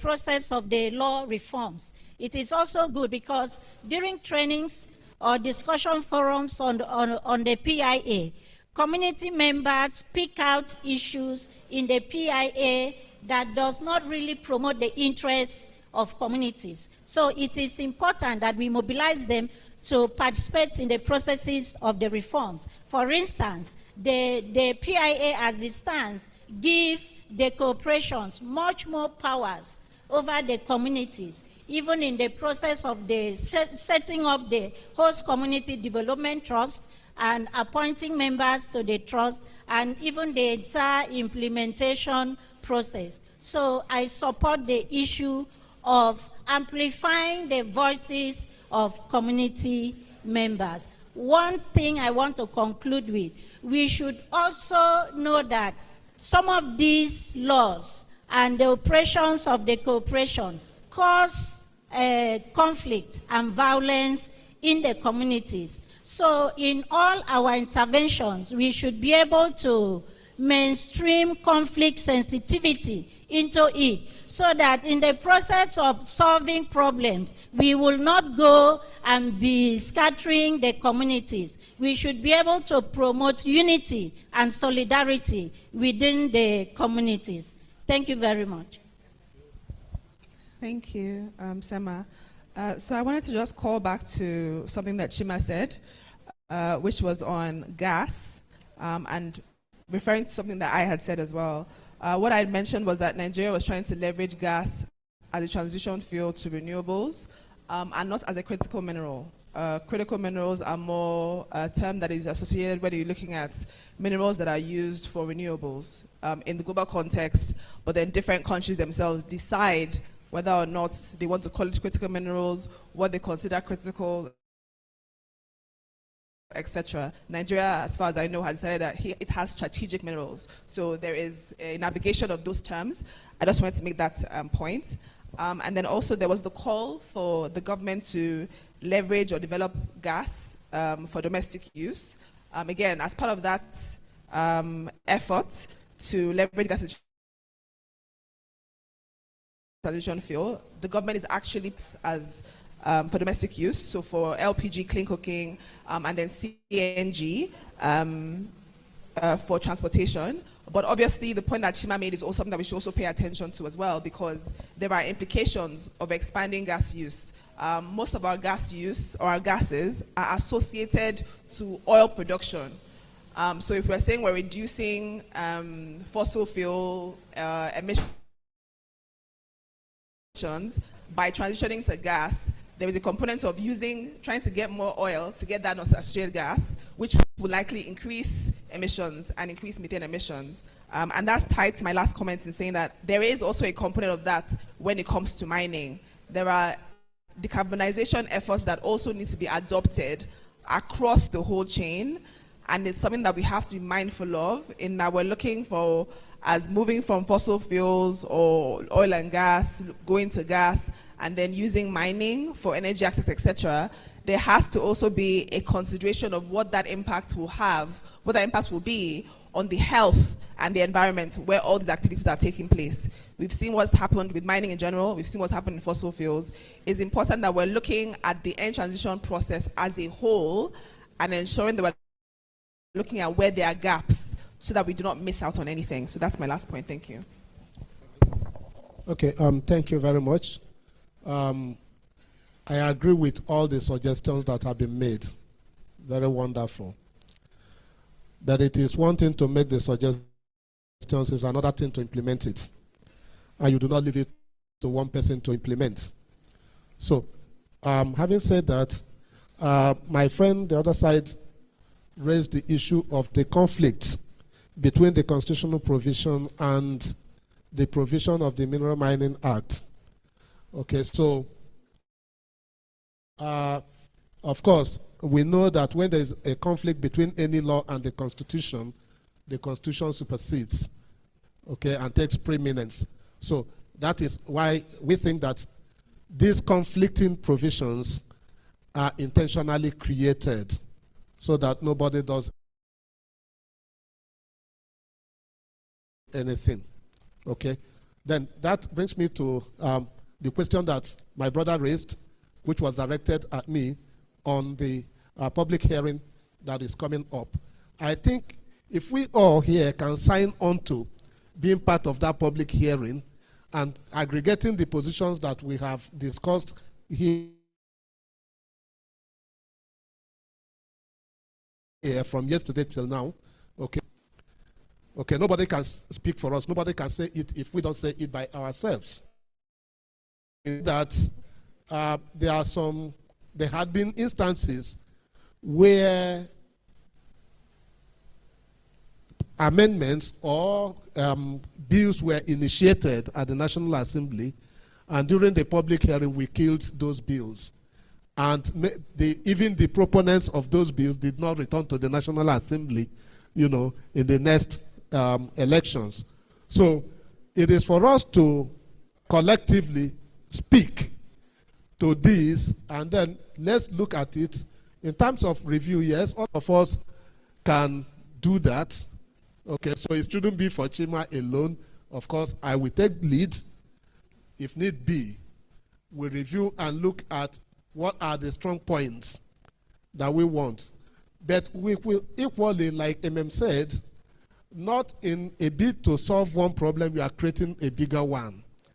We saw what happened during the discussion on the petroleum industries bill at the National Assembly, where people from Niger Delta divided themselves and were boxing each other at the National Assembly. We don't want that to continue. So we must all speak with one voice, and with that, we can make progress. Thank you very much. Thank you, Chima. Ode, over to you. Thank you very much to the amazing panelists, Tengi and Chima as well. Just to touch a bit on what my sister and friend has talked about, or she touched on, Emily, the essay to the Minister of Mines and Steel. I mean, you mentioned the laws are there, which we should all leverage on. I agree with you 100%. But another thing we also mentioned and we talked about during the panel is also to ensure that we all can hold government accountable or hold these private sector companies accountable. And I think for me, what I will propose is also from a solution-based perspective, is to see that we all publish whatever this 3% that is being given to the community should be published online or be accessible to the community so they even understand what they're dealing with. In the case of the proposition for for mining communities is 5%. For the CDAs as well, the CDPs, the community development plans, and the agreements should be more published online so people can even have access to engage. I mean, sometimes like we are having this program, and to touch on what my brother also one of the feedback or questions on sensitization. Without all of these things empowering people with the knowledge to be well informed to make the decisions they want to make, I think the lack of access has been a problem because this document are there, they don't even have the access. First of all, they don't have access. Second of all, we believe as civil society, you need to simplify this conversation, simplify these policies or laws because they are more filled with technical jargons which doesn't even fit to the community's understanding. To help them to be more aware, we need to find ways to engage, and we've been doing that, like MM also mentioned. We've also been doing all this radio engagement to ensure we create that awareness and create the understanding with them.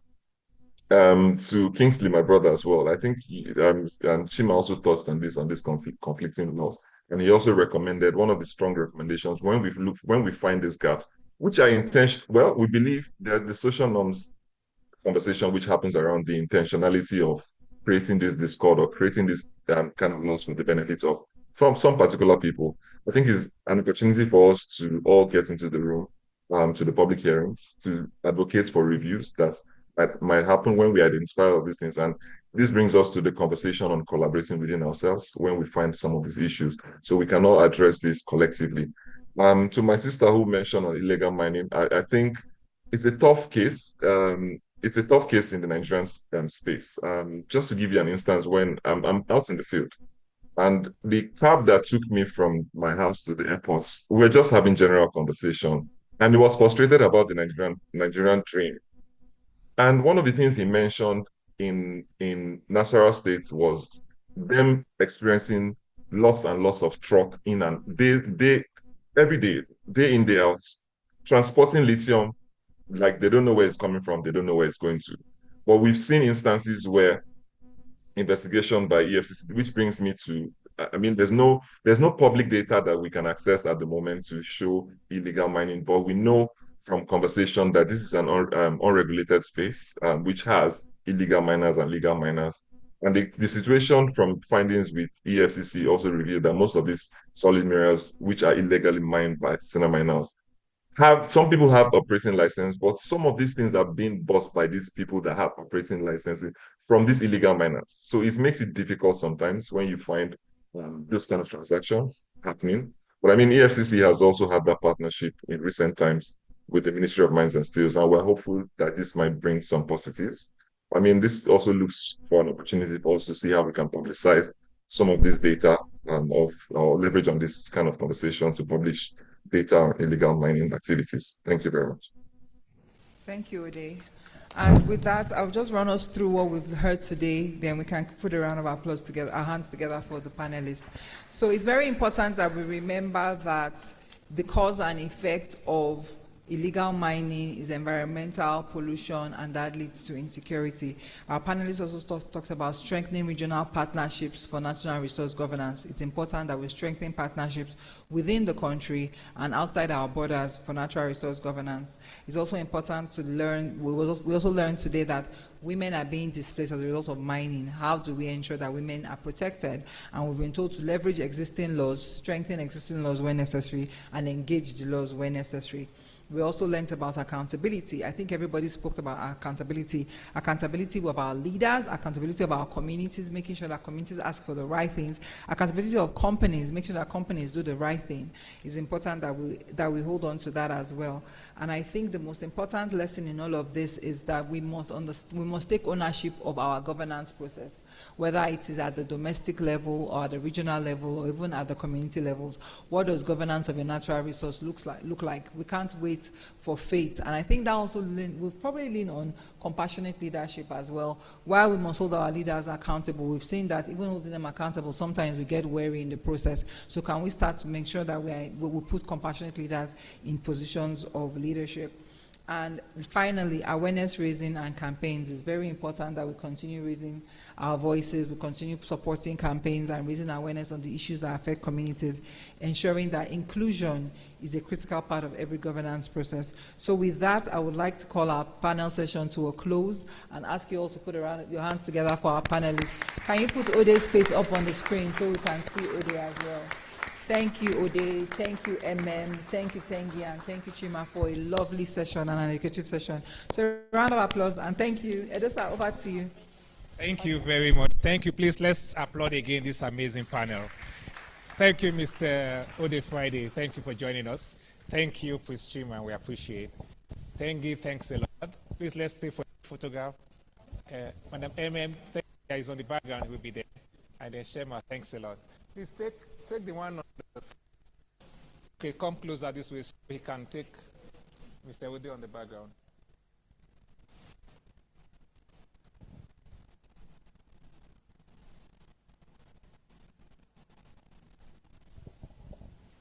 Okay, so we are going to take the last session for today, which is just for 20 minutes, and we'll do that, and then we'll be calling the long 2 days to a close.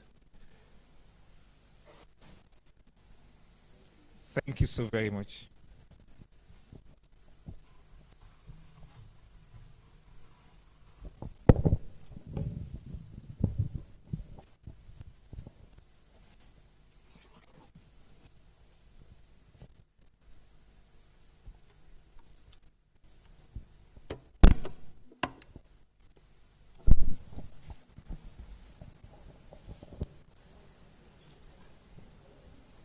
Thank you.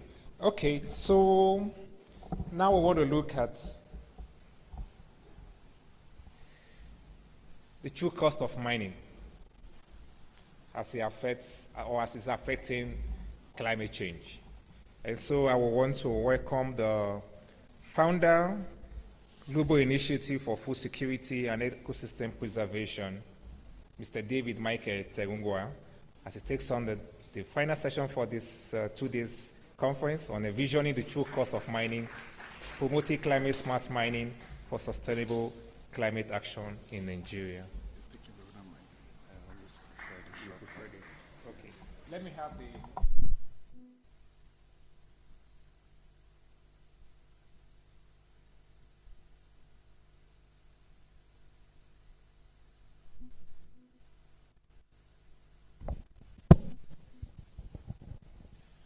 Thank you. Good afternoon, everyone.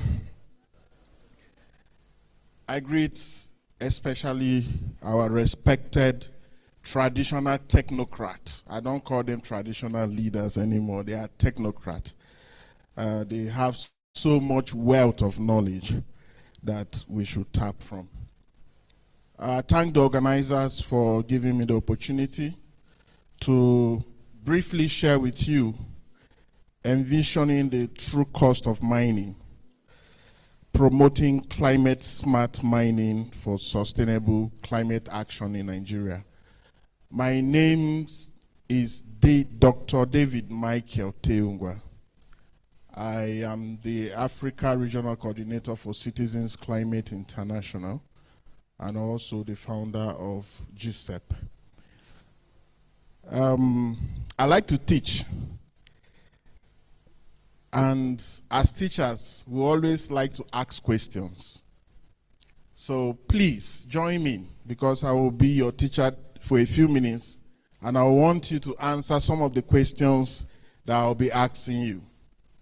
So let's start with the first question. Can you change the slide to the next one? Okay, question number 1. Ready? Climate change is not impacting Nigeria.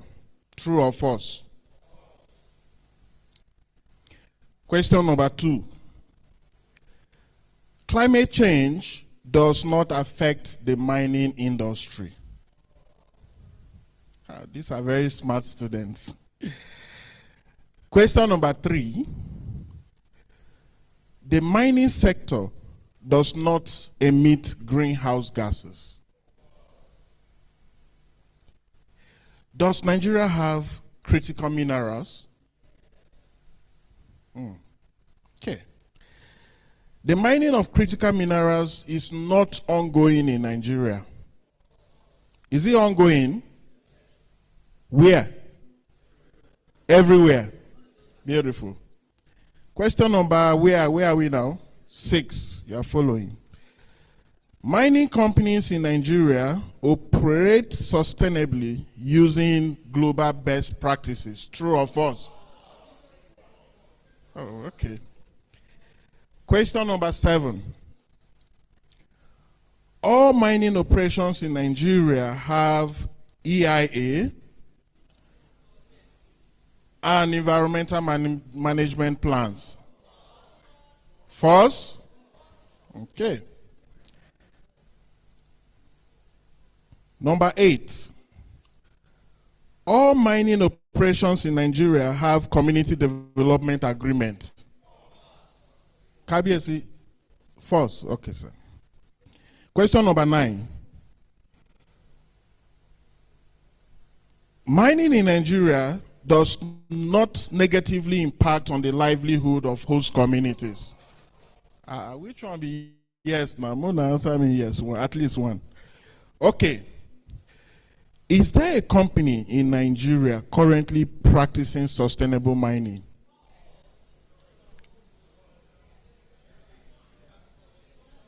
Okay, so we'll answer this at the end of the session.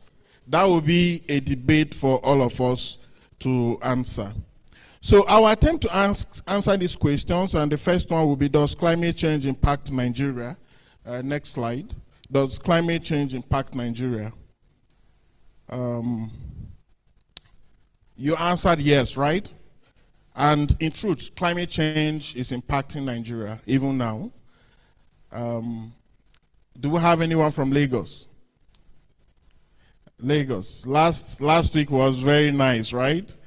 Did you get someone to back you to work? Because that was the videos we were seeing online. All right. Now, as a matter of fact, Nigeria is very vulnerable to climate change impact. This is, you know this already.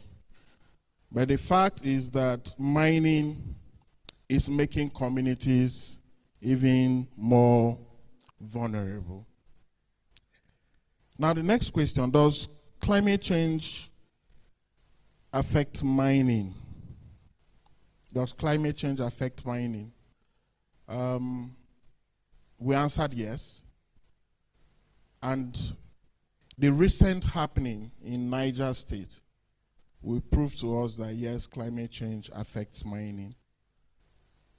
We have someone from Niger who gave us that goodwill message yesterday and talked about the collapse of the mine that killed over 50 persons or so, right?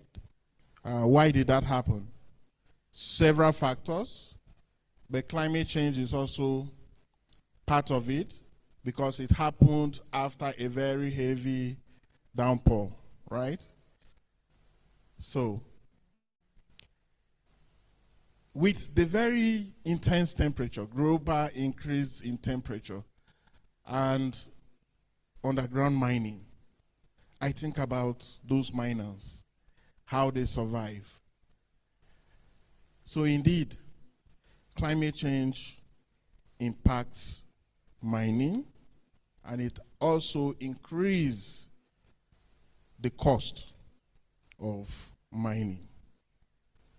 Now, what is the real true cost of mining? Next slide.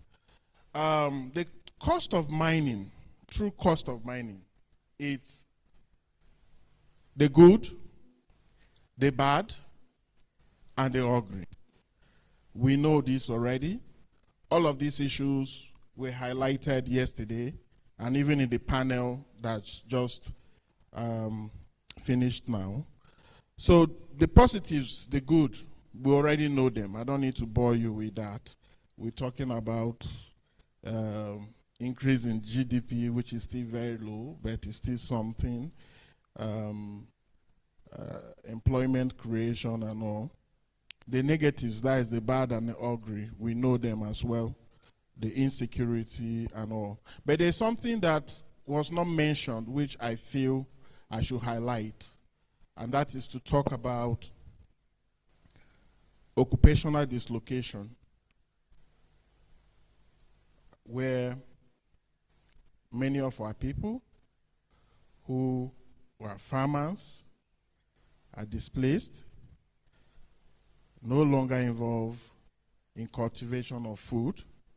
But more importantly, is to talk about this social disruption. Our young children no longer sees education as a path to greatness. A lot of illegal or artisanal mining in communities have made so many young people think that it's better to drop out of school and be engaged in mining. Someone gave us earlier in the morning the statistics of out-of-school children, and we think about the future of our children who decides to drop out of school because of, mining. It's something for us to think about. Now, what does mining and next slide please. What does mining and climate change have in common? You can even go further. Next. Climate change and mining have some things in common.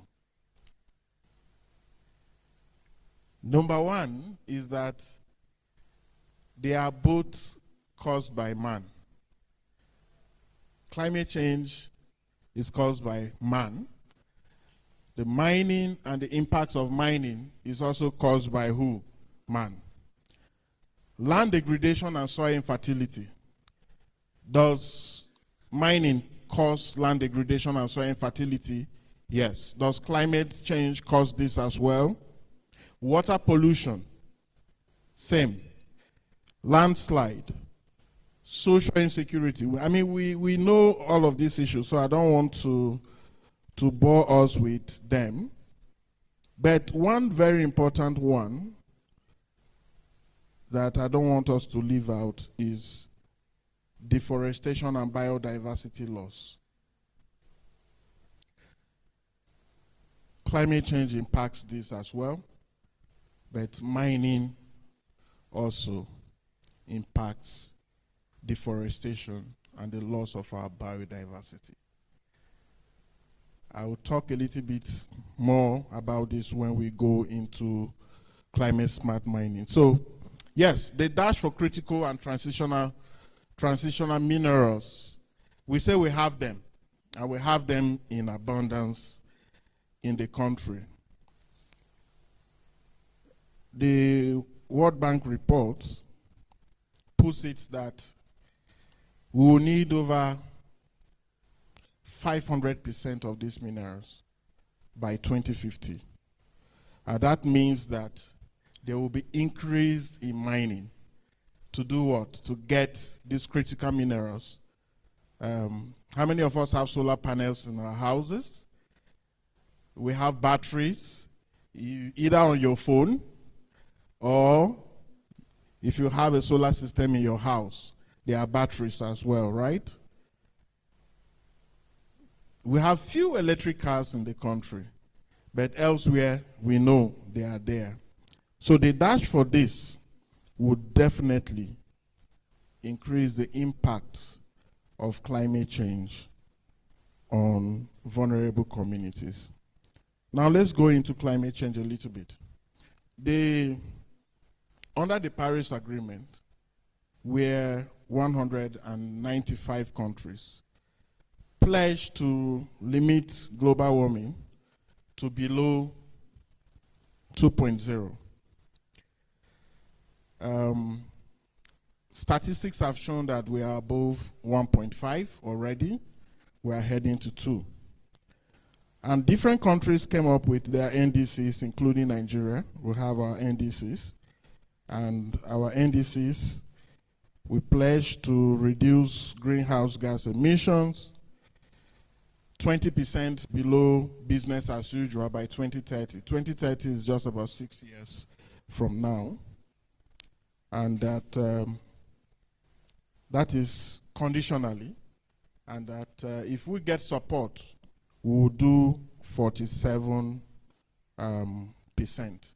At the moment, globally, mining is responsible for 7%, about 7% of greenhouse gas emissions globally. And that is why the International Council of Mining and Metals have set a net zero target of 2050. I'm smiling because the mining sector's net zero target is 10 years before the Nigeria's net zero target. So if you have miners in the house, I believe that you're going to meet your net zero target by 2050 before Nigeria's net zero target, which is 2060. So the miners in Nigeria should begin to plan for a low carbon future. Given the situation as it is now, I'm wondering how possible this is. Okay, so let's go to climate smart mining.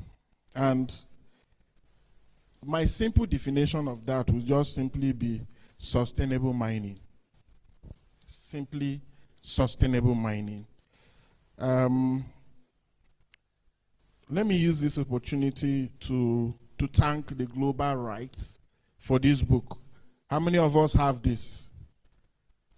You do? So if you read this thoroughly, then you don't have any need for this presentation. because this is very well captured. I only came across this yesterday, and it made my work very, very easy. Now, basically, there are about 8 principles of climate smart mining. Next slide. Yes. Basically, 8 principles. And the first one is reducing emissions.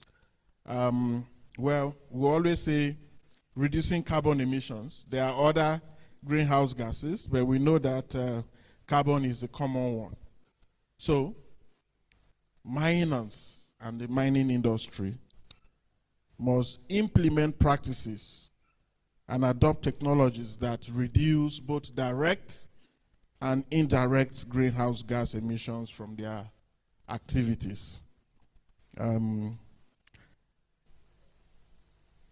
I wanted to go deeper into this, and I was like, maybe the miners will need to pay for consultancy ways for you to give them more details. Anyway, I'm just joking about this. But it is crucial that miners must reduce greenhouse gases and mine sustainably in order to address climate change. The second one is energy efficiency. This is a very common term. A typical example, you see these machines around the mining site. I visited 1 or 2 mining sites, so I know what I'm saying. And you see the drivers, you know, they just park by the roadside, they want to eat. They leave the truck running until they are done, they continue. When we're talking of energy efficiency, it simply means that they must conserve and manage their energy. So what do they need to do? First, conduct an energy audit and put some monitoring systems in place. The introduction of automation and digitalization plays a critical role in energy efficiency. We all know within our homes, the last 1 month, as soon as the electricity tariffs were increased, nobody told us that you have to turn off your lights and all of that. That is energy efficiency management. But you also do the same thing in the mining sector with their heavy machines and all of that. The third one is renewable energy integration. Of course, it's renewable energy we've been talking about. The dash for critical minerals is all going to renewable energy. So the question is, how many mining companies have incorporated renewable energy into their systems? Especially the ones that are in rural areas. Solar, wind, we don't have wind technology that much here in the country, but this is an opportunity for mining companies. They save cost as well, and it's quite movable, especially for the ones that mine in one area and then tomorrow they are moving to somewhere else. They can always, you know. So energy mix is important to reduce their mining operations. Another example, quick fix, is the lighting. At night, you pass by most mines and you hear sounds of generators, but all of this can be replaced with solar lighting system for security and all. Sustainable resource management. When we look at sustainable resource management, let's take water and waste, for example. Water. A lot of mines use water, and they pollute the water as well.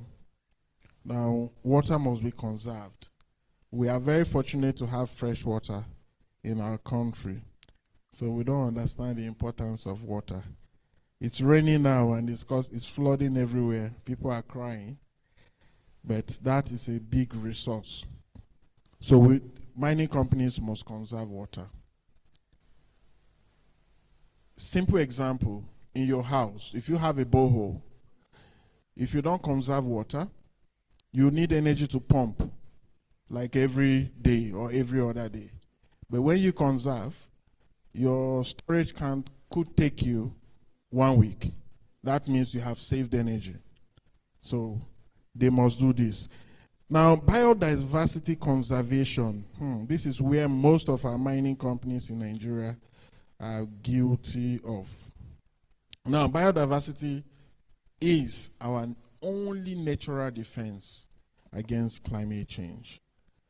And it is always the very first thing that most of the mining operations attack. Deforestation, remove, land clearing, the most fertile of the soil, they call it overburden, it's taken away, and all. So, we must protect biodiversity in our operations. I wish I was speaking to the mining companies directly. Number 6, which is very critical, has been talked about here, so I'm not going to talk much about it, which is community engagement and social responsibility. It is critical. If you want to ensure that your mining operations contribute positively to the social and economic development of the communities, then there must be community engagement. Again, this has been talked about. Regulatory compliance and transparency, which is very key. So for oil, we nearly know most of the companies. For mining, how many companies are currently mining in Nigeria at the moment? Do we know? We don't. So when you don't know, how do you hold them accountable? So the issue of transparency and compliance is key. It is not just for the mining companies, but it's also for the regulatory agency. And the last but not the least is the long-term sustainability plan. This one is where the real issue is. I've also been involved in some research around mining, and I know of a company in Kogi State that has a mining license to mine in the entire local government. So when they mine here in one community and the community wakes up to their rights, they leave that portion and then they go to another community to continue. So they keep, it's a cycle. And they are fortunate because the coal they are mining is on the surface, so they don't invest so much in that. So, but there must be the long-term strategies in place to ensure that sustainability of mining operations does not and do not impact the environment.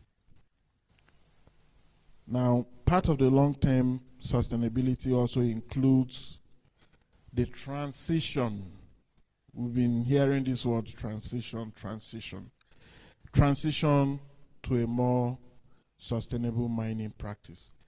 It may just remain on paper. Transition is a process, and it starts with your resources.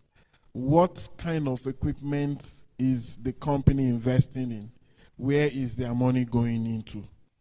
And of course, very importantly, is research and development as well, so that we don't continuously depend on what comes from the global north. So in conclusion, next slide. In conclusion, I started with a question, so I'm going to conclude with this question. Can you see this slide? Just take a careful look at that. Who truly owns the minerals?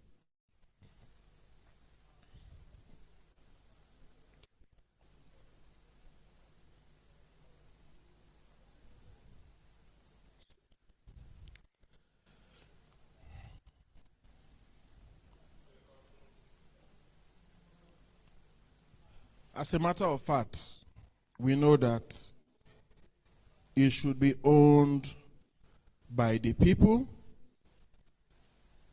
and the people must benefit from it. The KBSC earlier spoke about this. Is one issue that I always want to talk about, that we need to understand geopolitics. There are some issues that may just be beyond us, but we have the power to do something about it. The colonialization of our natural resources has not stopped. It is ongoing. But we also have the power to stop it. The last slide, and I'm done. Tomorrow's Earth is today's responsibility. Thank you very much.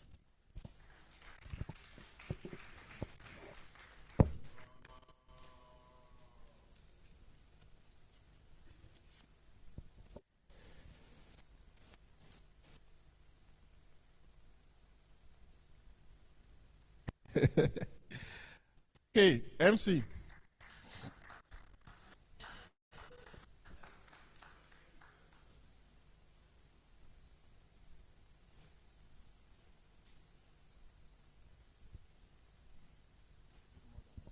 Yes, thank you. Please, let's appreciate Dr. Mike. Thank you, David. Thank you. No, you may go back to your seat, sir. Thank you very much. Okay, ladies and gentlemen, it's been 48 hours together, and from what I observed in the room, I am sure we haven't wasted our time since yesterday.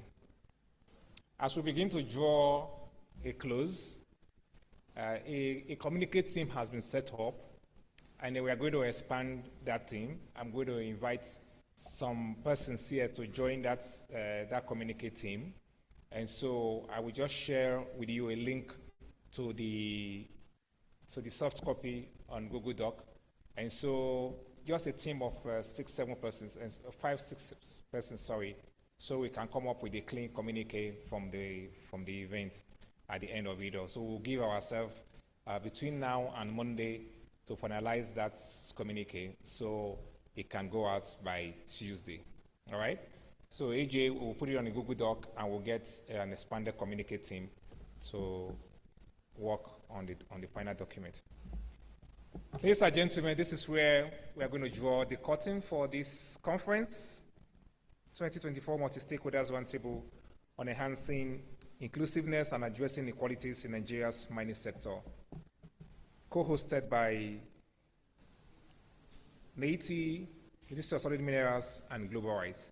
And so to draw the curtain on this conversation, I would like to invite my very articulate, amiable boss to give the closing remark. Ladies and gentlemen, join me welcome my madam at the top, Executive Director, Global Rights, Ms. Abiodun Bayero. Please keep clapping since she gets here.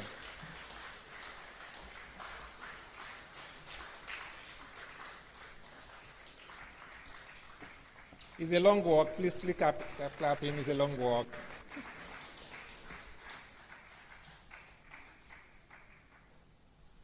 Thank you, Abby. Thank you.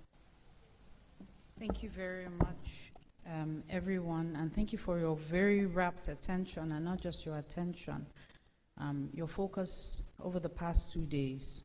We've said a lot to each other in the past 2 days. We've covered ground. We have reached points where we said yes, and we reached points where we were totally depressed and overwhelmed, and we wondered how we could solve some of these problems. The first step is that you showed up. That is a step towards the solution of the problems that we've been seeking to resolve. My first thanks goes to our critical partners, Dr. Oji Obonaya Oji, the Executive Secretary of NATI, who for 7 consecutive iterations of this conference has wholeheartedly partnered with us. Also, the Honorable Minister of Mines and Steel Development, Mr. Dele Alake, while he wasn't here in person, he ensured at all times that his very personal advisors were in the room and have been taking copious notes. What do I like about Mr. Alake? He's sincere. I can't say that about a lot of Nigerian politicians, and that's true. Would like to thank our partners. First of all, every single person sitting in this room has been a worthy partner, and I'd just like for you all to first of all give yourselves a round of applause. We'd like to thank our partners, ISODEC. ISODEC did not just say, Global Rights, look, you're a partner, we love you, you work in Ghana, we work in Nigeria. They are very demonstrative in partnership of what partnership should be between civil society. If you have one good partner in civil society, you are blessed. So when I say my thank yous to God in this sector, ISODEC is one of them. Thank you so, so much, Mr. Sam. Especially this day 2 was also financially supported with funds from ISODEC. So it wasn't just like global rights funding covered this entirely. It's also largely from ISODEC for day 2 of this event. I'd like to thank the co-chairs of the Federation of Nigerian Mining Host Communities, Mr. Abibu Shishi and Dr. Tokwe Olaifa, who work tirelessly, and all members of the steering committee of the Federation of Nigerian Mining Host Communities. You make our work worthwhile. We work with human beings all the time. The best part of the work we do are people.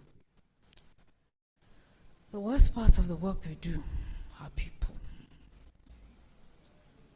It's true now, you are all old enough now, you work. The easiest part, the parts that make it worthwhile is people. The parts that make it difficult is people.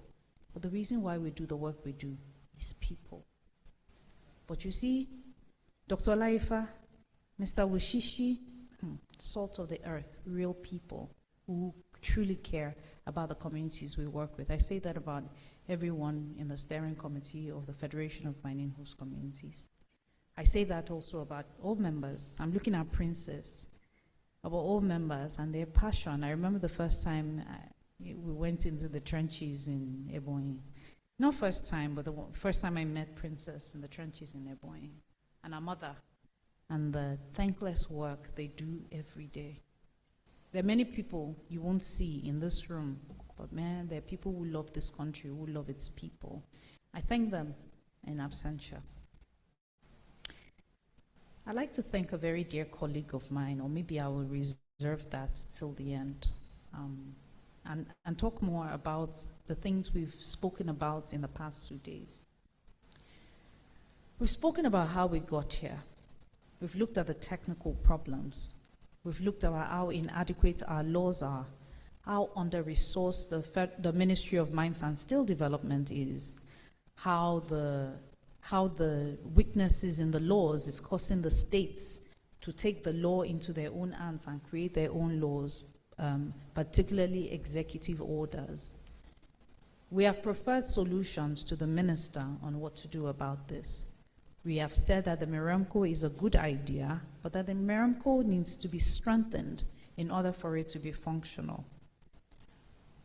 We have looked at the issue of people who take licenses and then do not use them and rather rent them out. We've spoken extensively, whether we all realized it or not, there was a consistent race mentioned in this room, Chinese miners and their invasion of our country, and the need to ensure we take them back.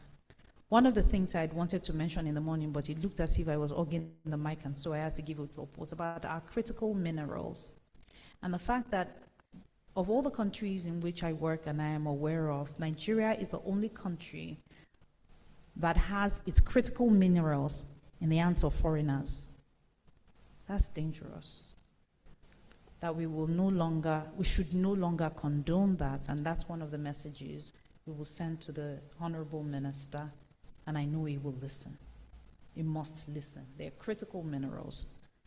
We spoke about how it's also endangering our communities, and this morning I was so overcome with grief just listening about how now we have lost Shakira. Mr. Kotokoshi, I'm so afraid to ask you about Anchor at this material point in time. We spoke about how climate change is upon us, and about energy transition, and about whether Nigeria likes it or not. We need to begin to think in those directions. All the things we spoke about today is a lot of work, but it's work that must be done, and work that lies on each of our shoulders. It can be done.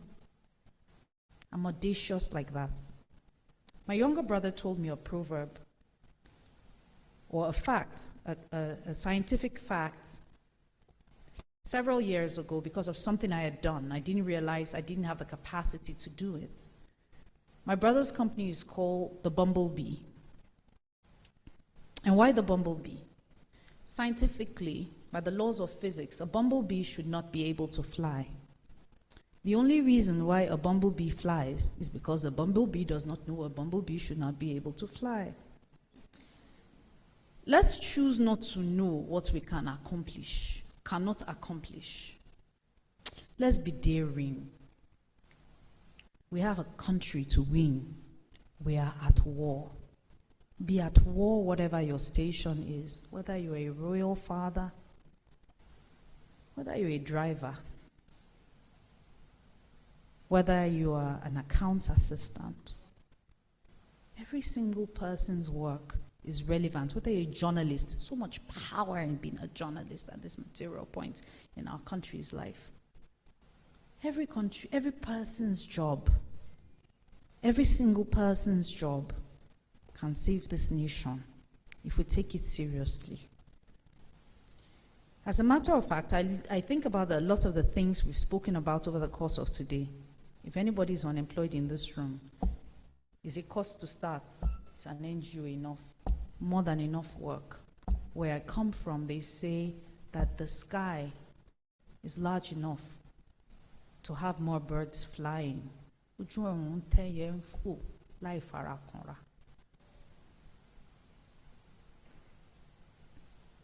I'm passionate about this country. That's not in doubt.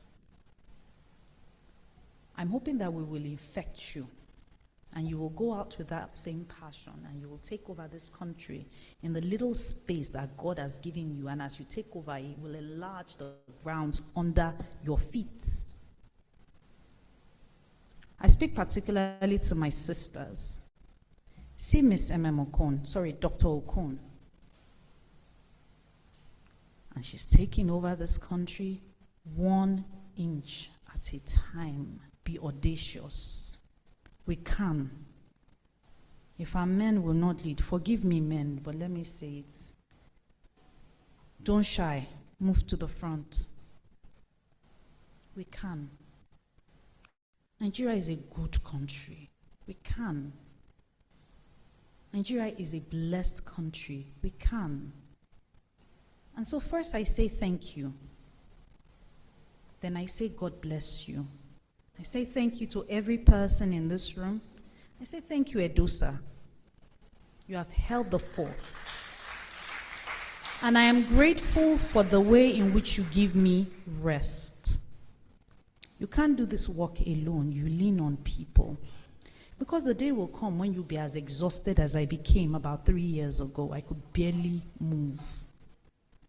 I could barely get out of bed. Just every day. You wake up and there's a fresh problem in this country, but there are people who stand with you. Edusa, God bless you.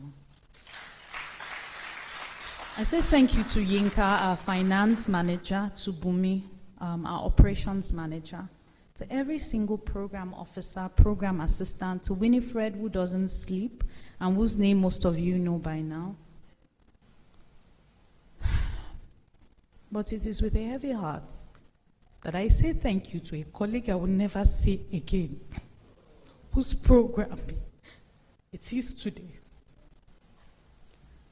This would have been organized by Kenneth, who most of you know.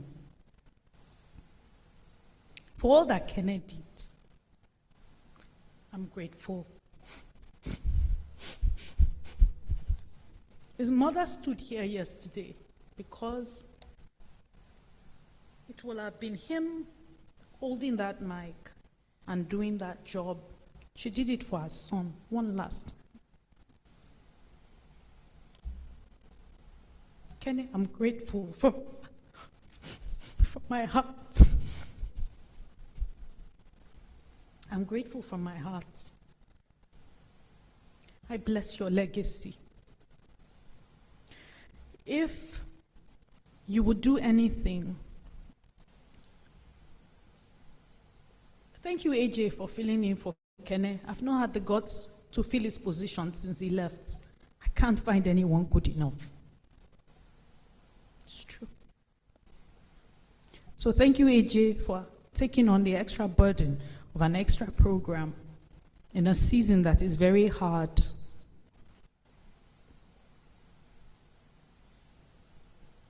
If we will all honor the work that Kenneth did in this organization and the work of people who have gone ahead of him, Shema did the Shakira work with me for several years. I thought I saw her in the room just now. She stepped out, but she's back. Thank you, Shema, for the work you've done. Shema, from Mina to Shakira, 8 hours journey, no road, between Mina and Shakira. 8 hours coming back, 9 hours if it's raining. We've lost Shakira. Don't let us lose this nation. I don't agree with the new national anthem, by the way, but I still believe in us making a pledge to this nation. Please, let's rise up for the pledge.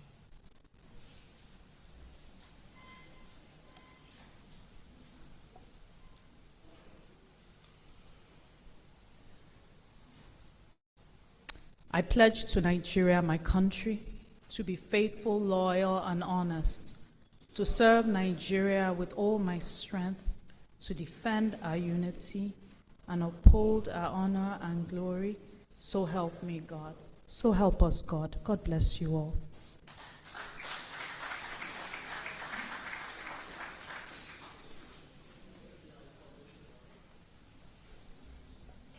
Ladies and gentlemen, for those of us that came in from within Abuja, just before you go, you will meet the secretariats outside there. Please meet them to just fill some forms for us. And everyone, please collect your meal ticket before you go to the restaurant. For those that came in from outside Abuja, please, you will meet the other secretariats. Where? Okay, meet them at the back there. Those that came from outside Abuja, meet them at the back there. Please, if you came by flight, please give them your boarding pass, boarding passes, and then your airport taxi receipt. And those that came by road, equally meet them there as well. Thank you so very much. Please collect your meal tickets before you go to the restaurant. Thank you.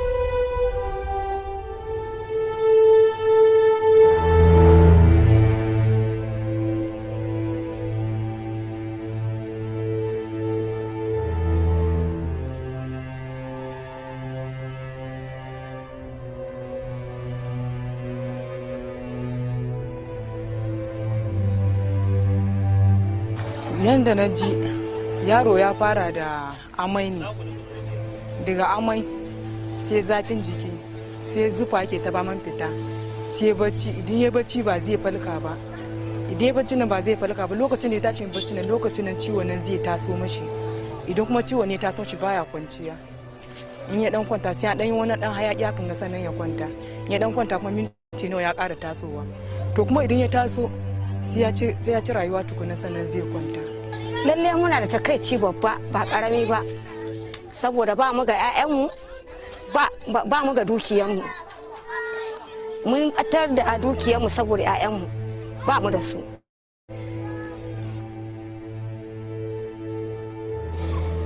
To yadda ta fara ta soma da sanyin jiki ne, jikin sai ya ɗauki sanyi gaba ɗaya, da abin ya zo ta yi kamar za ta yi bacci sai abin ya ɗauka, da ya ɗauka shine ta kama abin gannan kwambasha ɗin nan, shine da muka ga haka muka yi fama abin bai kawo sauki ba, shine sai muka je waje mai gargajiya ya dan ba mu wani dan taimako ta dan samu sauki. Tun da suka dawo abubuwan da yana halbawa kadan. Ai wannan ba za a rasa ba, tunda dai kana dariya da mutum, kana yawan ganin mutum, kana jin daɗi, kana dariya da shi, kana ba shi abinci, yana ce adadi ne ka yi bakin ciki da shi ka ga yau ba shi, kuma tunda ka rike ka ganshi hannu ka goyo ka waye gari baka ganshi, adadi ne zaka ji bakin ciki.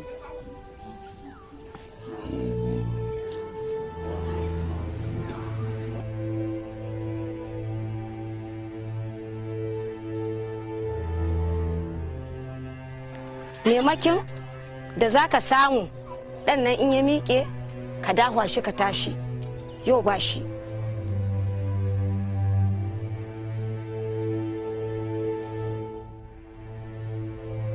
Aka ce za a taimaka mana, a zo a koma, ba mu dai zuciya ba, ka san mai haƙuri na tare da samu.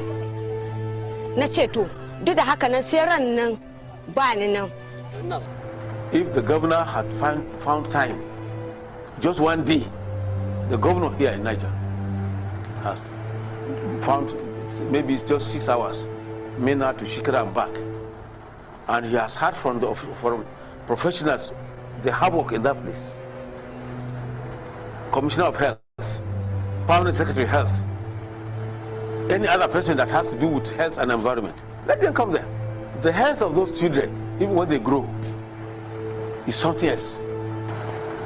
Our call, both the Emir, the Emirate Council, the local government, is that governments, not just a government, federal, state, and even the local government at this level, should come together and face this menace.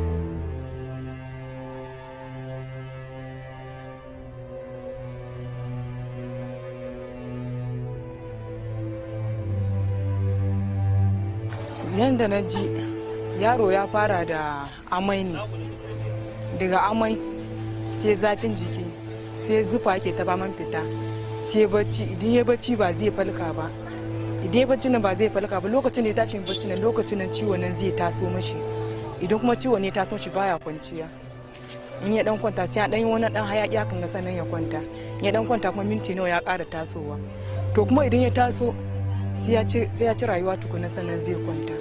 Lalle muna da takaici babba ba karami ba, saboda ba mu ga 'ya'yanmu ba mu ga dukiyarmu, mun ɓatar da dukiyarmu saboda 'ya'yanmu ba mu da su.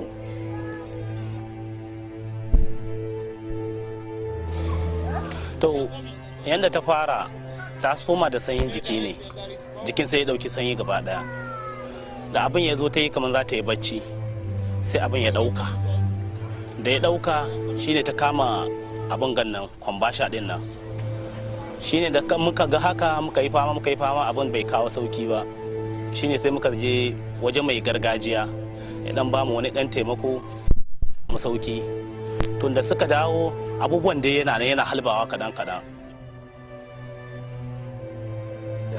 Ai wannan ba za a rasa ba, tunda dai kana dariya da mutum, kana yawan ganin mutum, kana jin daɗi, kana dariya da shi, kana ba shi abinci, yana ce adadi ne ka yi bakin ciki da shi ka ga yau ba shi, kuma tunda ka rike ka ganshi hannu ka goyo ka waye gari baka ganshi, adadi ne zaka ji bakin ciki.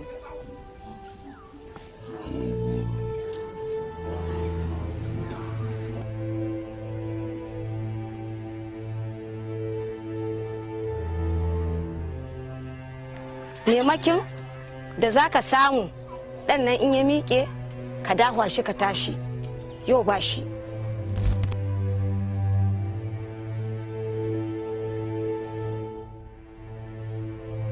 Aka ce za a taimaka mana a zo a koma ba mu dai zuciya ba, ka san mai haƙuri na tare da samu. Na ce to duk da haka nan sai ran nan ba ni nan. If the governor had found time, just one day, the governor here in Niger has found, maybe it's just 6 hours, Mena to Shikra and back. And he has heard from professionals the havoc in that place. Commissioner of Health, Permanent Secretary of Health, any other person that has to do with health and environment, let them come there. The health of those children, even when they grow, is something else. Our call, both the Emir, the Emirate Council, the local government, is that governments, not just a government, federal, state, and even the local government at this level, should come together and face this menace.